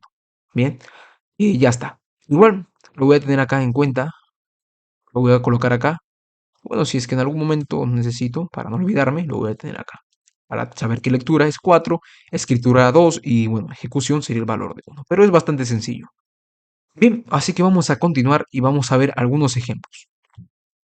Bien, ¿qué te parece si creamos algunos ejemplos? Y para ello vamos a crear un archivo, touch test. Bien, creamos el archivo llamado test. ls-t. ls-test. Bien, ahora le colocamos aquí. ¿Qué te parece un ls-l test? Bien, aquí podemos ver un poco los permisos. Ahora vamos a cambiar. ¿Cómo cambiamos permisos? ¿Te acuerdas? Te expliqué hace un momento. Vamos a cambiarlo con chmod. Con chmod vamos a poder cambiar los permisos.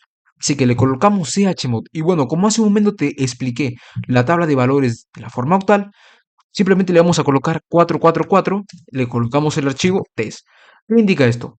Le voy a asignar tanto a los usuarios, al grupo y a otros usuarios del grupo el permiso de lectura, porque recuerda que R está representado por el valor de 4, indica que es una lectura, o sea, tú puedes leer algún archivo.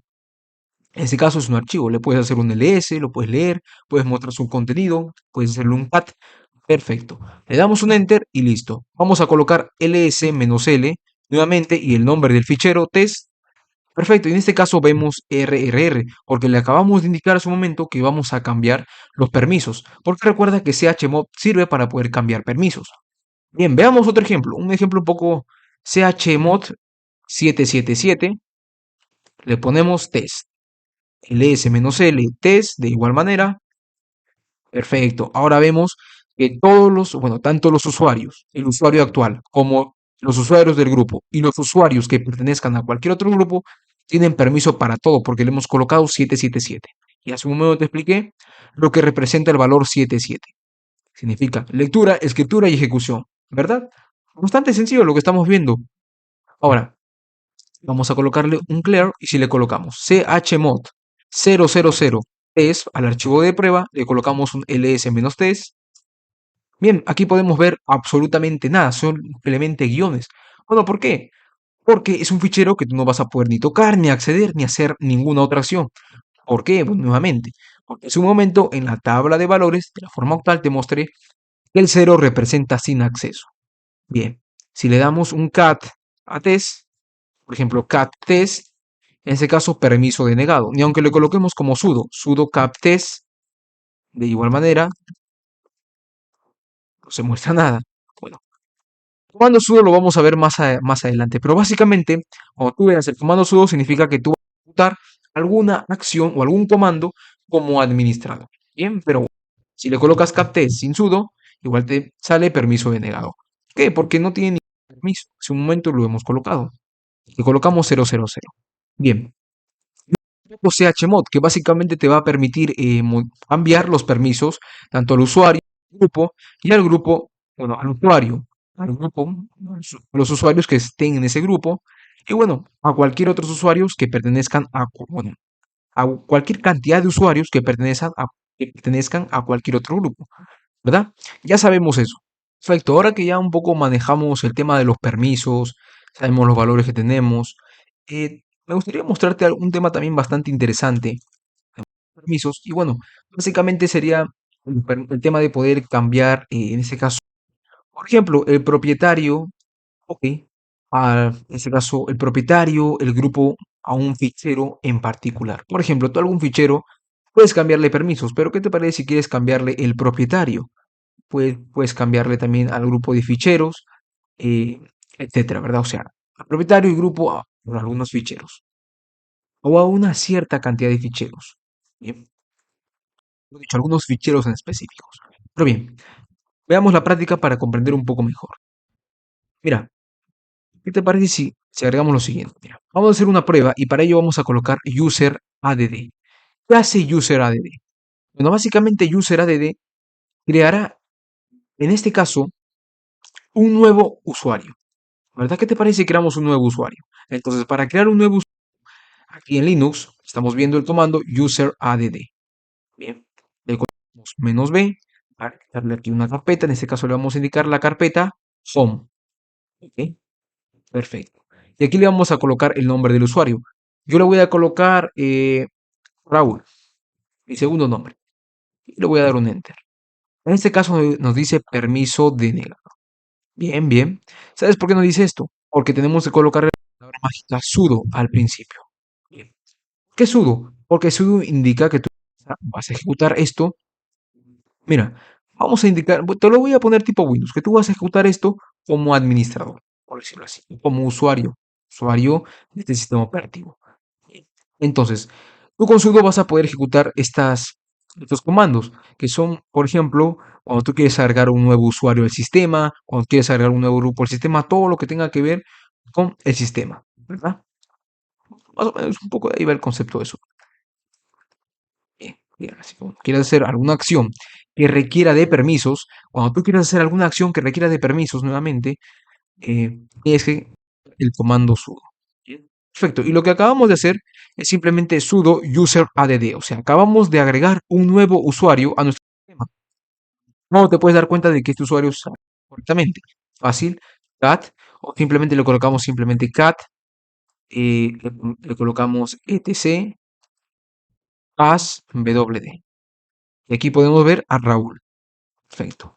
Bueno, aquí tiene otras propiedades Raúl, pero que le vamos a ir analizando más adelante. De momento, quiero que sepas cómo puedes agregar algún usuario al sistema, cómo puedes agregar algún grupo y cómo puedes asignarle a ese usuario algún fichero. Algo así. Perfecto. Entonces, ya lo que acabamos de hacer es algo muy sencillo. Simplemente agregar un nuevo usuario. Ahora, al usuario que acabamos de crear, vamos a cambiarle una contraseña. Vamos a colocarle sudo pass, pass,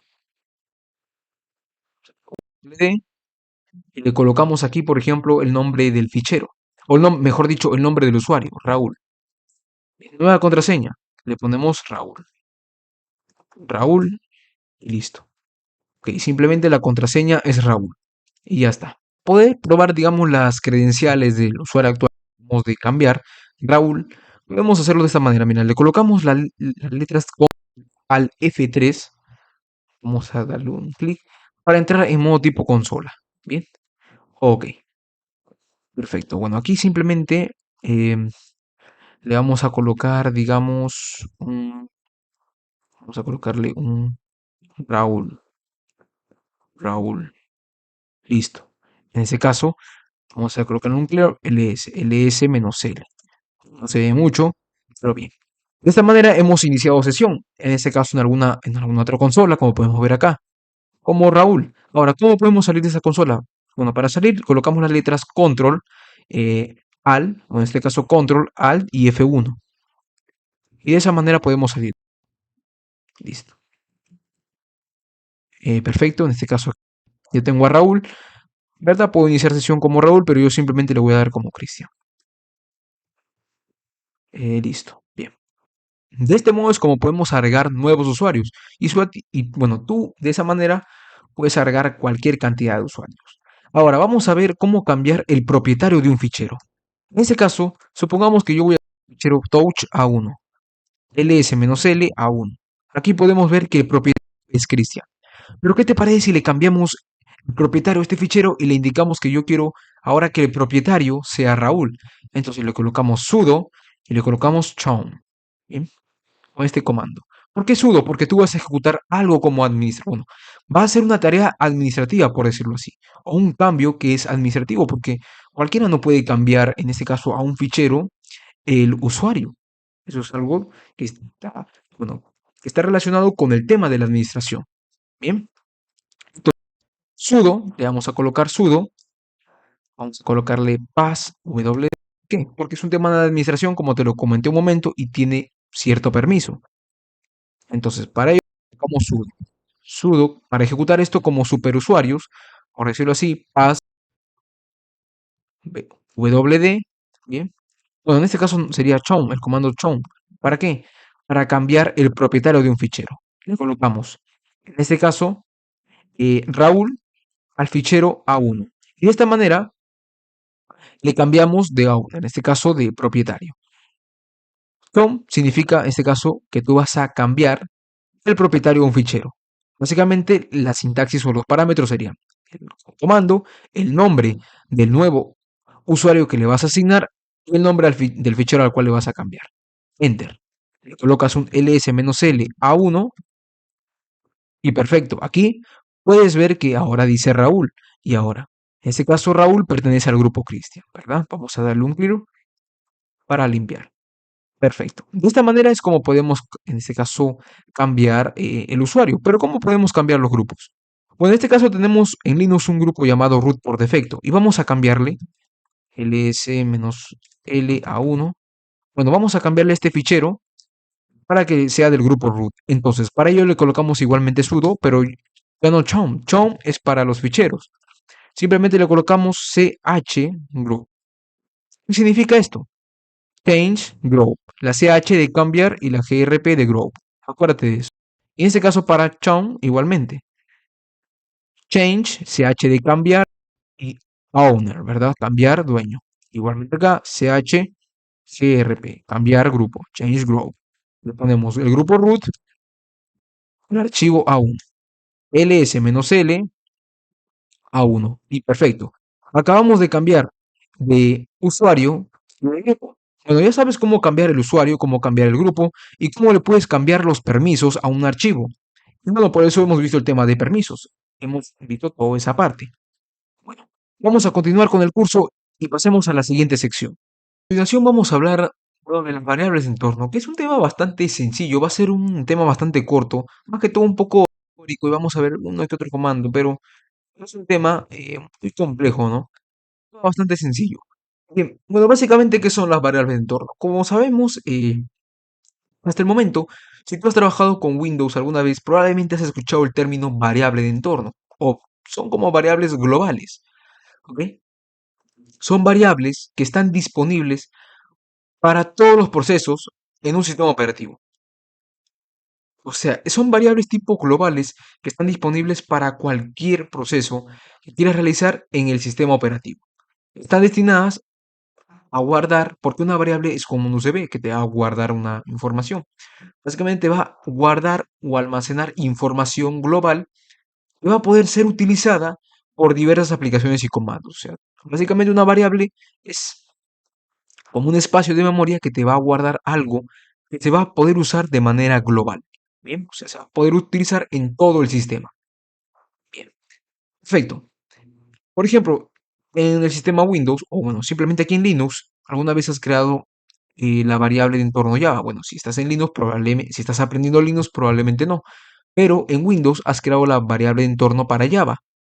Y bueno, si es que has trabajado con Java en algún momento. Has colocado esos binarios, en este caso en esa variable, para que puedas ejecutar Java desde, en este caso, el símbolo del sistema. Bien, algo como eso. O Maven, el clásico Maven. Perfecto. Bien, simplemente son ejemplos, pero ahora ya que sabes el concepto de una variable de entorno y para qué te va a servir, veamos algunos ejemplos. Aquí, bueno, aquí en Linux tenemos algo que se llama prom, que es básicamente, eh, ¿cómo te lo podría decir? Sería como una cadena de texto que se muestra en la línea de comandos. Mira, vamos a escribir prom. En este caso, vamos a mover esto un poquito más acá. A ver, ¿cómo hacemos? ¿Cómo hacemos con esto? Vamos a colocarlo acá. Bien, aquí. Bien. Eh, bueno, en este caso no me sale nada, pero bueno, no te preocupes. Básicamente el prompt sería como una cadena de texto, ¿ok? Que se va a mostrar en la línea de comandos y que indica al usuario que la consola está lista para recibir órdenes. Bien, ok. Básicamente eso es el prompt. El prompt básicamente sería como una cadena de texto que le indica a la consola que, bueno, está lista para recibir órdenes. Pero en un momento vamos a ver más a fondo el prompt. No te preocupes. Pero es un concepto que también tienes que saber. Prompt y variable de entorno porque lo vamos a utilizar a continuación. Listo. Ahora, ¿cómo podemos ver, por ejemplo, las variables de entorno del sistema? Bueno, con print environments y aquí. Puedes ver muchísimas variables de entorno. La verdad que existen muchas. Existen muchísimas variables de entorno. Y muchas sirven para algo. Por ejemplo, aquí tú puedes ver la variable de entorno. A ver si bajamos un poco. Vemos aquí, por ejemplo, a ver, vamos a hacer esto. Aquí vemos a path, mira, path. Especifica básicamente, te va a ayudar para especificar las rutas de directorio donde el sistema buscará los ejecutables, o sea, donde el sistema va a ejecutar a todos los archivos binarios ejecutables.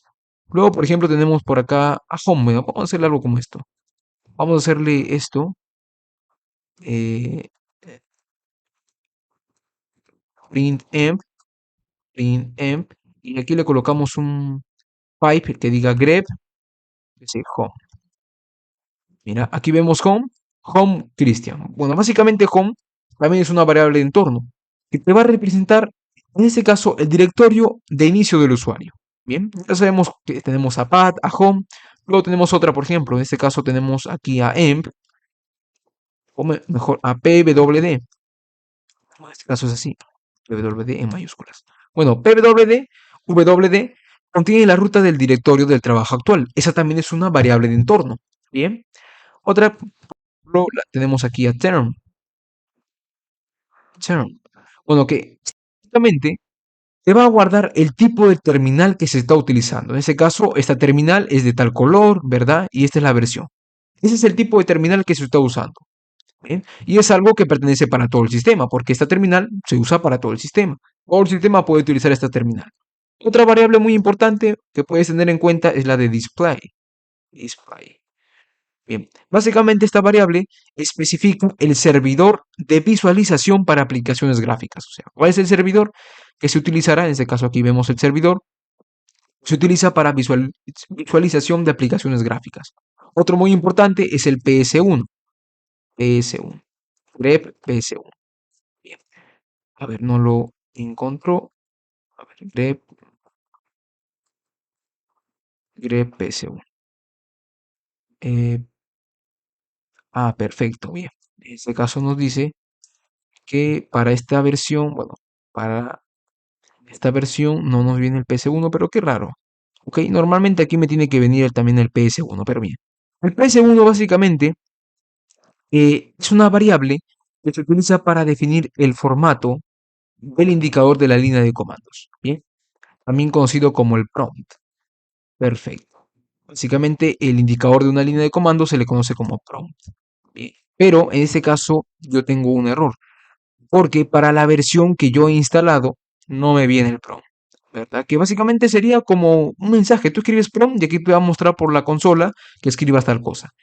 Pero en el caso de, bueno, el sistema operativo, la versión que he instalado, que hemos instalado, no nos viene por defecto. Tendríamos que instalar el paquete. Y para instalar un paquete, se utiliza en este caso, nos dice que podemos utilizar sudo apt para instalar este paquete externo, pero de momento no lo vamos a hacer, ¿verdad? Porque, como te dije, esta sección va a ser una sección muy corta. El tema de las variables, ¿verdad? El tema de las variables de entorno y todo eso. Ahora, ¿cómo podríamos, en este caso, por ejemplo, crear variables en Linux? Es algo bastante sencillo. Bien, en este caso no nos acepta con estos valores, por ejemplo, yo quiero colocar igual a 2.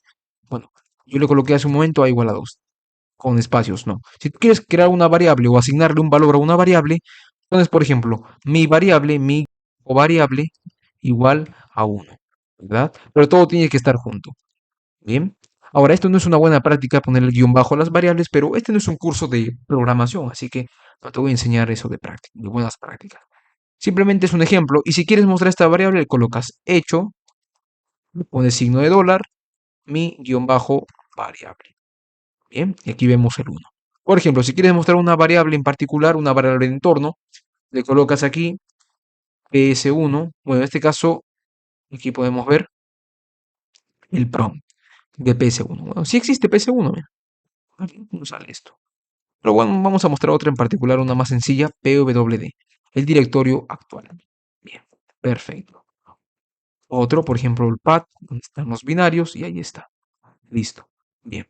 Bueno, y básicamente, esto es un poco el trabajo con variables de entorno. Eso es bastante sencillo. Bien, perfecto. Pasemos al siguiente tema, bueno, que va a ser un poco más complejo que este. Ahora vamos a hablar de un tema muy interesante y es el tema de búsqueda de ficheros, ¿ok? Bueno, para ello vamos a utilizar el comando llamado find. Es un comando bastante sencillo que nos va a permitir realizar múltiples búsquedas de nuestros ficheros, ¿ok? Si tú quieres encontrar algún fichero, alguna carpeta, puedes utilizar el comando find. Y para ello vamos a ver algunos ejemplos.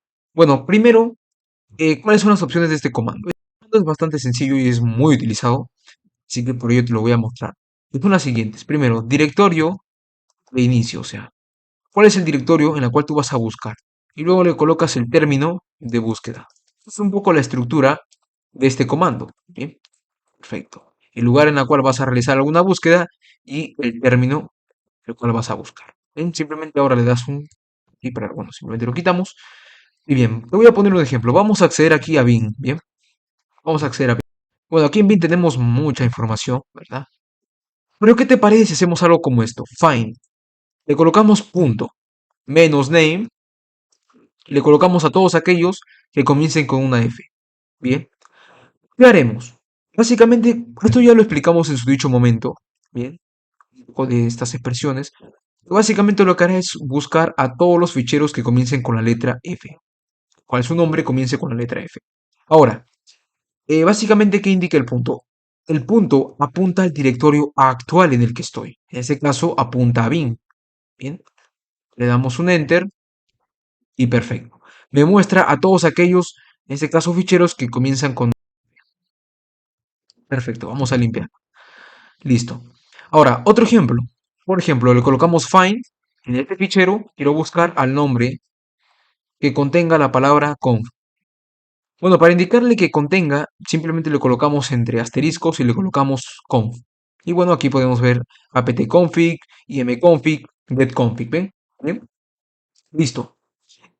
Ahora, algo que también te quiero comentar es que el comando find no es muy complejo, es bastante sencillo. El tema de búsqueda también es bastante sencillo. Bien, pero este sí es un poco más práctico, como puedes ver. Puedes realizar bastantes prácticas. Bien, ok. Ahora, tenemos aquí el menos name, que indica el nombre, en ese caso, del patrón que vas a buscar, o mejor dicho, por decirlo así, ¿verdad? Listo. Ahora, tenemos también, por ejemplo, menos node, que es también otro parámetro de find. Pero antes quisiera aclarar un poco la diferencia entre ls con patrones, o sea, ls, vamos a colocarle ls asterisco, ¿verdad? ls asterisco, AA, algo como esto, lo que sé, ls Algo como esto, ¿verdad? Perfecto, bien. Puedes colocarle estos patrones. Pero ¿qué diferencia esto de un find? Bueno, la gran diferencia entre esto es que, por ejemplo, a find DLS con patrones y pipes es que yo puedo hacer alguna acción sobre el fichero, solo con el comando find. Bien, ok. ¿A qué me refiero? Ahora te voy a mostrar que también puedes hacer, por ejemplo, búsquedas con el comando find, pero por tipo o por tamaño, por fecha y tamaño. Bueno, en ese caso vamos a ver algunos ejemplos. Mira, ahora yo también te voy a explicar aquí con una tablita, ¿verdad? Pero aquí vamos a borrar esto. Ahora voy a colocarme acá y te voy a explicar más o menos acá cómo va esto. Bien, para que me entiendas. Bien, a ver qué pasó acá, por qué sale. Bien. En este caso, para nosotros poder buscar find por tipo, utilizar el comando find por tipo, tenemos aquí la F, que indica un archivo normal, bueno, un archivo normal. La F indica un archivo normal. La D indica un directorio, archivo de file, ¿verdad? Directorio, pero igual te lo voy a colocar acá. La L de algún enlace, ¿verdad? De C de dispositivos, y la B de dispositivos de bloque. Dispositivos de bloque. Como por ejemplo, ¿qué cosa? Disco duro o memoria, ¿verdad? Mientras que los dispositivos de tipo carácter, dispositivos de estos serían los monitor y el teclado, ¿verdad? Bien. Esos son los dispositivos de tipo carácter. Bien. Ok, así que tenemos dispositivos de tipo carácter y dispositivos de tipo bloque. En este caso que tenemos al disco duro o a la memoria. Y en el otro está el monitor o el teclado. Bien, perfecto. Ahora, por ejemplo, podemos buscar por un tipo find. Actualmente, en donde estamos, en el directorio actual, vamos a pasarle type para buscar por un tipo en particular y le pasamos D. Y en este caso, no me gusta lo que me está dando. A ver, vamos a poner simplemente cd y aquí le colocamos esto. Perfecto. Y ahora sí, mira. Si nos vamos a la ruta por defecto, aquí nos muestra a todos los directorios. Plantillas, documentos, una carpeta llamada A, público, escritorio. Perfecto. Bien. Nos muestra todos los tipos de directorios. Ahora, si yo quiero mostrar, por ejemplo, los directorios y quiero colocarle un pipe, la cual indique quiero que me cuente la cantidad de líneas, listo, me sale que tiene 224 directorios. Bien. Ahora, ¿qué te parece si queremos buscar, por ejemplo, ficheros de tipo bloque? Para ello tenemos que irnos acá, en este caso, ¿verdad? A dep, y por ejemplo, le colocamos find punto menos type. Ahí está. Ahora sí, luego queremos colocar, por ejemplo, un menos name, y por ejemplo, le vamos a pasar un ejemplo clásico que vas a ver siempre SD. Bueno, básicamente esto te va a buscar a los ficheros que contengan, en este caso, SD, ¿verdad? SD. Bueno, o SDA, mejor dicho, en este caso. ¿Qué son los ficheros SDA ahora que estamos tocando este tema? Bueno, básicamente se refiere a un dispositivo de almacenamiento SATA. ¿Qué me refiero con esto? En este caso se refiere a que ha detectado, por ejemplo, bueno, esto más que todo se refiere a almacenamiento como por ejemplo que se utiliza comúnmente para discos duros, unidades de estado sólido, ¿verdad? Más que todo para eso se utiliza estas carpetas y te guardan esa información, ¿bien? Con ese tipo de dispositivos. Bueno, en este caso con discos duros, con unidades de estado sólido, más que todo con eso, con esas partes, ¿bien? Perfecto, pero bueno, esto no tiene mucho importancia de momento. Lo importante es las búsquedas, ¿bien? Eso, colocarle. Perfecto. Este es un poco, sé que eso le puedes colocar aquí también, un find type menos F. En este caso te lista todos los archivos. Bien, aquí podemos ver a unicos.txt, ¿verdad? Y a todos los archivos. Listo. Esto es un poco para buscar por tipo. Pero, ¿qué te parece si te explico, o bueno, qué te parece si te comento que también podemos buscar por tamaño y por fecha? Mira, también se puede, claro. Vamos a eliminar esto acá, vamos a colocarle esto. Y bueno, tenemos en este caso el time, que lo vas a ver muchas veces. Este indica la última vez que este fichero ha sido, ha sido accedido. Bien, listo. Básicamente, time es access time, es el tiempo de acceso. En este caso indica la última vez que este fichero, bueno, la última vez que se ha accedido a este fichero. Luego tenemos time, que podríamos decir que es como un modification time. El tiempo de modificación, fecha más reciente, en ese caso de modificación, ¿verdad? Bien. Por eso se le llama time, modification time, o sea, es la fecha más reciente en la cual se ha modificado este archivo. Bueno, luego tenemos, por ejemplo, un setTime, que bueno, básicamente indica la fecha más reciente en que se actualizaron, por ejemplo, los metadatos del archivo, metadatos del archivo, como por ejemplo, ¿qué metadatos? Permisos o propietarios. Bien. Bueno, entonces tienes el time que indica el access time, la última vez que fue accedido, que alguien accedió a este fichero. Eh, Tenemos también el mtime, la última vez que se ha modificado este fichero, ¿verdad? Y tenemos el setTime, que básicamente es el change time o el cambio de metadatos, ¿verdad? La última vez que se cambiaron los datos, los metadatos de algún fichero, como por ejemplo los permisos o el usuario. Bien, entonces para ello vamos a ver uno que otro ejemplo, bien, más o menos para comprender esto. Bien, entonces vamos a colocar aquí un find punto menos addTime más 2. Bien, ¿esto qué indica? Básicamente ficheros que han sido accedidos hace más de 2 días. Ok. Todos aquellos ficheros que han sido accedidos hace más de 10 días. Ahí está. Bien. Ok. Ahora, si le colocamos, por ejemplo, aquí más 1, te va a indicar todos los ficheros que han sido accedidos hace más de un día. ¿Verdad? O sea, hace más de un día. Menos de un día. Vamos a colocarle aquí otro. Por ejemplo, ahora con addTime, pero 1. Simplemente te va a listar, en este caso, vamos a colocarle 2. Vamos a colocarle 10. Ahora sí. Ahora sí de listar. Básicamente, si tú solamente le colocas un número y no le colocas ni el más ni el menos, simplemente listará exactamente los que fueron accedidos hace 10 días. Bien, cuando tú le colocas hace más 2 o más 10, le indicas que todos los ficheros que han sido accedidos hace más de 10 días. Pero si le colocas simplemente el número 10, hace 10 días exactamente. Si le colocas un menos 1, te va a indicar a todos los ficheros que han sido accedidos hace menos de un día. Entonces, hace un día, hace menos de un día, días exactos. ¿Verdad? Más o menos ahí tienes que ir buscando, que tienes que ir. Bien, perfecto. También tienes otras opciones, por ejemplo, por tamaño. Recuerda que tienes el K para kilobytes, el M para megabytes, el Y para gigabytes y bueno, tienes el C para bytes.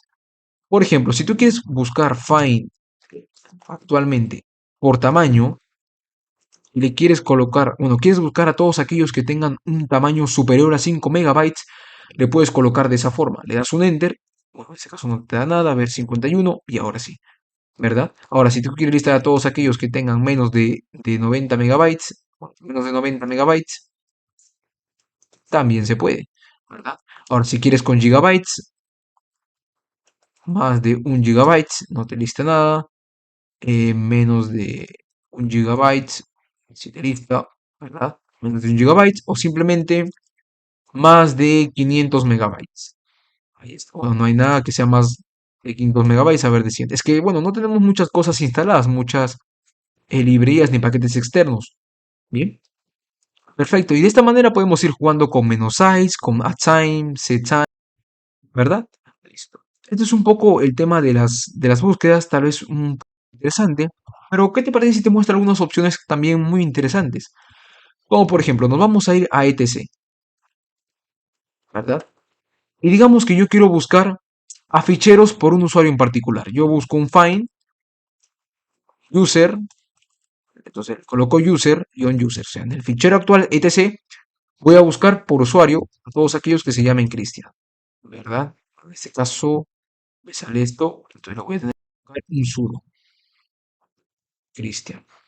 No, no hay nada. Si le coloco aquí root, listo. Aquí me sale, en este caso, todos los que tengan root. Bueno, sudo porque es, bueno, simplemente al acceder en este caso A los usuarios, yo simplemente tengo que tener un permiso en particular. Por ello, simplemente como sudo para indicarle que estoy ejecutando esto como superusuario. Bien, ok. Por ejemplo, también tenemos otro parámetro que puede ser el find, find punto menos empty. Básicamente te va a buscar a todos los ficheros o directorios vacíos, ¿bien? Pero bueno, básicamente esto es un poco el tema de las búsquedas, bastante sencillo, como puedes ver. Lo que sí te recomendaría es practicar bastante.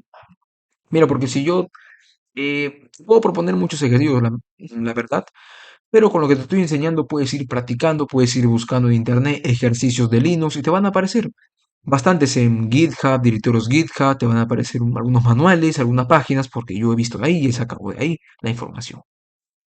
Bien, perfecto. Pasemos a la siguiente sección del curso.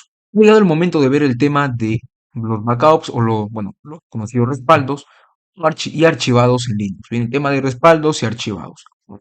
¿A qué me refiero con archivados? Bueno, eh, no sé si tú, bueno, lo más probable es que sí en Linux hayas trabajado con archivos .zip, ¿verdad?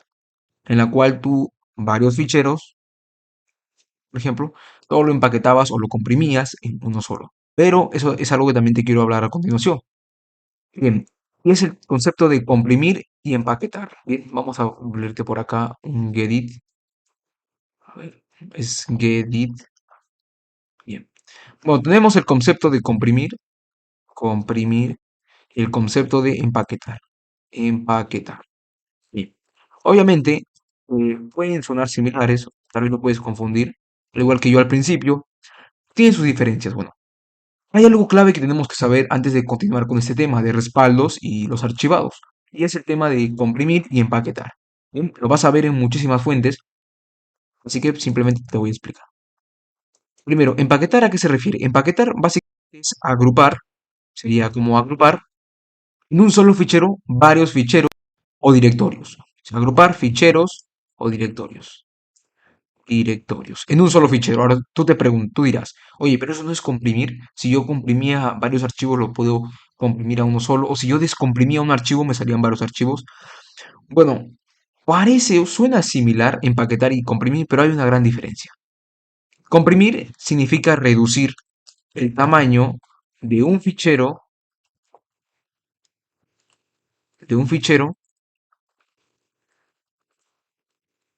con el uso de un algoritmo. Ahora, ese algoritmo no te lo voy a explicar porque pues es un poco complejo explicártelo en este momento. Pero si tú puedes investigar por tu parte y puedes analizar el algoritmo. Bien. Entonces, algo que tienes que tener en cuenta es empaquetar y comprimir. Empaquetar significa agrupar varios ficheros o directorios, ¿verdad? En uno solo. Eso es el concepto de empaquetar.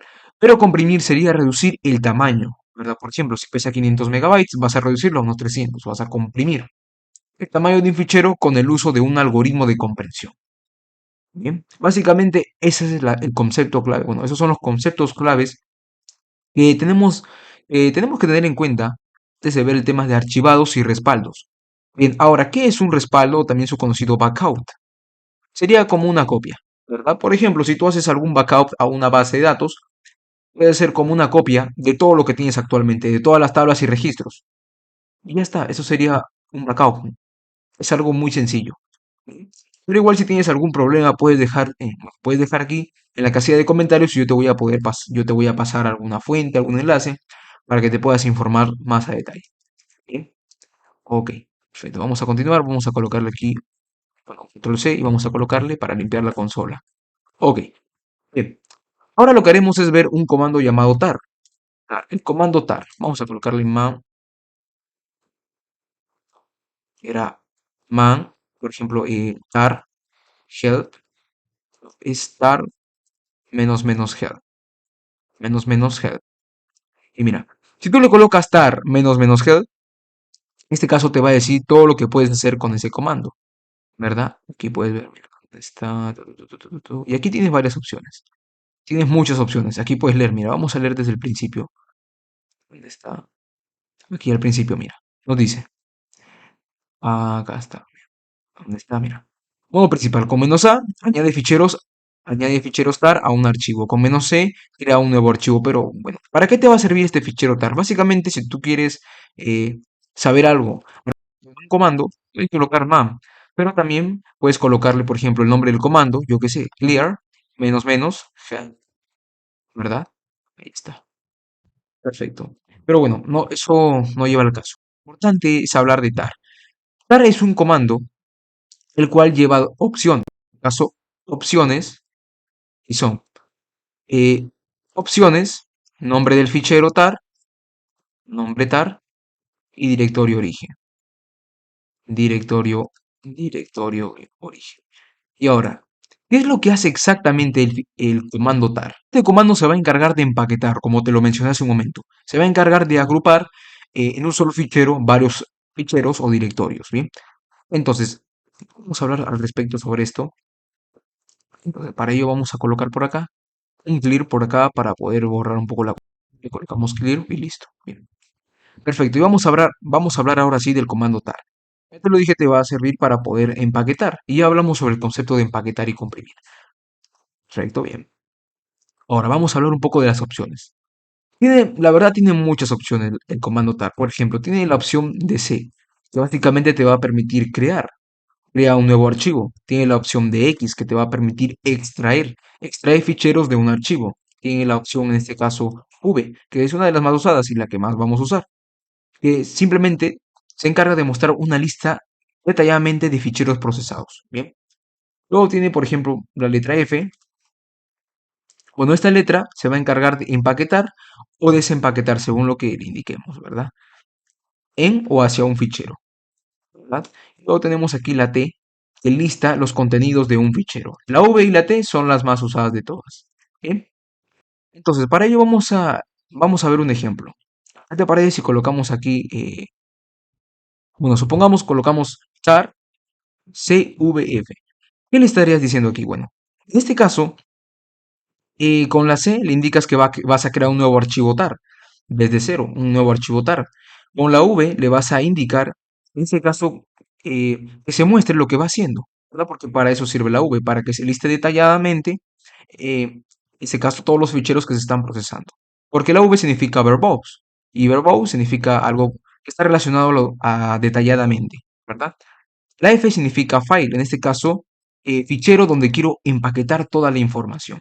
Bien, entonces para ello vamos a colocar un tar, vamos a colocarle CVF, le colocamos, ¿qué te parece? Copias 1.tar y le colocamos todos los archivos txt.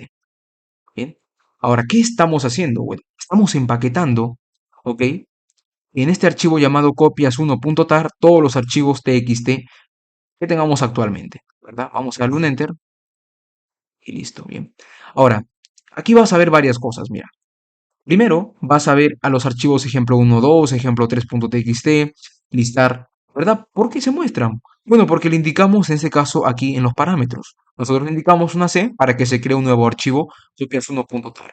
Le indicamos en este caso una V. ¿Para qué? Bueno, para que se muestre toda esa lista detallada que estás viendo por pantalla, porque si tú no lo colocabas una V, obviamente no te iba a mostrar nada. ¿Y por qué se muestra la F? La F, bueno, ¿por qué colocas la F? La F básicamente indica que vas a empaquetar o desempaquetar un archivo .tar. Bien, aquí le pasas el archivo copias1.tar y le colocas asterisco.txt. Esto lo que indica es que todos los archivos txt lo vas a empaquetar dentro de este archivo. Y bueno, por la opción que te expliqué hace un momento, la V se muestra aquí todo detalladamente. Bien. Entonces, acabamos de hacer como un pequeño backup, o sea, como un respaldo. Tenemos un pequeño respaldo, una pequeña copia de todos los archivos txt. Ahora, si tú eliminas todos los archivos que existen, si tú eliminas todos estos archivos actuales, bien, vas a perderlo todo, obviamente. Pero como tú has creado un respaldo, una copia de seguridad, por decirlo así, puedes recuperar todo de una manera muy sencilla, simplemente desempaquetando este archivo copias1.tar. Bien, entonces, ahora vamos a colocar aquí un ls. A ver, y aquí puedes ver, en este caso, copias1.tar. Este es el que quiero que te interese. Bueno, yo aquí tengo otros de prueba, pero lo que yo quiero que te importe a ti, o que, al que le tomes interés, le tomes importancia, es a copias1.tar. Bien, quiero que le tomes mucha importancia a ese archivo, porque ese es el archivo que contiene o está empaquetando a los demás ficheros de texto. Vamos a darle un clear y vamos a hacer un ejemplo, mira. Vamos a colocarle tar cvf, ¿verdad? Y le colocamos en este caso copias1.tar. Listo. Bien, ¿qué estamos haciendo? Estamos haciendo, no es, estamos tipo desempaquetando o mostrando la información. ¿Por qué? Porque en este archivo están los archivos de texto. Entonces, con T, básicamente, ¿qué le indicamos? T nos va a servir para poder mostrar la lista de los contenidos de un archivo. Bien, en este caso estoy mostrando el contenido del archivo copias1.tar. Por ello le coloco la T. La V para que se muestre detalladamente y la F para que indique que va a hacer alguna operación de empaquetamiento o desempaquetamiento. Bien, cualquiera de las dos. Vamos a colocarle nuevamente un clear para limpiar la consola. Y bien, ya podemos ver, a ver, voy a colocarlo otra vez. Bien. Y recuerda que también repasamos el tema. En este caso todos tienen un guión porque son ficheros. Aquí ya sabes cuál es el usuario, el grupo, ¿verdad? Más o menos sabes por qué está la R, la W. Ya lo hablamos en su momento. Perfecto. Ahí tú puedes ir jugando, puedes agregarle permisos, puedes manejar los permisos y todo eso. Perfecto. Bien. Ahora, este es un ejemplo básico utilizando el comando tar. ¿Qué te parece si vemos otro ejemplo en la cual vamos a recuperar información y colocarla en un directorio en particular? Por ejemplo, nos vamos aquí a la carpeta tmp, bien, y aquí creamos una nueva carpeta. mkdir se va a llamar datas, por decirlo así, bien. Datas. Y aquí cd datas. Le vamos a colocar char xvf. ¿Por qué la X? Porque vamos a extraer. Ok. La V para que se muestre detalladamente y la F porque vas a hacer alguna operación de empaquetamiento o desempaquetamiento. Y por ello utilizas el comando tar, ¿verdad? Ahora le vamos a colocar, en este caso, home, Cristian. Le vamos a llamar, ¿qué te parece? Le llamamos copies. Le vamos a llamar copies.tar. Ok, enter. A ver, vamos a colocarle, no se puede especificar, no existe el archivo o el directorio. Home, Cristian. Ah, es que aquí le tenemos que colocar copias.tar. Copias1.tar. Ahora sí. Bien. Vamos a darle aquí un ls y bien. ¿Qué estamos haciendo? Bueno, básicamente lo que estamos haciendo es lo siguiente. Mira, oye, yo quiero que tú le estás diciendo esto. Yo quiero que tú me desempaquetes, ¿ok? Con un tar, por le indicamos eso, y le vamos a pasar las opciones XVF. X significa para poder extraer. Vas a extraer toda la información de un fichero. Quiero que me lo muestres detalladamente lo que estás haciendo. Y bueno, es una operación de tipo empaquetamiento o desempaquetamiento. Por eso, por ello le colocas la F. Y ahora le colocas home Christian porque le estás indicando, en este caso, la ruta en la cual tú quieres extraer toda esa información. Yo quiero extraer esa información y guardarla en home Christian. En este caso, eh, bueno, aquí me equivoqué. Aquí me equivoqué lo que te estoy explicando. No vas a extraer esto y lo vas a guardar en home Christian, no. Sino que le vas a pasar la ruta del fichero del cual tú vas a extraer la información. En este caso tú le estás indicando dónde está el fichero copias1.tar y esa información la vas a guardar en el directorio actual en el cual tú estás. Y en este caso estamos en datas. Si hacemos un ls a datas, aquí podemos ver en este caso todos los ficheros de texto que estaban en el archivo copias1.tar. Estamos viendo un poco el tema de empaquetamiento, desempaquetamiento, es bastante interesante. Bien, bueno, así que esto ha sido el comando tar. Pero este no es el único. Hay otros comandos como por ejemplo el gzip, el bzip y lo vamos a ver a continuación. Ahora vamos a ver el tema de tipos de compresores que existen en Linux. Básicamente son formas en la cual o tipos en la cual nosotros vamos a poder comprimir nuestros archivos y directorios. Y para ello existen tres tipos de compresores, ¿verdad? En este caso son el gzip, bzip y zip. Bien. Bueno, el gzip es bastante sencillo porque te va a permitir comprimir un solo fichero. Este se usa bastante en Linux. Bueno, su tiempo de conversión es bastante razonable. Cuando quieres trabajar con ficheros que tengan un tamaño relativamente pequeño, puedes utilizar el gzip, ¿verdad? Sería, bueno, es una buena opción el gzip. Ahora, tienes luego el bzip. Bueno, el bzip ofrece una mayor tasa de comprensión a comparación del gzip, que se usa para archivos relativamente pequeños, ¿verdad? El gzip, bueno, el bzip en este caso, tiene una mayor tasa de comprensión en comparación al gzip. pero a costa de un mayor tiempo de comprensión y descompresión. O sea, se tarda un poco más, pero maneja archivos un poco más grandes, tiene mayor eficiencia, ¿verdad? Por el mismo tema de que se usa más para la comprensión y descomprensión de archivos un poco más grandes. Pero como te lo digo, es depende. Tú puedes utilizar gzip o bzip. O sea, tendrías que ver el tamaño del archivo. O cuánto espacio, cuánto de memoria ocupa el archivo. Perfecto. Por último tenemos al zip. En este caso, el zip es muy parecido al de Windows porque tenemos un punto zip en Windows, que es un tipo de compresor también. Perfecto, pero el zip es capaz de comprimir carpetas, ¿verdad? Se utiliza bastante Windows, ¿ok? En Windows nosotros hemos trabajado bastante con zip. Y bueno, también es compatible con otros sistemas operativos como por ejemplo Linux. Bien, básicamente este zip te va a ayudar, o bueno, algunas de sus funciones principales son comprimir y gestionar la comprensión y descomprensión para archivos grandes. Ok, aquí ya te hablo de gigas, archivos un poco más grandes, ¿verdad? Este es un poco más sencillo, un poco más versátil que los tipos de compresores anteriores como gzip y bzip, pero en términos de formato de archivo. Así que ya sabes, zip para ficheros, para carpetas, son grandes, ok, tienen un tamaño grande. Bzip, aquellos que tienen un tamaño regular, y gzip para lo que son un tamaño un poco más pequeño, ¿verdad? Perfecto. Listo. Básicamente estos son los tres tipos de compresores que tenemos. gzip para un solo archivo, bzip para archivos regulares y zip para carpetas. Ya trabaja con carpetas, archivos que, bueno, estamos hablando de gigas, por decirlo así, ¿verdad? Que es un poco más grande. Bien, vamos a ver algunos ejemplos de todos estos tipos de compresores del cual te acabo de comentar. Y veamos primero un ejemplo con gzip. Para ello, ¿qué te parece si acá en la consola, vamos a copiar aquí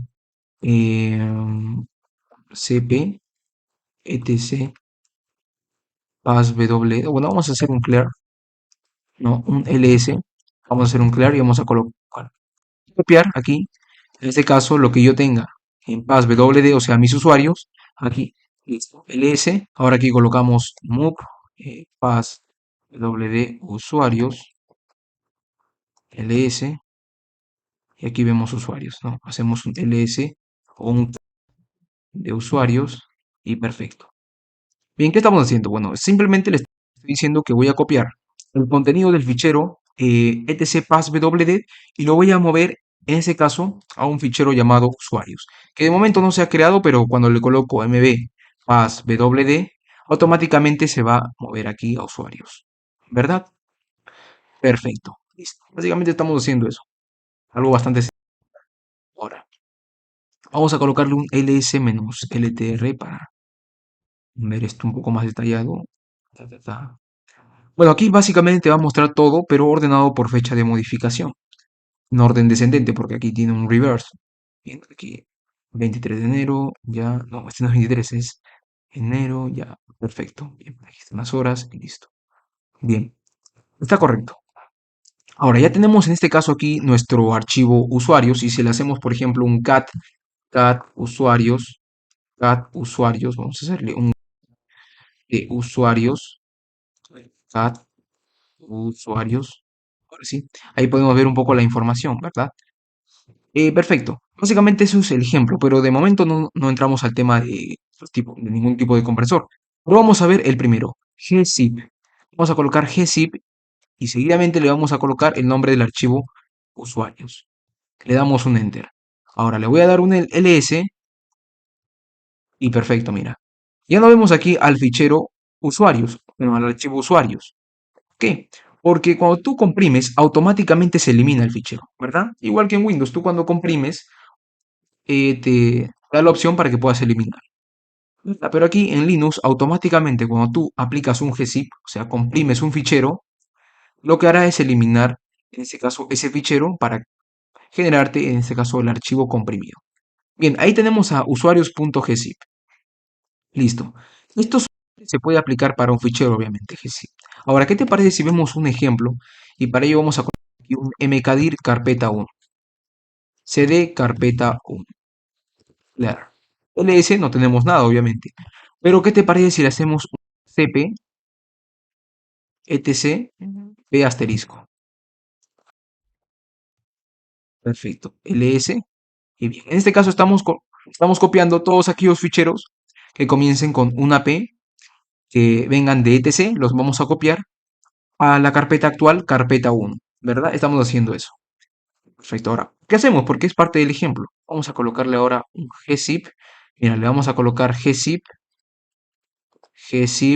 asterisco, bien, y le colocamos ls-l. Bien, ahora, hay una gran diferencia entre utilizar, por ejemplo, un gzip y colocas el nombre de un archivo, ¿verdad? El nombre del archivo que vas a comprimir, a diferencia de colocar un gzip y asterisco. Gzip asterisco lo que hace es comprimir todos los archivos de una carpeta. Mientras que si tú le colocas un gzip y el nombre del archivo que vas a comprimir, sería diferente, ¿verdad? Ahora, ¿cómo descomprimimos todo lo que acabamos de comprimir? Fácil, con un g un zip. G un p asterisco. ls y perfecto. Los archivos ya no están comprimidos. Ahora, si tú quieres comprimir solamente un archivo en particular, le colocas gzip passwd. Listo, ls, y aquí solamente podrás ver que el archivo, que en este caso simplemente está comprimido, es el archivo passwd. Bien, vamos a hacerle un clear para limpiar la consola. Veamos ahora en este caso a bzip 2. Bzip, bueno, aquí tenemos a bzip, pero bueno, en la versión actual se le trabaja con bzip 2, que simplemente sería una nueva versión al bzip tradicional, que como te lo dije en un momento, este tiene un algoritmo mejorado al gzip, ¿ok? Que puede conseguir mejores resultados al momento de comprimir y descomprimir. Y bueno, al igualmente que gzip, simplemente trabaja con ficheros. Así que dentro de la carpeta 1 hacemos un ls y bueno, vamos a hacer un gzip, simplemente hacemos un bzip 2 asterisco para comprimir todo. ls, todo está comprimido, todos tienen bz2, ese formato. Perfecto. ls-l, y de igual manera se muestra todo comprimido. Para descomprimirlo, b un zip 2 y le colocamos asterisco. ls y perfecto. Bien, esto simplemente sería muy parecido al gzip. Y ahora pasemos al zip. Bueno, el zip sí puede ser un poco más complejo. ¿No te parece si hacemos algo como zip, copia.zip, copia.zip, o vamos a colocarle copy.zip, asterisco. Bien, enter, ls. Perfecto. ¿De qué se encarga copy.zip? Se utiliza para comprimir todos los ficheros y directorios en el directorio actual en un archivo llamado, en este caso, el archivo que le esté llamando. En este caso nosotros le estamos llamando copia zip. Tú vas a comprimir en un archivo llamado copia zip todos los ficheros y directorios. Este aplica para ficheros y directorios. Bien, eso lo estás indicando. Le colocas ls-l y ahí lo podrás ver. Ahora, si tú le colocas un ls, los puntos, por ejemplo, nos vamos aquí a data, perfecto, nos vamos aquí a data, bien. Y por ejemplo, le coloco un zip "-r", ok, y le llamo copy-total.zip asterisco. Bien, ¿para qué sirve esta opción R? Esta opción indica, en este caso, a la utilidad de zip que debe comprimir los archivos de forma recursiva. Esto quiere decir incluir todos los archivos y subdirectorios del directorio actual. O sea, si tú aquí en este caso en la ruta actual, en datas, tú tienes subdirectorios, tú vas a comprimir de igual manera a sus subdirectorios y sus subelementos, por decirlo así. Así que le colocamos este y por ello es que aquí se demora más, mira, tiene más. Le colocamos un ls-l y aquí podemos ver en este caso a copy-total.zip, ¿verdad? Bueno, para eso sirve la opción "-r", también la puedes usar. Perfecto. Bien. Y bueno, ese sería un poco más o menos el uso de zip, gzip, bzip 2, ¿no? Un poco el tema de archivados, el tema de backups, el tema de comprensiones, descomprensiones de archivos, ¿verdad? Perfecto. Pasemos al siguiente tema del curso. Hablemos a continuación de los trabajos en Linux. Bueno, ¿qué sería un trabajo en Linux? La verdad que es un concepto bastante sencillo, al igual que un backup. Bueno, básicamente un trabajo sería como una acción en Linux que se va a poder repetir eh, por un periodo de tiempo o bajo un periodo de tiempo, ¿verdad? Básicamente eso es un trabajo aquí en Linux. Es una acción que se va a poder repetir eh, bajo un determinado tiempo. Vamos a ver aquí a continuación un ejemplo de cómo podemos lanzar comandos en un determinado tiempo. Básicamente para eso nos sirven los trabajos en Linux. Nos sirve para repetir la ejecución de algún comando de forma periódica. ¿Verdad? Por ejemplo, te voy a poner un ejemplo sencillo. Yo quiero que todos los días a las 9 de la noche, 9 p.m., ok, se haga un respaldo, en ese caso, de todos los archivos o de una base de datos. ¿Verdad? Por ejemplo, todos los días, de lunes a sábado, a excepción de domingo. Yo quiero que todos los días se haga un backup. Y yo obviamente todos los días no voy a poder hacerlo. Entonces yo voy a crear un trabajo para que se encargue de hacerlo todos los días, de lunes a sábado, a excepción de un domingo. Básicamente, más o menos de ahí va el ejemplo de un comando, bueno, de un trabajo. Y vamos a ver algo en el código. Mira, ¿qué te parece si aquí simplemente colocamos what? Bueno, aquí está el comando watch. ¿Para qué sirve el comando watch? Bueno, watch, que significa ver, es el comando que se utiliza para ejecutar de forma periódica otro comando y mostrar sus resultados en tiempo real. Tú vas a ver o vas a mostrar en tiempo real los resultados de algún comando, ¿verdad? Bueno, y para ello, ¿qué te parece si vemos un pequeño ejemplo? Vamos a abrir dos terminales y vamos a colocar aquí mkdir, mkdir, prácticas, simplemente trabajos. Bueno, y aquí en vez de crear bueno, en este caso, un archivo, vamos a simplemente limpiar y vamos a hacer algo como esto. Mira, vamos a hacer un ejemplo un poco más sencillo, ¿ok?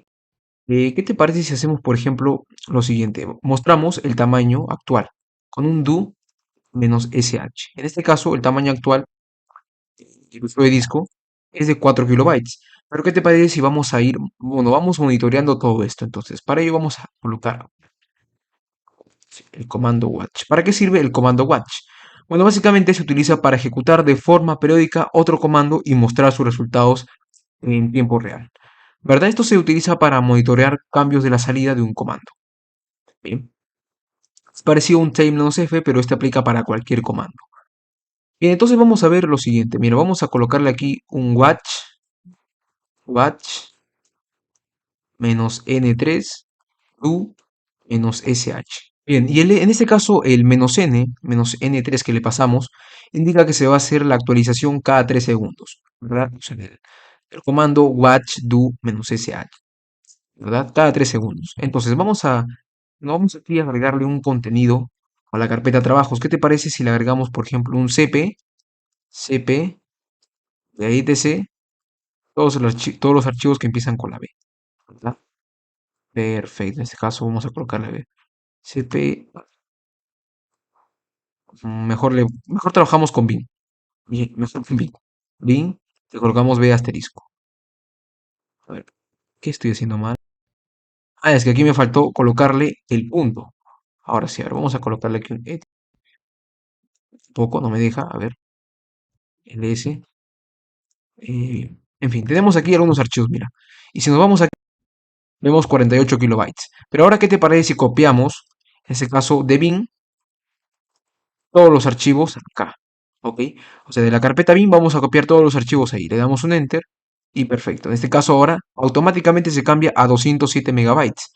¿Verdad? Mira, se va actualizando cada 3 segundos. Estaba en 116 megabytes y cambió a 207 megabytes en un intervalo de 3 segundos. Entonces, más o menos para esto te sirve el comando watch, para poder ir monitoreando las tareas o los trabajos que se hacen en alguna otra terminal o, bueno, en este caso se va a encargar, mejor dicho, de monitorear todo lo que se hace bajo un comando. ¿Ok? Y para ello aquí le indicamos con watch qué comando vamos a ir monitoreando. Perfecto. Pero eso es básicamente un ejemplo, ¿verdad? Vamos a ver otro ejemplo un poco más completo. Por ejemplo, nos vamos aquí a la carpeta normal, ¿verdad?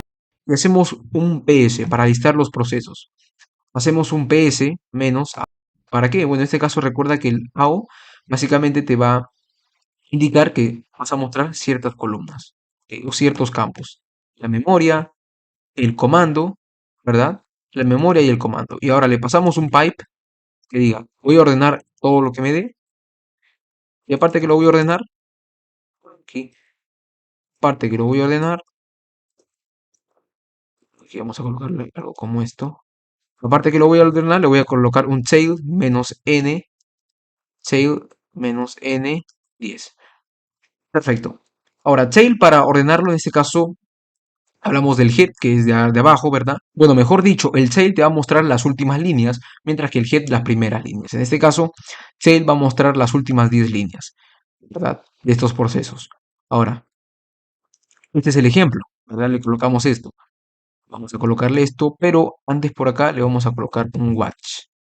Vamos a colocarle un watch, en este caso menos n2, y le colocamos esto. Bueno, vamos a ejecutar esto primero.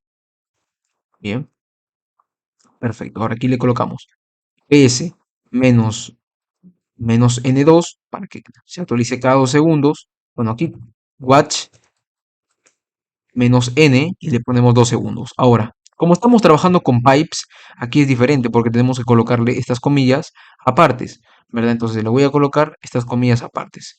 Simplemente voy a tratar de copiar todo esto y derecho, copiar y lo voy a pegar acá. Aquí dentro de esto lo voy a pegar. Simplemente clic derecho, pegar. Perfecto. Ahora, esto voy a cerrar acá y acá también lo voy a cerrar. Listo. Bien, toda esta parte de ps menos AU, la memoria, el comando, sort y estos pipes, tengo que pasarlo de esta manera. Le doy un enter. Listo. Bien, en este caso se va a ir monitoreando, ¿verdad? Como puedes ver. Perfecto. Luego en este caso, bajo un intervalo de 2 segundos, va a ir monitoreando todo este comando de acá. ps, lo volvemos a ejecutar, ¿verdad? Y perfecto. En este caso no pasa nada porque simplemente lo está monitoreando. Bien, hemos visto dos ejemplos, uno con pipes y procesos, y el ejemplo anterior que vimos un poco cómo podemos ir monitoreando el tamaño de una carpeta en particular utilizando el comando do. Ahora vamos a ver un poco otro comando bastante interesante, y es el comando con, en este caso, vamos a colocarle cron tab, cron tab, cron tab, menos cal. Bueno, a ver, vamos a colocarle aquí lo menos. Bien, no recuerdo si era así o era así el comando, creo que era de esta manera. Menos head. Bueno, en fin. Puedes colocarle también mam head, acuérdate, pues, simplemente mam crop tab, también de esta manera, por si no te acordabas. Mam, man crop tab. Pero en fin, básicamente, esto te va a permitir, crop tab es como un planificador, ¿bien? Es un planificador. Vamos a colocar aquí un control H, a ver, control C. Bueno, no sé qué pasa con mi teclado, pero lo voy a cerrar acá. Le voy a dar cerrar terminal y... Bueno, vamos a hablar sobre Chrome Tab. Chrome Tab.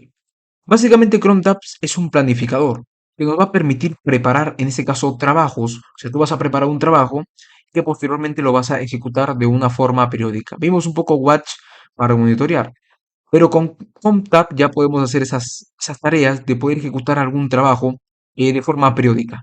Entonces, Chrome Tab lo podemos utilizar en un entorno un poco más administrativo, por decirlo así, ¿verdad? Porque se usa bastante para planificar trabajos, hacer respaldos, modificaciones en el sistema, ¿verdad? Bueno, y en este caso vamos a ver algo simple, bien. La idea es simplemente enseñarte y mostrarte algo simple. Bien, para ello vamos a hacer lo siguiente. Quiero mostrarte algo. El fichero, o en el sistema Linux, en Linux tenemos un fichero llamado crontab, ubicado aquí, mira, vamos a irnos a cat, etc, crontab. Aquí en etc se encuentra crontab. Y tú puedes ver su contenido utilizando cat. Ahora, si a ti te sale algún error, aunque lo dudo, simplemente puedes instalarlo o puedes dejarme aquí en la casilla de comentarios el error que te sale y yo te voy a poder ayudar. Bueno, yo voy a poder ayudarte, voy a hacer lo posible para poder ayudarte. Bien, perfecto. Ahora, como te lo digo, ¿no? Aquí podemos ver en este fichero el contenido del archivo, bueno, el contenido del archivo crontab. Aquí tenemos varios parámetros, bueno, varias cosas. Vamos a ir analizando.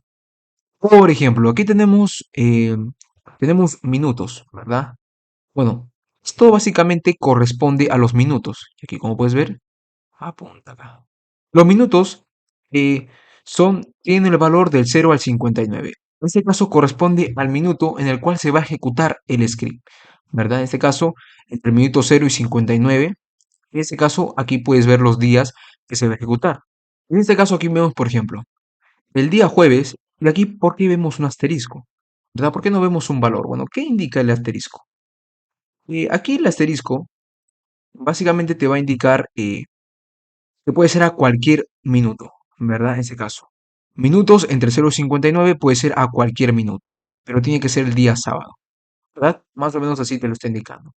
Ahora aquí puedes ver el viernes, luego tenemos aquí la parte de horas. Las horas son de entre 0 y 23.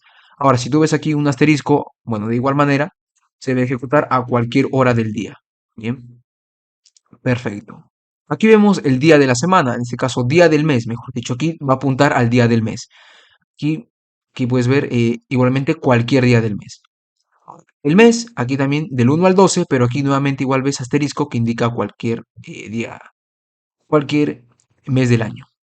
Aquí día de la semana del 0 al 6 igualmente. El 0, en este caso, vamos a colocarle día de la semana del 0 al 6, ¿verdad?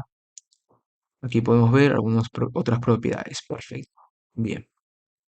Ok, y aquí están minutos, horas, los días. Son son propiedades básicas que tenemos del archivo, ¿verdad? Bien. Ahora, algo más que te quiero explicar, por ejemplo, es que... ¿Dónde está? ¿Dónde está? A ver, aquí está. Bien. Aquí tenemos username y el comando. Esta parte del comando, bueno, básicamente, ¿dónde está? A ver, acá está. CD, esta parte acá. Este sería el comando que se va a ejecutar. Aquí apunta al usuario que lo va a ejecutar. Bueno, aquí están las propiedades que te las expliqué hace un momento, ¿verdad? Como el minuto, las horas, el día del mes, etcétera. Bien, pero son básicamente son propiedades muy básicas. Bien, ahora vamos a ver un ejemplo de Chrome Tab. ¿Qué te parece? Para comprender todo esto mejor. Por ahí vamos a limpiar la consola, vamos a hacer un clear. Y bueno, lo que haremos es, por ejemplo, cada minuto que pase, eh, guardar en un fichero la fecha actual. Entonces, para ello vamos a irnos aquí a trabajos, C trabajos, y vamos a mostrar el contenido. Bueno, vamos a eliminar este directorio y vamos a volver a crearlo. Para ello, rm menos i trabajos. No, menos r trabajos. ¿Verdad?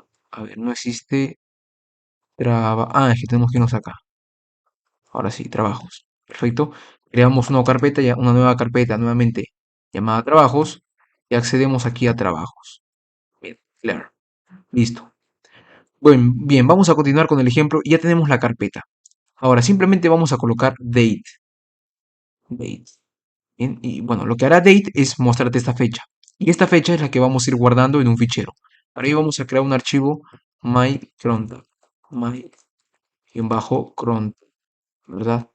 Touch mycrontab. Listo. Touch mycrontab.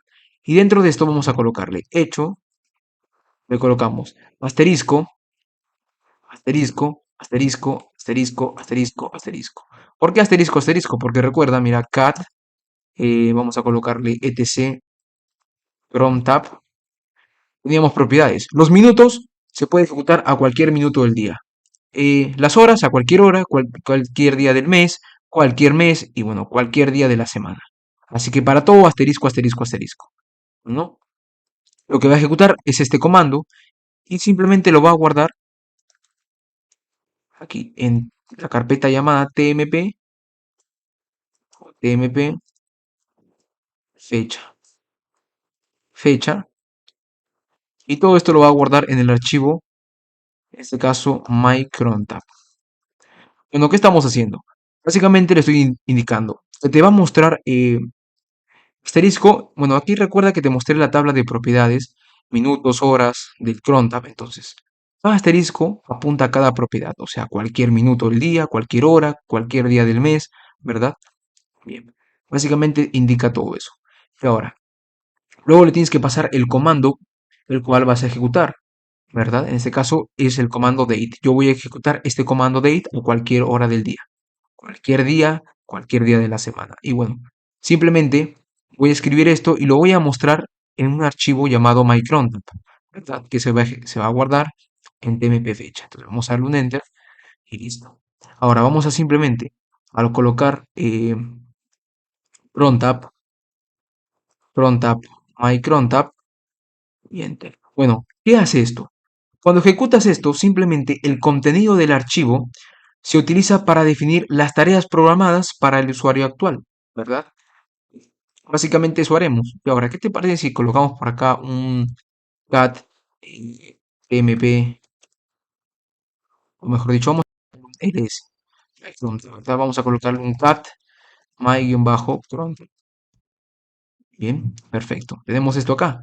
Pero si ahora nos vamos aquí a cat y le colocamos mp, le colocamos fecha, ¿verdad? Mira, aquí nos da otra cosa. Bueno, en este caso nos da la fecha actual. Bueno, pasado un minuto nos va a mostrar otra información. Simplemente tenemos que esperar un minuto. Bien, básicamente lo que estamos haciendo aquí, te lo explico nuevamente, es ejecutando, o bueno, estamos guardando todo este comando y vamos a mostrar el comando date con estas propiedades del cron tab, lo vamos a guardar en un fichero en tmp fecha.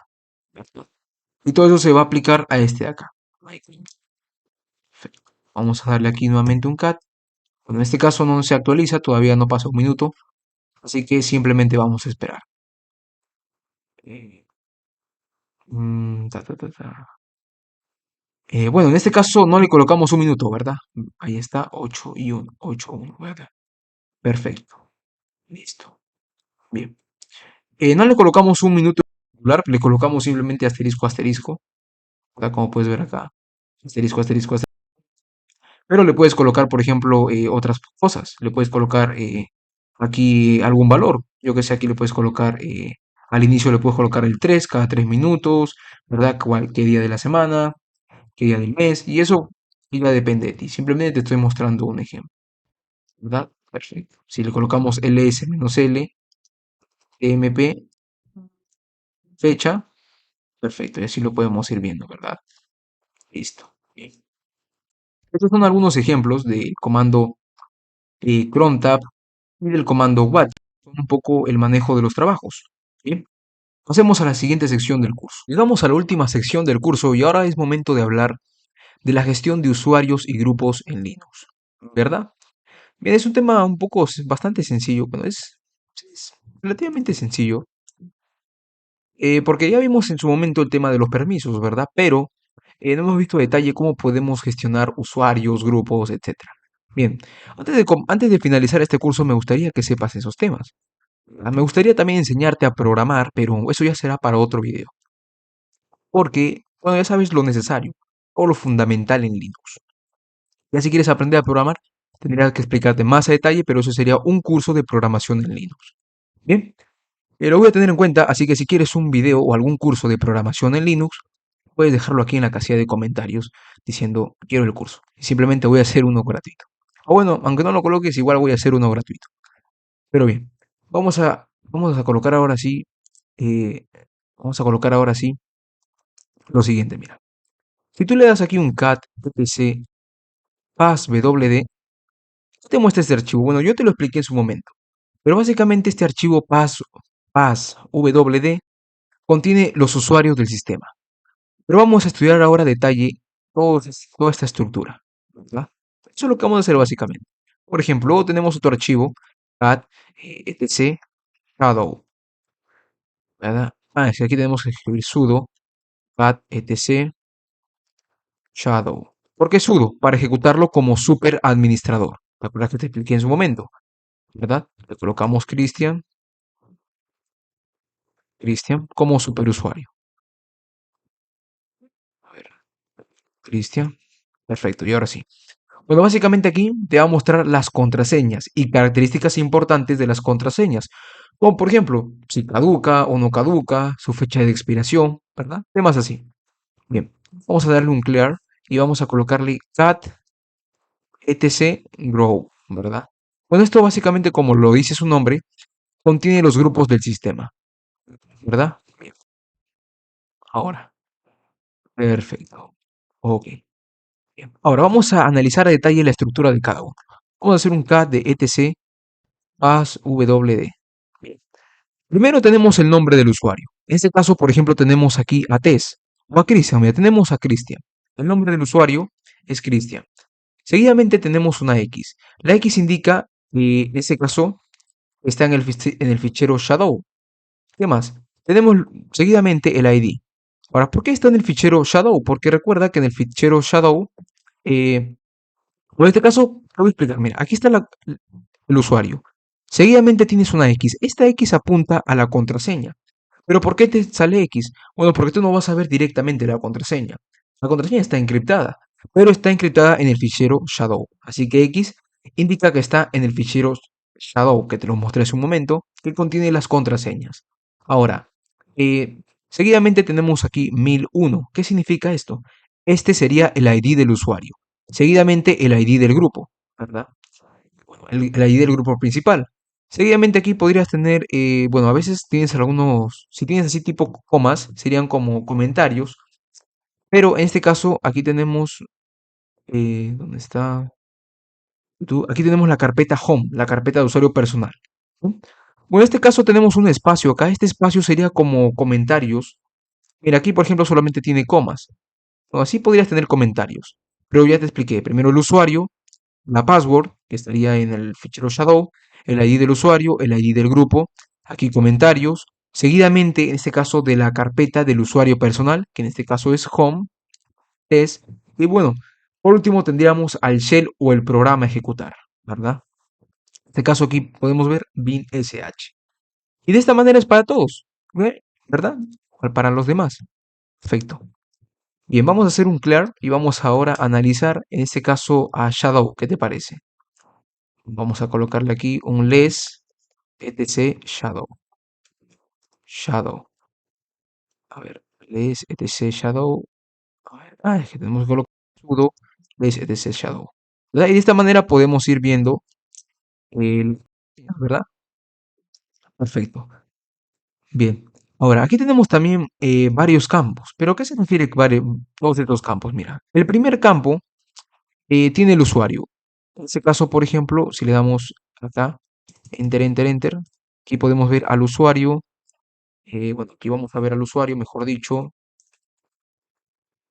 Vamos a ver, perfecto. Aquí, por ejemplo, podemos ver al usuario Raúl. Este tiene el usuario. Seguidamente la contraseña. Esta contraseña obviamente está encriptada, ¿verdad? No la vas a ver del todo. Luego tenemos otro campo que va a indicar si se cambió o no. Indica cuándo se cambió la contraseña por última vez, pero de momento aquí no la vemos. ¿Dónde está? Acá está. ¿Cuándo se cambió la contraseña por última vez? ¿Verdad? Luego, aquí tenemos lo siguiente. Indica el número de días para cambiar la contraseña. O sea, indica cuántos días tengo que esperar para poder cambiar mi contraseña. En este caso me dice 0 días, ¿verdad?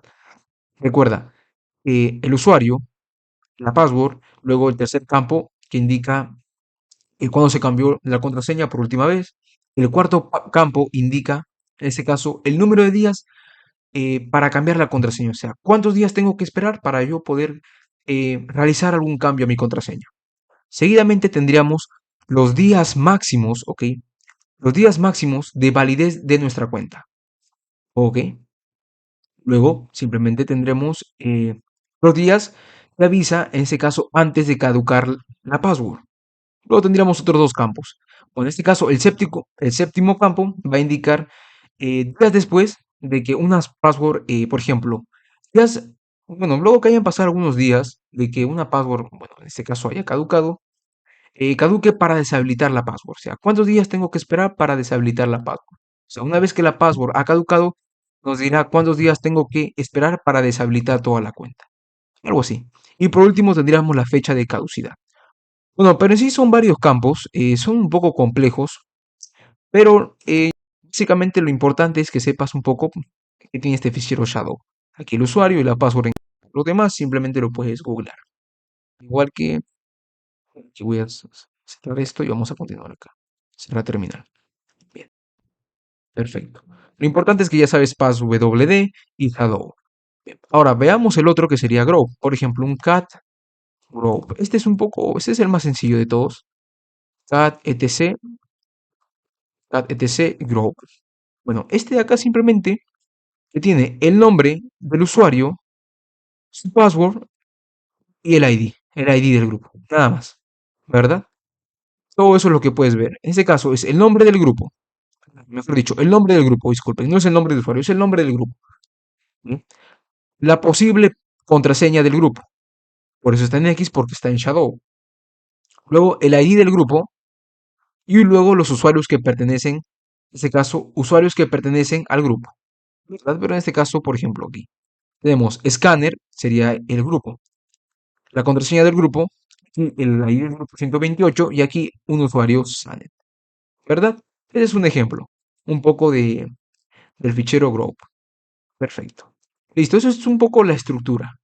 Pero ahora, ¿qué te parece si queremos hacer algunas operaciones como por ejemplo crear grupos, crear usuarios, modificar grupos, cambiar contraseñas? A todas esas operaciones me refiero. Entonces vamos a agregar un grupo de prueba, ¿qué te parece? Entonces, para ello vamos a colocar sudo. Siempre que quieras agregar algo nuevo, tienes que colocar sudo, porque vamos a indicarle que vamos a hacer una operación como el superusuario, vamos a agregarle algo nuevo al sistema. Por lo tanto, necesitamos agregar un nuevo grupo. Group add. Vamos a llamarlo, ¿qué te parece? Programación. Listo. Le colocamos nuestra contraseña y perfecto. Si hacemos en este caso un cat etc group, podemos ver aquí que tenemos el grupo programación. Lo que acabamos de hacer es agregar un nuevo grupo. Perfecto. Ahora, si quieres agregar un grupo con ID personalizado, por ejemplo, puedes colocar sudo group add y puedes colocarle "-g 1990". O vamos a ponerle 2006. eh, la fecha de nacimiento en la que yo nací, vamos a colocarle. Y, por ejemplo, le podemos colocar el nombre, vamos a colocarle backend. Bien, listo. Sudo grub. Ah, no, es que aquí tenemos que colocarle grub, sudo grub add. De esta manera. Ahora sí, si hacemos aquí un cat, bueno, hacemos un cat de los grupos, aquí podemos ver backend, en este caso con un ID personalizado llamado bueno, el valor 2006. Perfecto. De esta manera es como podemos crear grupos. Ahora vamos a ver un poco la creación de usuarios. También sería bastante sencillo. Simplemente colocamos sudo user add -d. Ok. Bueno, con -d le indicamos el espacio de trabajo de esta persona, o sea, de este usuario. Obviamente va a ser home, se va a llamar, ¿qué te parece si lo llamamos desarrollo? Home desarrollo. Bien, vamos a colocarle un grupo. En este caso vamos a asignarle el grupo 2006, el grupo que acabamos de crear, -s, que es la bash, por defecto es bin bash, ¿verdad? Perfecto. Y ahora le colocamos "-c". Vamos a colocarle "-c". Listo. Bueno, con esto le vamos a indicar el nombre. En este caso, por ejemplo, algún comentario, usuario prueba. Prueba y le vamos a llamar a este usuario, le parece programmer, programmer. Sí, lo vamos a llamar. Enter. Le damos un cat etc, pass wd. Bueno, primero te voy a explicar. Estamos agregando un usuario y le estamos pasando el directorio de trabajo. Le estamos pasando el grupo al cual va a pertenecer ese usuario, seguidamente la bash y bueno, algún comentario y el nombre del usuario, programmer. Aquí podemos ver programmer, ¿verdad? Con todo lo que te comenté hace un momento, todas las características que te comenté.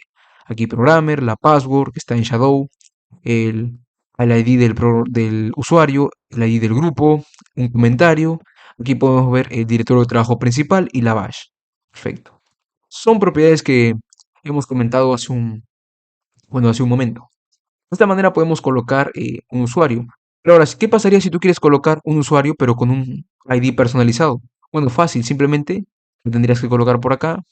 Vamos a colocarle programmer, vamos a colocarle tester, ¿ok? Tester. O mejor vamos a ponerle BDD1, así, como para la base de datos. O simplemente vamos a colocarle Linuxero, como algo como un meme Linuxero y le ponemos user add, ¿bien? Pero si le queremos pasar algún ID personalizado, tendríamos que colocarle algo como "-u", y por ejemplo el ID vamos a colocarle 2000, "-d", y perfecto. Vamos a colocarle igualmente desarrollo 1, enter. Le colocamos un cat, etc, pass, wd, y aquí podemos ver a Linuxero con el ID 2000, un ID personalizado, y perfecto. esta manera es como podemos crear usuarios con ID personalizado y también podemos agregar usuarios al sistema, a un grupo en particular. Ahora, ¿qué pasaría si yo le quiero cambiar, digamos, el usuario? Vamos a hacer un cat pass wd, cat, en este caso, etc, pass wd. Por ejemplo, mira, a Programmer vamos a cambiarle al grupo 1002, al cual pertenece Raúl. ¿Qué te parece? Le cambiamos a Linuxero a 1002 también. Entonces, para ello hacemos algo como esto, ¿no? Ponemos de esta manera, mira. Sudo, sudo usermod. Si cambiamos, en este caso modificamos algo al usuario. Menos que, para indicarle el grupo, en este caso 1002, y vamos a ponerle el nombre Linuxero. Enter. Hacemos un cat etc passwd y vemos que ahora Linuxero tiene el group ID de 1002. ¿Por qué? Porque aquí le indicamos esto, mira. Le indicamos, con sudo usermod tú indicas que vas a modificar. Con "-g" le indicas el grupo el cual vas a modificar. O sea, voy a cambiarle, y aquí, bueno, aquí le pasamos el username del el username. Aquí está el usuario. A este usuario le voy a cambiar el grupo y va a ser 1002. Básicamente eso es lo que le estás diciendo, ¿verdad? Perfecto. Vamos a colocarle clear, clear. Vamos a colocarle clear. Ahora, por ejemplo, si yo quiero modificar un grupo, sería como sudo group mod y le colocas "-n" para el nombre, por ejemplo. Al grupo, vamos a ver qué grupo tenemos. Tenemos al grupo, vamos a listar los grupos, ok. Vamos a hacer tc group. Vamos a ver los grupos. Por ejemplo, el grupo backend, vamos a cambiar lo que sea, eh, vamos a cambiarlo aquí, por ejemplo, sudo group mod "-n, al grupo backend, por frontend. Bien, por backend, a ver, backend, por backend 2. El grupo backend 2 no existe. Ah, es que es al revés. Pones el nuevo nombre, frontend, y luego el nombre actual, backend. Bien, entonces, para poder modificar algún grupo, tendrías que escribir sudo growmod, le colocas "-n" para indicar el nombre, en este caso el nuevo nombre que sería frontend. Y ahora, ¿qué grupo vas a cambiarle el nombre? A backend, ¿verdad? Y si hacemos aquí un cat, por ejemplo, etcgrow, aquí ya no vemos backend, sino vemos frontend. Bien, de esta manera es como podemos, por ejemplo, cambiar los grupos, ¿verdad? Perfecto. Bien, y esto es un poco el manejo de estos comandos para poder administrar a los usuarios. Pero también hay otro comando muy poderoso. Mira, te voy a mostrar otro comando muy poderoso antes de finalizar este curso. Vamos a mostrarte cat etc passwd. Es un comando llamado sudo userdel. Este te va a eliminar eh, algún usuario en particular, por ejemplo, el usuario programmer, ¿verdad? Si hacemos nuevamente esta operación, ya no vemos al usuario programmer. Y si tú quieres eliminar algún grupo en particular, por ejemplo, vamos a colocarle group, vamos a eliminar el grupo frontend. Entonces le tendríamos que colocar sudo group del, le ponemos frontend. Hacemos un cat, perfecto, ya no vemos frontend. De esta manera es como podemos agregar nuevos usuarios, modificarlos, agregar grupos, modificarlos y eliminar usuarios, eliminar grupos. Este curso ha sido bastante práctico, ¿verdad? No hemos visto teoría, pero lo básico. Y entonces es más que todo práctica. Hemos visto en esta sección, la redundancia, como te lo repetí hace un momento, cómo podemos modificar, eliminar, crear nuevos usuarios y grupos. Perfecto. Felicidades, acabas de adquirir una nueva habilidad y es la habilidad de saber manejar el sistema operativo Linux. Recuerda que Linux es uno de los sistemas operativos más populares al día de hoy y si quieres convertirte en un programador, en un desarrollador de software hecho y derecho, tienes que dominar esta habilidad. Y la verdad que estoy muy contento, estoy orgulloso de ti porque has logrado combinar con todo este curso. Y sé que este curso es gratuito, tal vez no es de pago, pero me he esforzado lo suficiente para que tú puedas aprender Linux desde cero, desde las bases hasta múltiples prácticas y ejercicios, hasta manejar comandos, hasta ver un poco de procesos, usuarios y otros temas muy interesantes. Así que nada, simplemente quiero agradecerte y espero que tú también me apoyes. Espero que te suscribas a mi canal de YouTube, espero que dejes tu comentario, espero que dejes tus críticas constructivas y no olvides seguirnos en nuestras redes sociales. Venga, te deseo lo mejor y nos vemos en un próximo video, en un próximo curso. Hasta pronto.